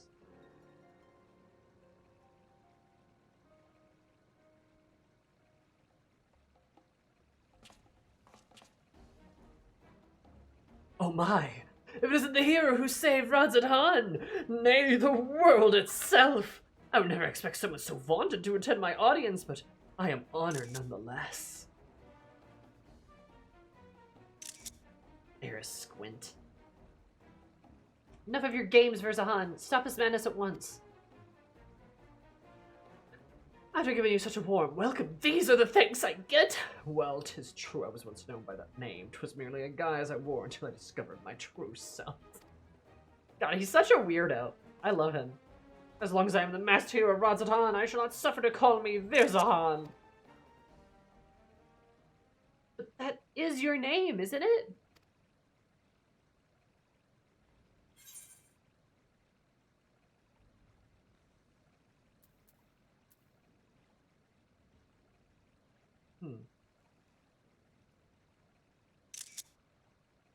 Heroes should take pride in their name.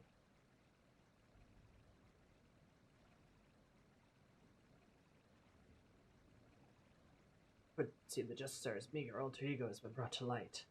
But will he shrink once more into the shadows of mundane obscurity or embark upon the next chapter of his legend?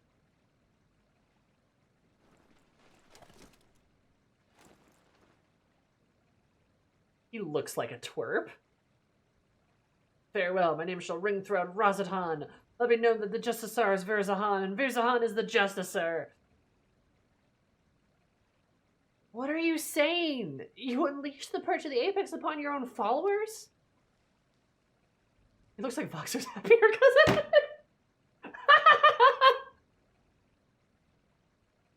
He kind of does. Oh no. The Green Knight is a twink. Voxer. Oh my god. That's funny. Happier, greener cousin. Know its name? Wait, I remember you. The girl from Zaktaral, yes? Your village's artifact is not discriminating in its wrath. Some among my followers harbored wicked intentions and brought sorrow into my enemies. The true heart she caught in the aftermath was merely unfortunate.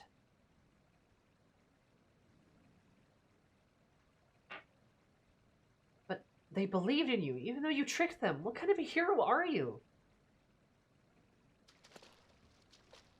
I was like, I'm gonna kick your ass, dude. You two would oppose me. I thought as fellow saviors we might find some common ground. But it would seem we are destined to walk different paths. In a face with unknown peril, great fervor rages within me.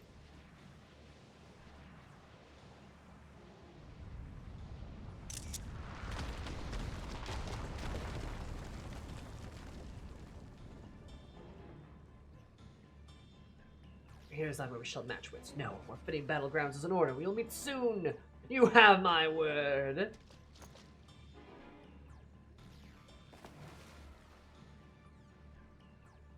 Ah, shut up! Oh, she hit him. Oh.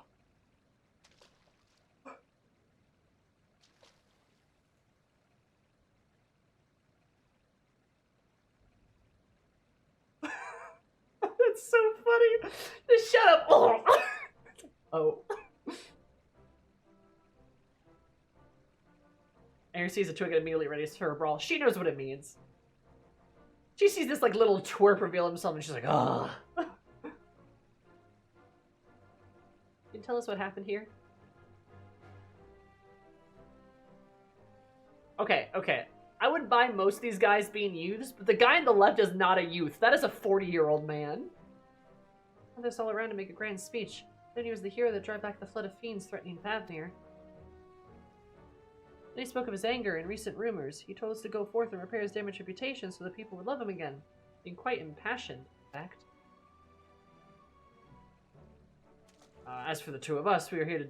Oh no, okay, so he is a 40-year-old man. So yeah, that's why. I had to teach him a lesson, buying our time till his back was turned. Couldn't stomach his self-righteous drivel any longer. So these two were the thugs. It's a pretty cool pose. Looks like he's a god come to grace Thavnir, but most people have grown wise to his tricks, including the Radiant Host. We stepped forward, almost as much as demanded he admitted he's been pulling the wool over everyone's eyes.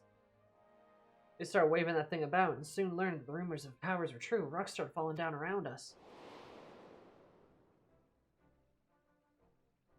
Even as true believers were not spared. There was nowhere to run. Damn! I said the power cannot be fettered. Sacrifices are unavoidable. All while he was laughing. With him for mercy, but that just made him angry. He flourished the object again, and yet more rocks assailed us. It was horrible. Guns big and small raining down endlessly until you two appeared, that was. That is. Well, thank you for telling us what happened. I only wish we could have arrived sooner. She's so cute. I love her. I love her pink eyes. I just set things straight. It was you two that brandished your weapon first, yes? Well, I won't deny that, but we're only trying to bring the truth of his misdeeds to light, though we might have had some personal scores to settle. Before I left Palacastanis, the Radiant Host here to look out for anyone returning from the wilderness. Just you two head there and seek their aid. While you're there, share with them what you just told us, our review. And as for the pair of you, don't even think about running away, or you'll have to deal with us.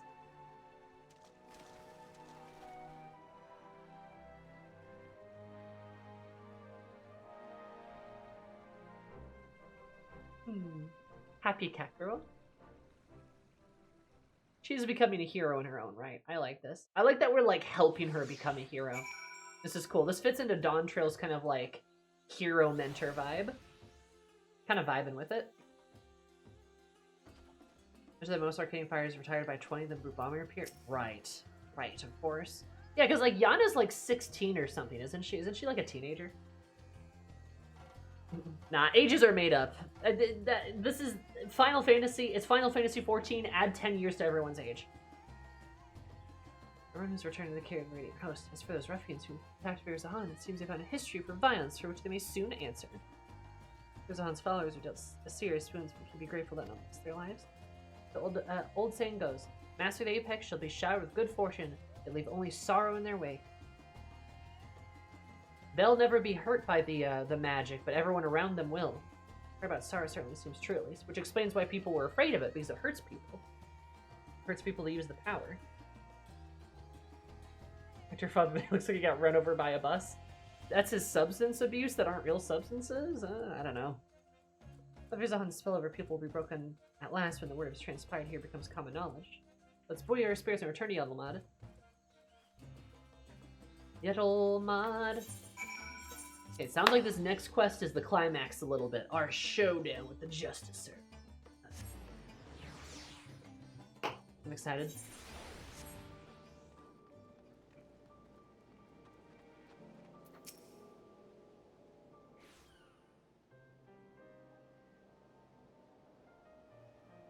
That's certainly an ordeal. If Virzahan got away, we can look back upon what transpired and plan our next course of action. There's a treasure takes rocks from the surrounding environment, makes them rain down the wielders surrounding. The first seems somewhat haphazard. Virzahan himself was struck. The boulders assailed friend and foe alike. Something else has been nagging me as well. The stones we saw in the kill seemed quite a bit larger than the others. What's to make of it, but I will give it some thought. No one exactly who controls the Apex's abilities either. Focus on these mysteries as we continue our investigation. Virzahan himself, he was just as father said, wasn't he? His so-called heroism is an empty charade. child playing to be a hero for their storybook. He is motivated by a vain desire to gain the love of his people, yet cares nothing for their well-being. Learned his lesson soon enough, though. None will sing his praises after what happened with Ozenar. Ozenar spreads. Even he must know this. Or that his desperation will drive him to worse misdeeds. Treasures used with Thekrais abandoned cause untold harm. Must discuss this with the Radiant Host. Together we'll be able to capture Virzahan before he attempts anything drastic. Stand by for now, Eris. Be in touch with the moment I have something to share. Eris nod.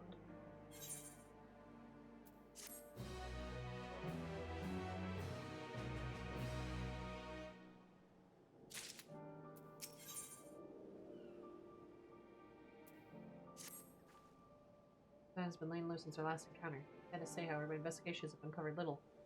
No cause to celebrate, for I received a letter from my mother with good tidings. I was finally awakened from this grievous wound dealt by his Virzahan and is well enough to travel to Liolol. In fact, he may have already arrived. Oh. Of course, I have nothing more to go to him, but I pledged not to return until I had the purge of the Apex in hand. Besides, I'm soon to depart. The Radiant Host to try to sniff out Virzahan's whereabouts before he acts out of desperation. I've got asked that you go in my stead. As the Treasure's guardian, nobody is more knowledgeable about its history than he. Share with him all that's transpired since we began our search. May be able to point to something that we've missed. That's a lot to ask, Eris, but the safety of the Avenue depends on it, and please give my family my regards. Mother should be able to tell you where in Tuliol my father is staying. Once you're finished, let us meet the 8th Rite Plaza at Radzahan and hear what we've learned. Oh, well, wouldn't you want to go see your dad? Huh? Okay. Whatever, girl. I'm just here to help you. I'm just here to raise the next generation of heroes.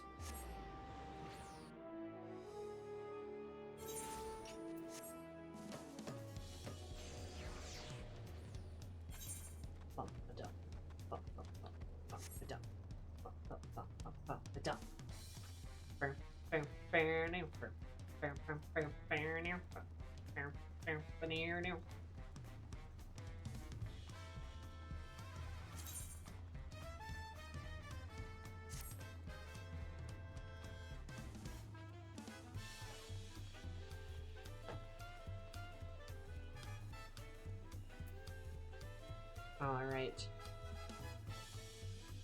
Funk. Where are you, father? Oh no, mother first. Hello. There's an Eris, but I don't see Becky with you. Did you come alone? Like, yeah, she's like really like proud about this. I'm glad to hear my letter arrived safely. Becky seems to be as tenacious as she is as ever in her search. Brother Nitsi has already arrived here in Tuliol, but has barely stayed in one place since. He was desperate to help Becky from a distance in whatever way he can. He's traveling to the Hayonan?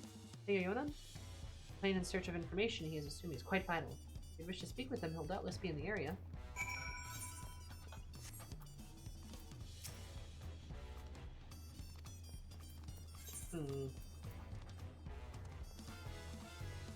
Oh, okay, so we're like all the way over here. Well, they are cat people, yeah. So they would be, they're from Zaktaral. Duh. And the fucking Justicer boy even mentioned it.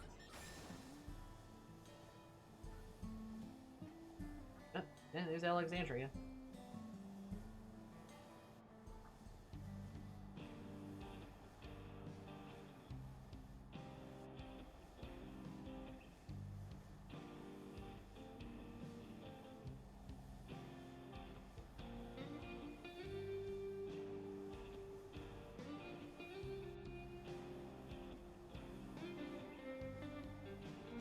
Bro, can you stop getting hurt for 5 minutes? Evil owl, evil owl, evil owl.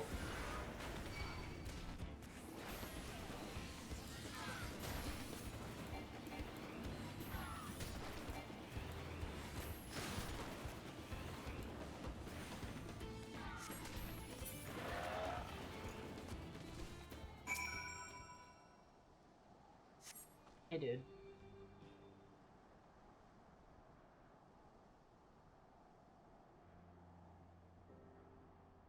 Oh, thank you, Traveler. I overextended myself, but recently being recovered from a severe injury, and it was a fool to confront such a beast alone. Yeah, I know, dude. He has pink hair! He has a pink hair! Oh my god. Adorable. And he's got the pink eyes too. Oh, so cute. So she gets her eyes from her dad, but her hair from her mom. Oh, so you're Eris. I heard so much about you. I owe you many thanks for all that you've done to recover the Purge of the Apex. He's wearing the Black Mage gear, isn't he? As your progress in Thavnir is most heartening. Despite my position as guardian, I never knew it could rain down stones from the heavens. Arriving in Tuliyola, I've done what I can to shed light upon the Tural Vidral sealed within the vessel. As the nations of Tural were unified, some left our village building homes in the city. I've sought them out to see if they know anything of use. I love his pink hair and his pink eyes. Actually, I could offer insight into the treasure's magic, but one of them told me the owls that lurk around this place. Since then, Tural Vidral sealed with the Purge of the Apex was once an owl, it seemed logical to pursue such a quarry. Perhaps I could glean something from the ancient beasts of their behavior. Like as not, fundamental aspect remains the same even as after transformation. I heard your account. There's one fundamental difference that stands out. As far as I'm aware, no owl native of these lands possesses the ability to hurl rocks, large or otherwise. No doubt the Tural Vidral gained this power following its metamorphosis. I do believe, however, it retained the owl's core instincts, the one that you thought didn't strike unprovoked, and instead it watched me from afar with fear in its eyes.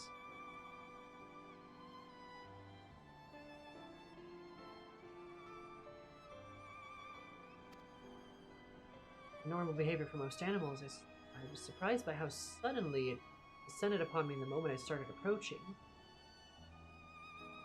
Can only be used in self-defense, perhaps? The stones? Because the animal had to, like, approach him, and then the bandits had to approach him. So it can only be used in self-defense, maybe?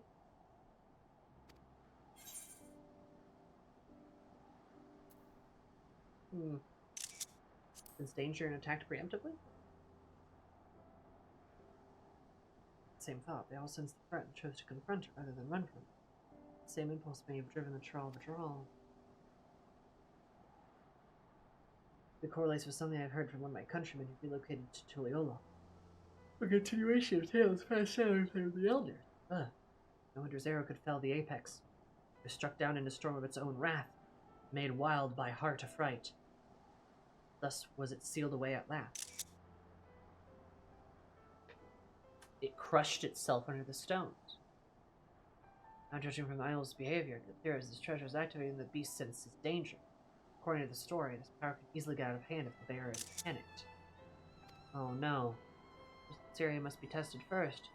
Zahan is certainly to use this Purge of the FX again. When he does, I ask that you and Topiki pay special attention to the circumstances leading to its activation.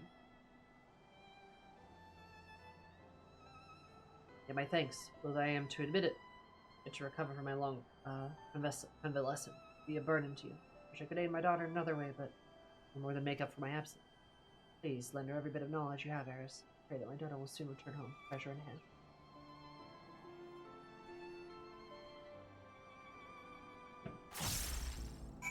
Soft mage with pink hair? Hell yeah.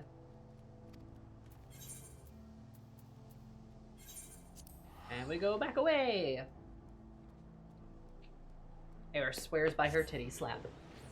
Gotta get the all-important titty slap in there. That's what Eris is about, baby. Every time. They're like, do you promise? And she's like, slaps my titty in response. Eris, you came just in time. Yazan has shown his face at Radzahan. You can tell me about your journey to Tuliyola later. For now, come with me.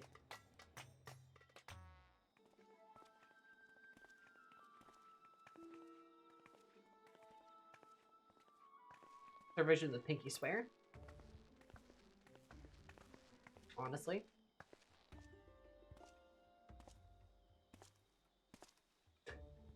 Hello, green boxer. I'm gonna think of that every time now. Are you surprised? Thanks to the sage counsel of a fellow hero, I've decided to doff my mask.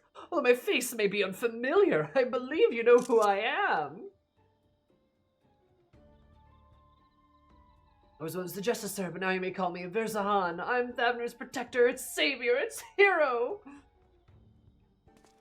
You may have heard salacious rumors that have orchestrated the very attacks which so I valiantly drive back. That was behind the catastrophe of the Uzdar canals, and I'm here to assure you Those are false apprehensions, all cast by those who are envious of their betters. I give my life for this fair city and its people, and I would give more if I still could.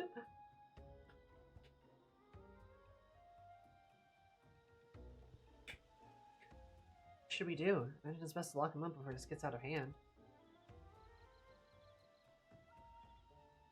We don't want to rain down rocks on all these bystanders. For now, keep a careful eye on it. I'll ask us for your respect, your adoration. A dream held by all, but realized by only few. I'd be one of those few. I've proven myself worthy of being your savior, and now with an entire city watching with bated breath, to declare my intent to reach even higher.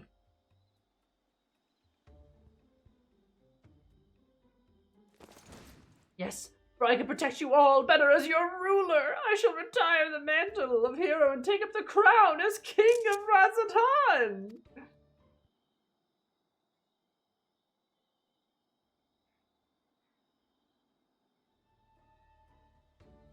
Bastard's gone mad.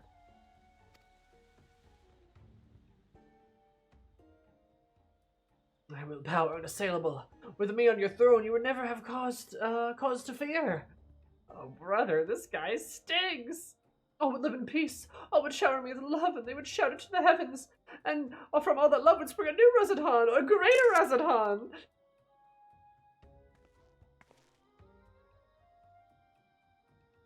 Enough of your lies, Virzahan. The power you wield protects none but yourself. To everyone else, it brings only ruin. Of course, the road of greatness is paved with necessary sacrifices, yet so long as your ruler lives, Razatan shall know naught but prosperity. Oh, no, this guy kind of smells. You think you're better than Master Vitra? He bore the city and his people on his back, while you look fit to collapse under the weight of your own armor. You're no leader, you're a damn joke!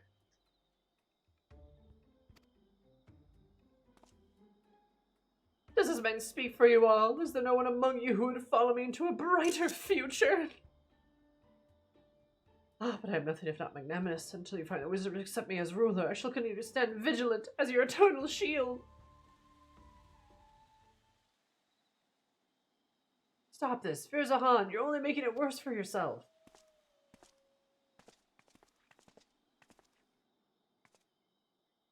And you see that you become a laughingstock. Give up this facade and answer for your sins. Do so now, the radiant host may yet grant you mercy.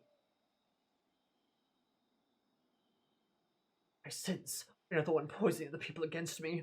Do your worst, I dare you. It will only make me more powerful. I know not what is in your heart, but please end this madness. End it and return to me, my son.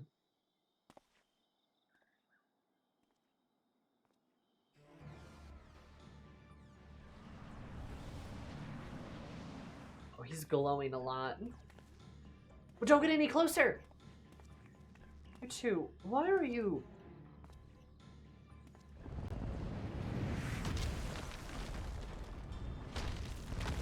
Hey, those rocks got even bigger.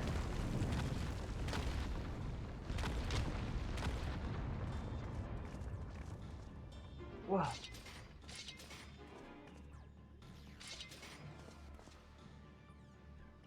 Don't! If we fight here, there's no telling how many innocents will be wounded. Still has his bow on his back, too. Pathetic, as ever. I tire of this farce. Declare my intent to become king of Razatan. As for you two, this is no place for a battle between heroes. We shall meet again, mark my words, and by that we shall decide who is the mightier. No. Excuse me.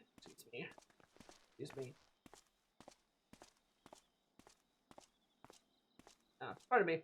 Okay. See you later.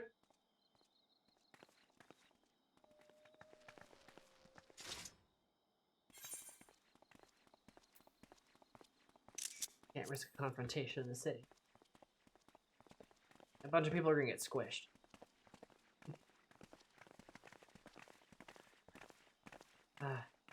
Right, of course. The Hater Virzahan walked free to ascertain the extent of his powers. Now we must bide our time.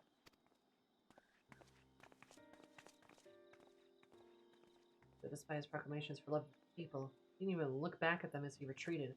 He couldn't bear to look them in the eyes, or one of them at least.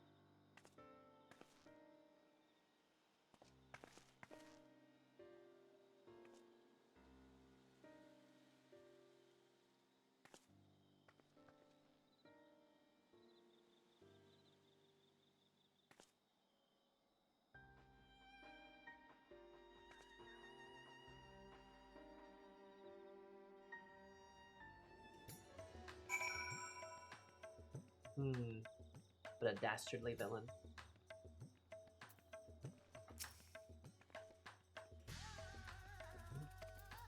We should speak to Dad. Disaster. Tom truly is lost. At least he's committed himself to tormenting and arrested within Radzahan. He's my son, I cannot condone his action. That's grand but empty. Ridiculous armor is nothing more than a gaudy decoration. He is the embodiment of false heroism. More, this buckler is surely made him a criminal in the eyes of our radiant host. You know, I was begged to grant me some small degree of clemency. Where you go, may I ask you something? I saw him call down the rocks. Do you see his expression? Not peculiar, but I'm curious as what a father saw in that face. It was a familiar look when I used to scold him for losing himself and make-believe. He had the same cast in his eyes. Look of petulant rage as if he had resented me for pulling him out of his reverie into harsh reality. It hasn't changed. Apologies, I must go.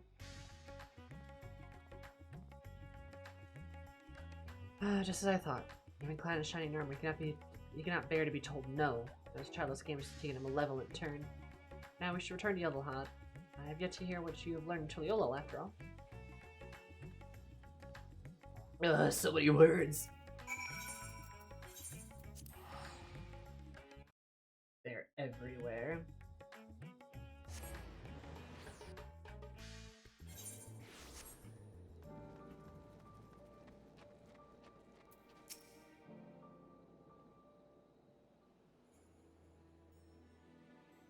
Now we have some room to breathe. I'd like to hear about your journey into the realm. Does my father have anything to share?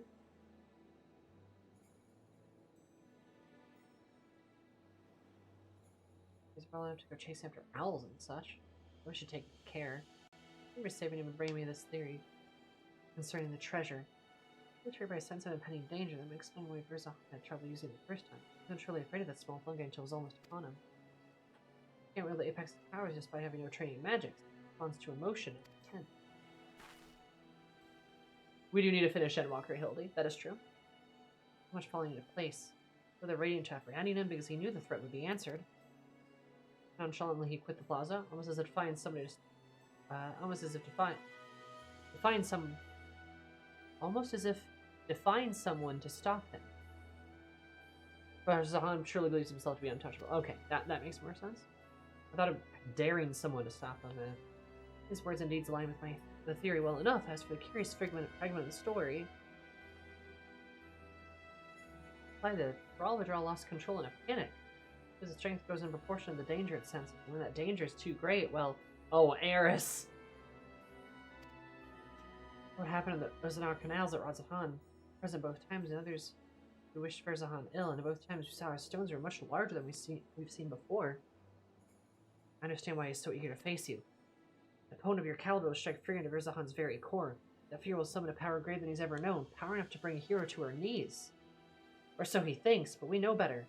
We'll use that arrogance to our advantage and bring him crashing down to earth. Maybe but content with falling rocks for a time. In a straight fight, he'll be outmatched. So we strike first. When we strike fast, we strike hard. For the fancy armor is nothing more than mangled steel. Although you may prefer to put your foes to sleep, and whatnot. We know he has an arsenal of alchemical concoctions at disposal. That's why I suggest a good old-fashioned brute force. While you unleash your most fearsome destructive spells, I'll be your shield. Don't even think about holding back. She's like, blast the fuck out of this dude. Fighting by your side, I was simply need to find a suitable arena. Consult the radiant hostess to the location. Decided? Verzahan for the final time.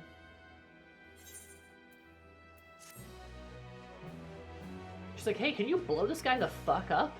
And Eris is like, thought you'd never ask.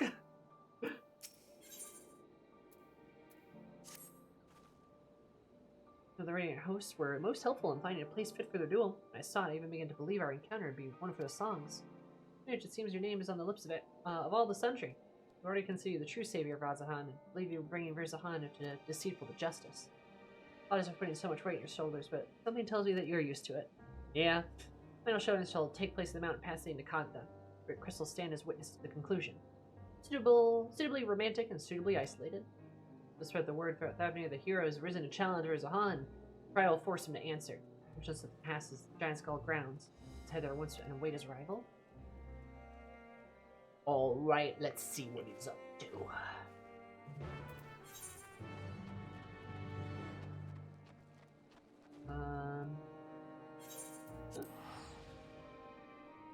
Yeah, no, I do need to do the Hildebrand stuff because it's very funny.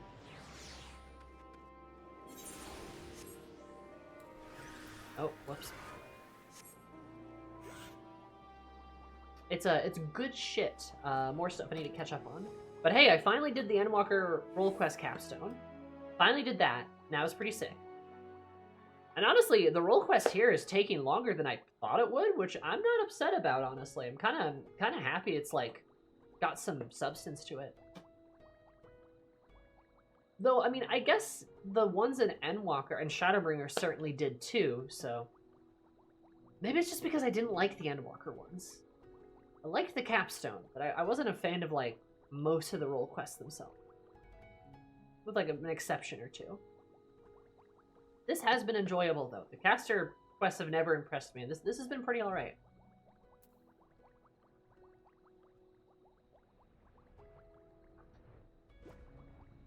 Could be a little funnier, but... Alright. Go kick this guy's ass. Check our gear and guard all in battle. Are you ready? Oh, yeah. Oh, I'm ready. Oh, I'm ready.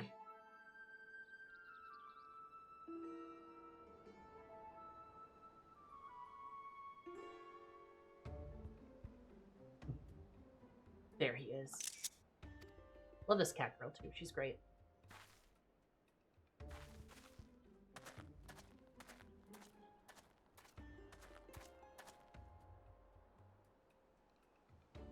Bright piece of cargo, desolate winds blow over the field of battle. Oh, what a fitting location you've chosen for the conclusion of this legendary rivalry.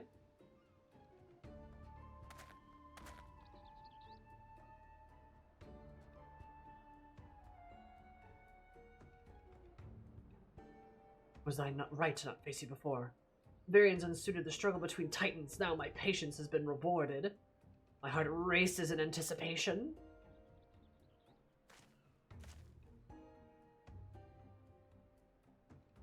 We did kill Rubicante about here. If you were to answer our challenge, you would never be able to stomach the people calling you a craven. Such boldness in the face of impending doom! Have you not realized by now, as long as I wield the perch of the apex, I am invincible? I will soon put that to the test. The Archfiend of Eris has no... Too much on your stolen power. It deludes you. You're claiming to be a savior of the people, but they have seen through your lies. Even your own father can scarcely bear to look at you. You're nothing but a small man, hiding in the hollow of the facade of a hero, and today we tear that facade down. You're nothing but a small man. I love her. She's great. Will you now? May you have my mantle, but you have the puissance to claim the mantle of hero. My mantle?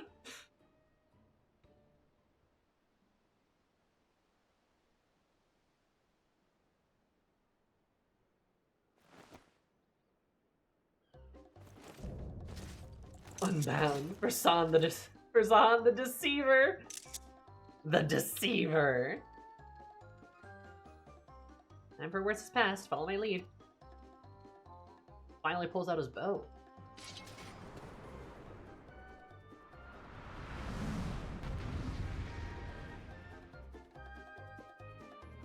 Right, bustle, my beloved.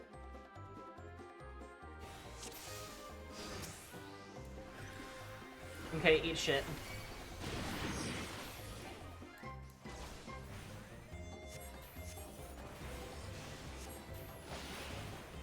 I love me some good shenanigans.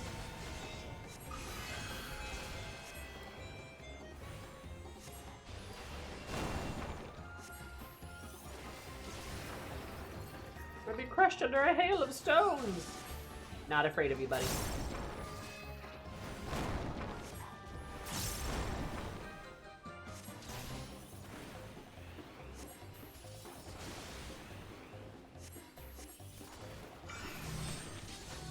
My HUD crooked.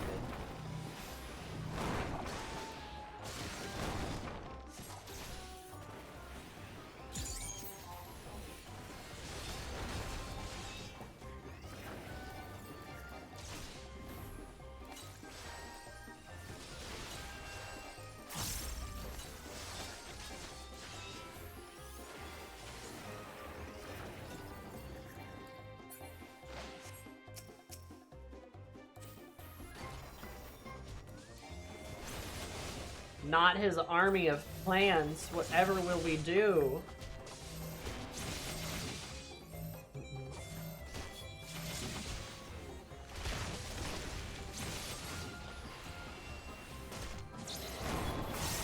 He's a coward through and through. Damn right he is. God, what a goober.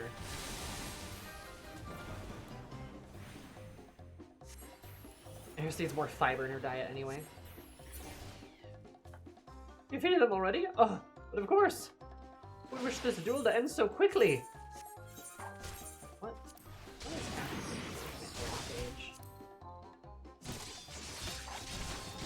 That's better. And don't you ever shut up? I love her. She's such a hoot. Yeah. Oh, she broke his armor. What? My armor! My armor! In fact, I've never seen it shine so much. Oh.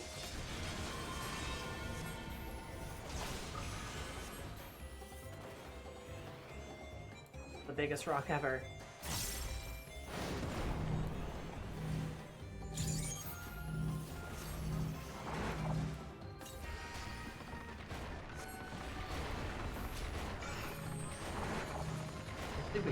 She broke his armor off of his ass.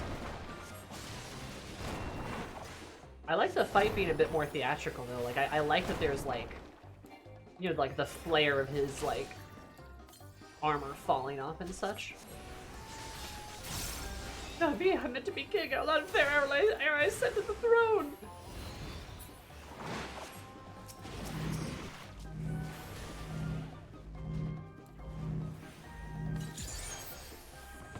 I need to move.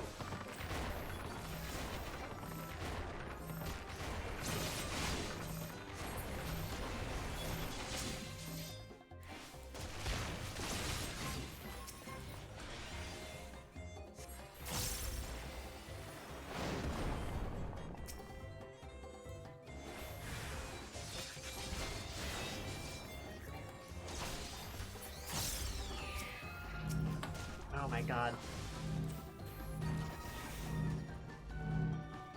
Seems like a good plan.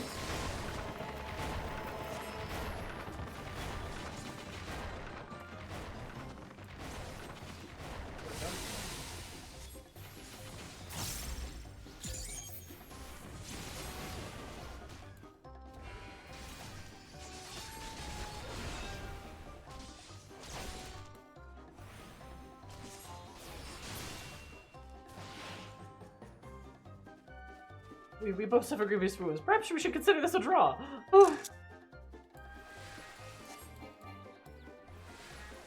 Glassfair Zahan, lay down your weapon. Oh, she's about to limit break his ass. Ugh! His pants! I'm utterly defenseless. This round piece of wood is supposed to make me invincible. I can't move the artifacts. Uh-oh. No, the perch of the apex. Uh-oh. It is indeed out of control.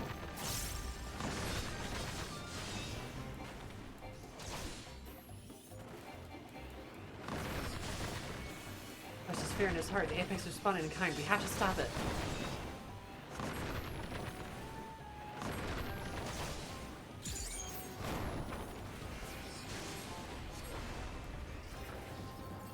Like this. I won't let it. I won't let it. The hero. The hero. Someone save me.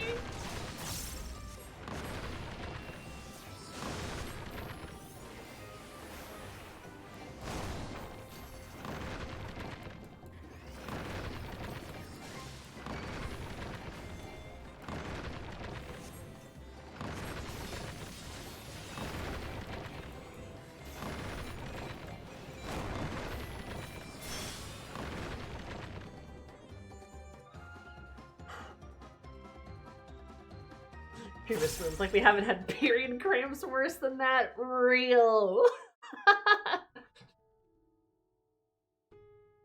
Twink broken.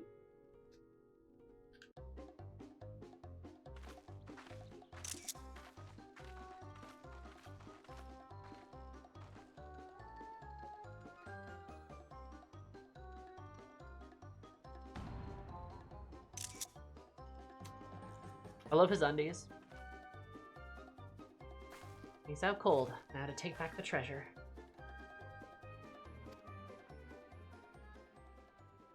What? This catnap. A hero. Never fails.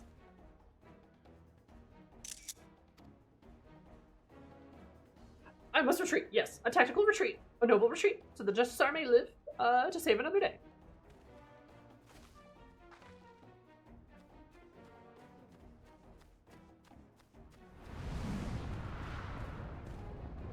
Huh?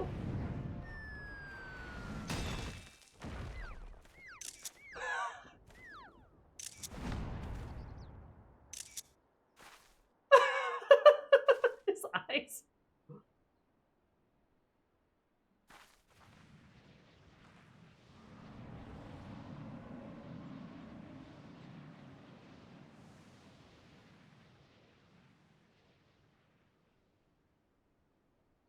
Huh.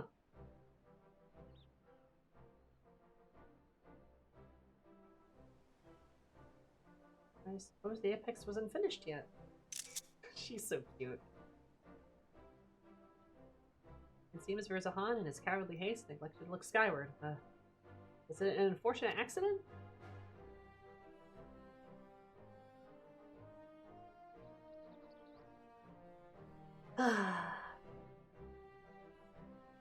Or fate delivering just desserts.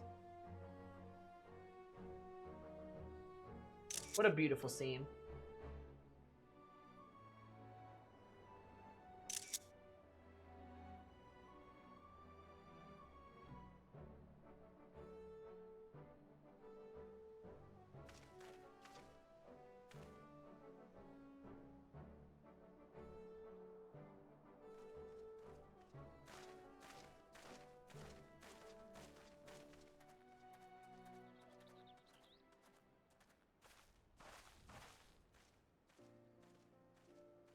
To be Radzahan's savior, he stood only discontent people. Perhaps some days in sunless jail will give him some time to reflect on the error of his ways.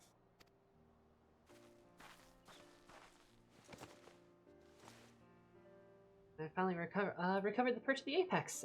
Thank you for coming this far with me, yours. Smile.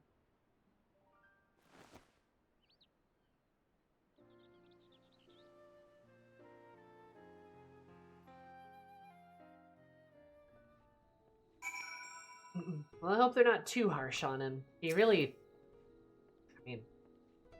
I guess some people did get hurt, technically. But, I mean, yeah, you know, he's just a silly little kid. That was hard fought, but made it through. Rosahan is the responsibility of the Radiant House now. Now that I've done that, what I pledged to, I must return home and bring good tidings to my mother and father. Before doing so, there are many others I must thank. In the meantime, can I count on you to meet my family to all for one final farewell? My parents will surely be glad to see you again. Yeah, sure.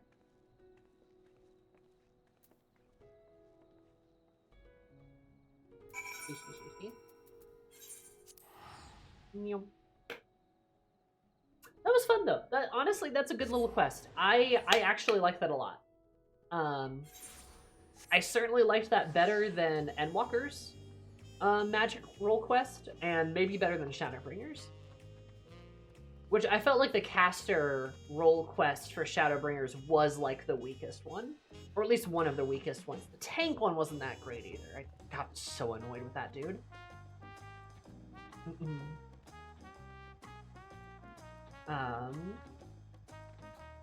But I definitely think it's better than the Endwalker ones. And I know the tone of the DT role quest, and I'm happy to know it because I love this. I think this is great. I think having some goofy villains and like some kind of like, again, lower stakes but kind of fun and stuff that does like delve more into like Terali kind of stuff. While we are in like other people's nations, we do get to learn more like lore about the various peoples that inhabit Teral. And that's pretty cool. I like that. I'm all down for more quests like that because I think the New World, Zakteral and Yakteral both pretty interesting. Love that kind of stuff. Like honestly, I'm pretty satisfied with this. I think this is a pretty good role quest overall.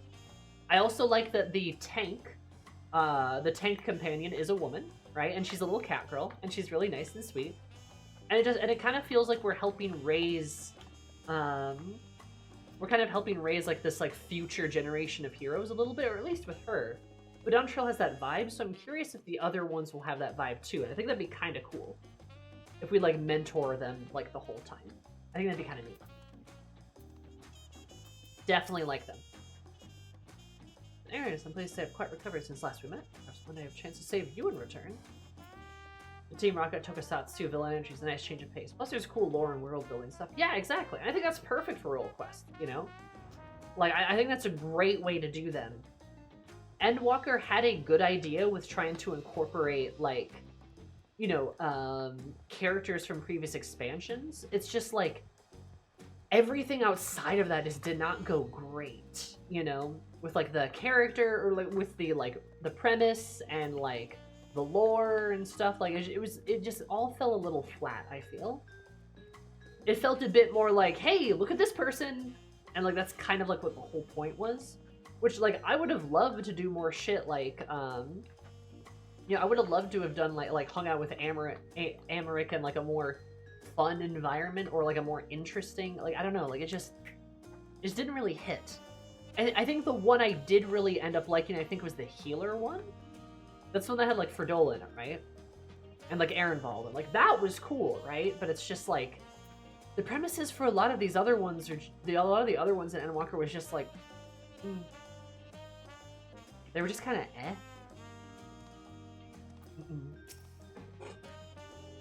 Even if it was cool to see our friends, of course, right? The Capstone quest, I thought was pretty great overall. Yep, elementals still suck. Yeah, I mean, it was, you know, a little bit like, yeah, okay, we've kind of been here, you know? Becky well. She's very well. Looks a lot like her mama, too. This is so cute that they have a little cat family. She really did, and the man who stole the sacred treasure will answer for his deeds. Father, Mother, it's good to see you. Sure, has already told you what happened. I couldn't have retrieved the treasure without her. And I love that she's got both her mom and dad here. This is so sweet. So we've heard. Yeah, Eris also told us your wits and bravery were essential to your success. On behalf of our whole village, I thank you for guiding Topeki on her quest, Eris. The purge of the Apex must be returned and put under careful guard once again. Zero Taral's Vidral demise proves that we are not meant to wield its power on our own. I'm sorry, Father, but I disagree. Once I return to the village, I want to tell everyone what happened in Thavnir. I need to know what the treasure is capable of, or else we risk forgetting once again. Oh, she's got little pinks of that, like, a pinkish... She's got little streaks of that pink hair, too. Oh, that's so... She's such a good, like, little combination of them. That's so sweet. I won't deny that Apex's power is dangerous. I saw with my own eyes what happens when it's wielded with abandon.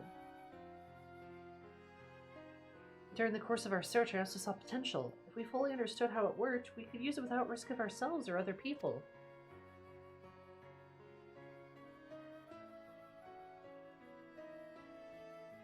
We could turn something we once feared into our advantage, instead of letting it become obscure in legend. I see the reason in that. Must never be ready for danger, even in times of peace. If there is safety to be threatened, treasure may grant us means to protect ourselves. May we be trusted to use it responsibly. Great power breeds great desire. Some of the same ambitions that Bezerhan may raise again, perhaps from among our own. I dare say that once I've regaled them with the rise and fall of the Justiciary, they'll think twice before following his misguided footsteps. Also, look at the beautiful little sunset behind her. Oh no, sunrise! Oh look, this is so pretty! As our forebears lighted the legend of Taral Vidral's fate to forbid treasure's use, we can use the story of Brisahan's fate to urge caution. And this time we have someone who lived through it to tell the tale. Of course, if I'm going to be guiding people in safe use of a potentially dangerous treasure, I see no choice but to inherit my father's position as its guardian. Let me raise their eyebrows at the prospect of loose-lipped Takapi serving as the perch of the Apex's protector, but I've grown from my mistakes. Who better to tell the tale of Rizahan's and Topeki's failures? That's so sweet! That's so nice! That's so nice!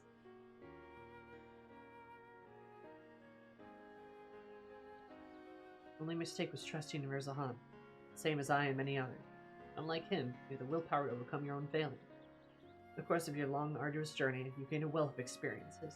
Efforts have finally been rewarded. You took responsibility for your actions, and by doing so, proved your conviction to our people. They shall listen to this proposition with open minds, I am certain. Now we must say farewell, as much as it pains me to do so. I owe you a debt I could never hope to repay. As I return to the village, I'll do my utmost to protect the treasure we worked so hard to retrieve. Till next we meet, may fortune smile upon you. That's so sweet. This is so nice. This is so nice.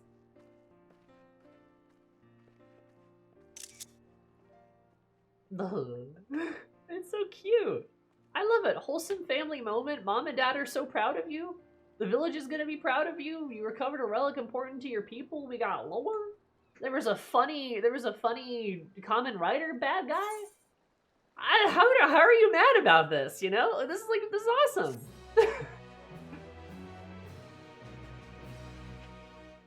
That was really nice. That was genuinely really nice. I loved that.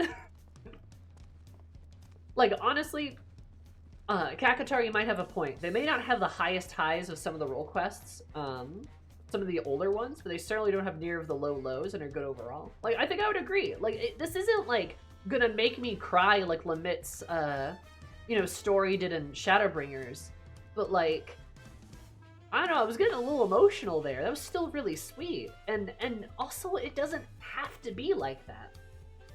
People have lost their love of whimsy. They really have. Like, it's okay for shit to not be like... I don't know. I think... Chat. May I give a hot take? May I give a hot take? That's not really that hot of a take. I think it's actually a pretty mild take.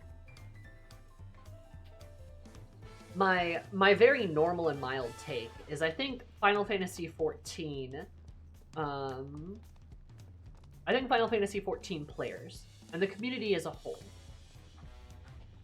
I think like to suffer from something I like to call being choonies. And I think honestly, hot take, Shadowbringers was too good. Was too good for too many people, and now everyone wants everything to be just like Shadowbringers.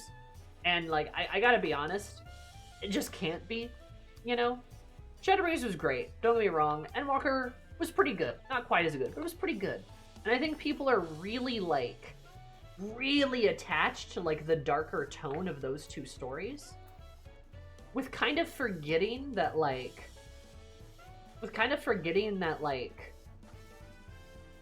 Final Fantasy XIV has a mix of stories to it, and kind of always has. Even in Shadowbringers, we take a break to do really silly shit with those trolley boys, right?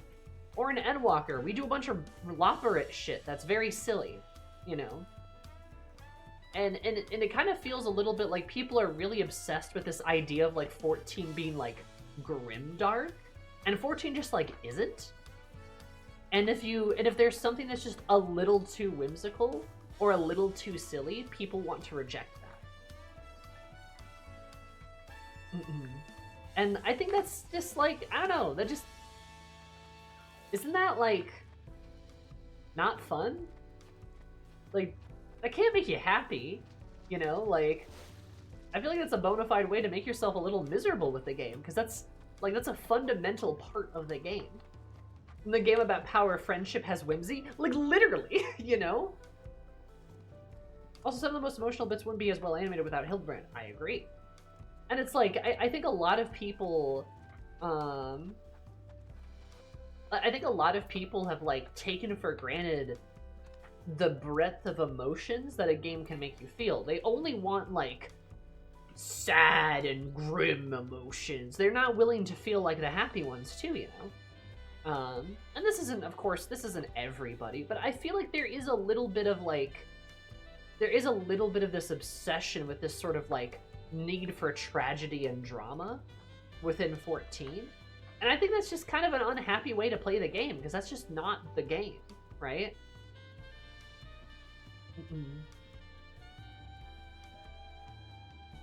Like, that's just not the game. There's a reason why something like the Hildebrand quest exists, aside from just testing facial animations. They also exist so that, like, they bring levity and fun to the game. Much like many parts of the game's main story already do. Sometimes to its detriment, I won't forgive those low runes. But other times, like, it's good to have an X-Pack like Dawntrail that isn't, like, as grim as the preceding parts. It's good to vary things up a little bit, you know? And I'm gonna be real, I did not like the Endwalker role quests, at least the majority of them. I did not like the bulk of them, and if this quest is like the baseline for the Dawntrail ones, I'm gonna have a great time. Because not every story has to be darkness or blah, blah, blah. You know what I mean?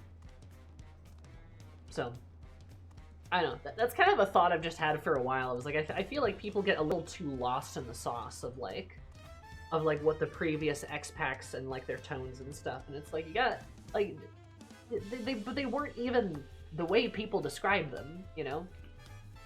Enough years have passed, people have kind of like idolized certain aspects of the story while completely forgetting about other aspects, you know?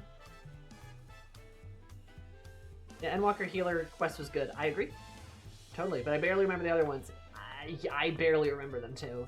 Like, I remember the caster one a bit with Amric and like Archwael, but it was just kind of boring. And then the ranged one was Doman, and God, I barely remember shit about that one. And then what was the tank one? Was that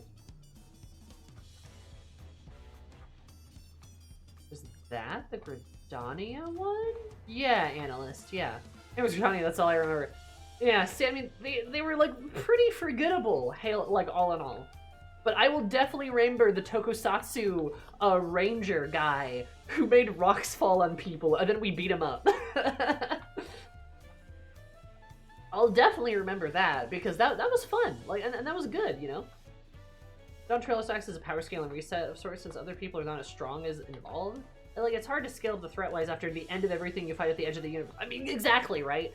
We've talked about that a lot, that it's like, how do you out Goku the incarnation of despair that throws planets at you at the edge of the universe? Well, it's kind of hard to do that, I'm gonna be real. And Dawntrail does just a great job of levity and transition into, like, next parts of the story. I'm sure the next X-Pack we get will, yeah, probably be a bit more serious in tone. We'll probably have an X-Pack like that. But there's probably still gonna be silly parts to it. And there really should be, because 14 can do humor really well. Like, 14 has some good grasp on good comedy. And that's awesome. Like, variety, right? Limsa was the, melee, wasn't it?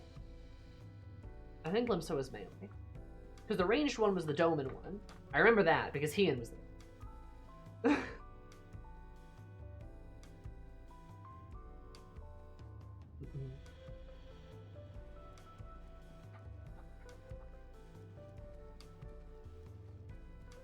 But yeah, anyway, so I'll get off my little soapbox, but that's just kind of my take. Is like I think the 14 community should embrace the variety and the plethora of emotions and stories that 14 can bring to the table, instead of like idolizing just like the more like grimdark kind of stuff. So I would even say like 14 doesn't even do grimdark. Like 14 just has like some darker stories, because grimdark is a kind of a whole different thing. Power scalers and CinemaSins have done irreparable damage to media consumption. I mean, you're right, yeah. Yeah. It you know, Dawntrail requests, really nice, really pleasant, just happy and fun. Great. And we're gonna have an edgy boy stuffed into a plushie in the next X-Pack, so there's gonna be some humor to that.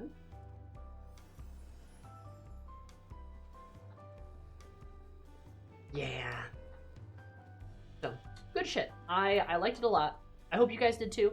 I know Miri said something about happy that somebody enjoyed them for once, because I'm gonna be honest, I don't know how you wouldn't enjoy that unless you just had to stick up your butt, but I too have also heard like the Dawntrail role quest stuff was not like super good, but I went into this with kind of the expectation it might not be great, and I left feeling very satisfied. We will do the other ones in the future. My Dancer, Sage are very close to 100, and Reaper is right there. So probably Melee next, I would assume. I'm working on getting Dark Knight up there too. Healers, once again, your favorite in the batch. All right, well, I'm looking forward to it. Them all, and they're quite fun. Excellent. I love. You know what? All of the role quests being good for once. Say it ain't so, because even the Shadowbringers ones, I did not think were perfect. Both the caster, both the mage and the tank one, I was not the biggest fan of. Tank one more so, but look, I'm okay with some fun stuff here. You're basically facing down the FF14 League of Evil. The League of Evil. I mean, basically, I'm kind of loving the League of Evil. They're very silly. I want to see the evil bunny. The evil bunny. Looks like Vol is doing some reads, so let's go say hi to her.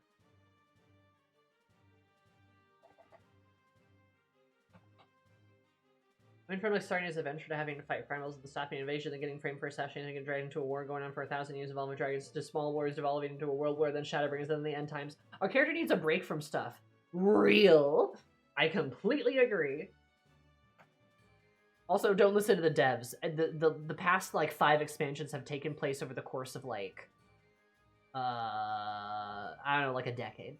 So says me. So says the Sanny.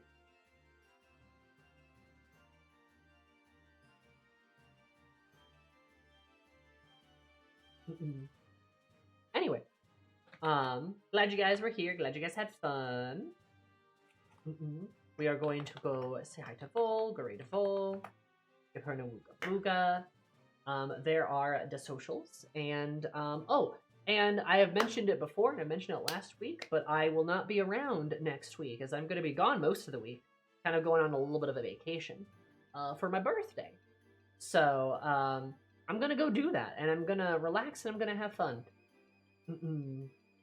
And visit some family and stuff too, and just overall have hopefully a pretty stress-free week. But I kind of didn't actually take a vacation on my actual birthday and that week because I was busy with stuff and it was so close to like the Trans Lifeline charity. So I wanted to do something at some point. And yeah, I'm gonna go do that. I'm gonna have fun. But you will see me back next week on Monday. Should be Monday again. And yeah, love you all. Take care of yourselves. Be kind to yourselves, and see you later. Goodbye. Bye. In this, ow.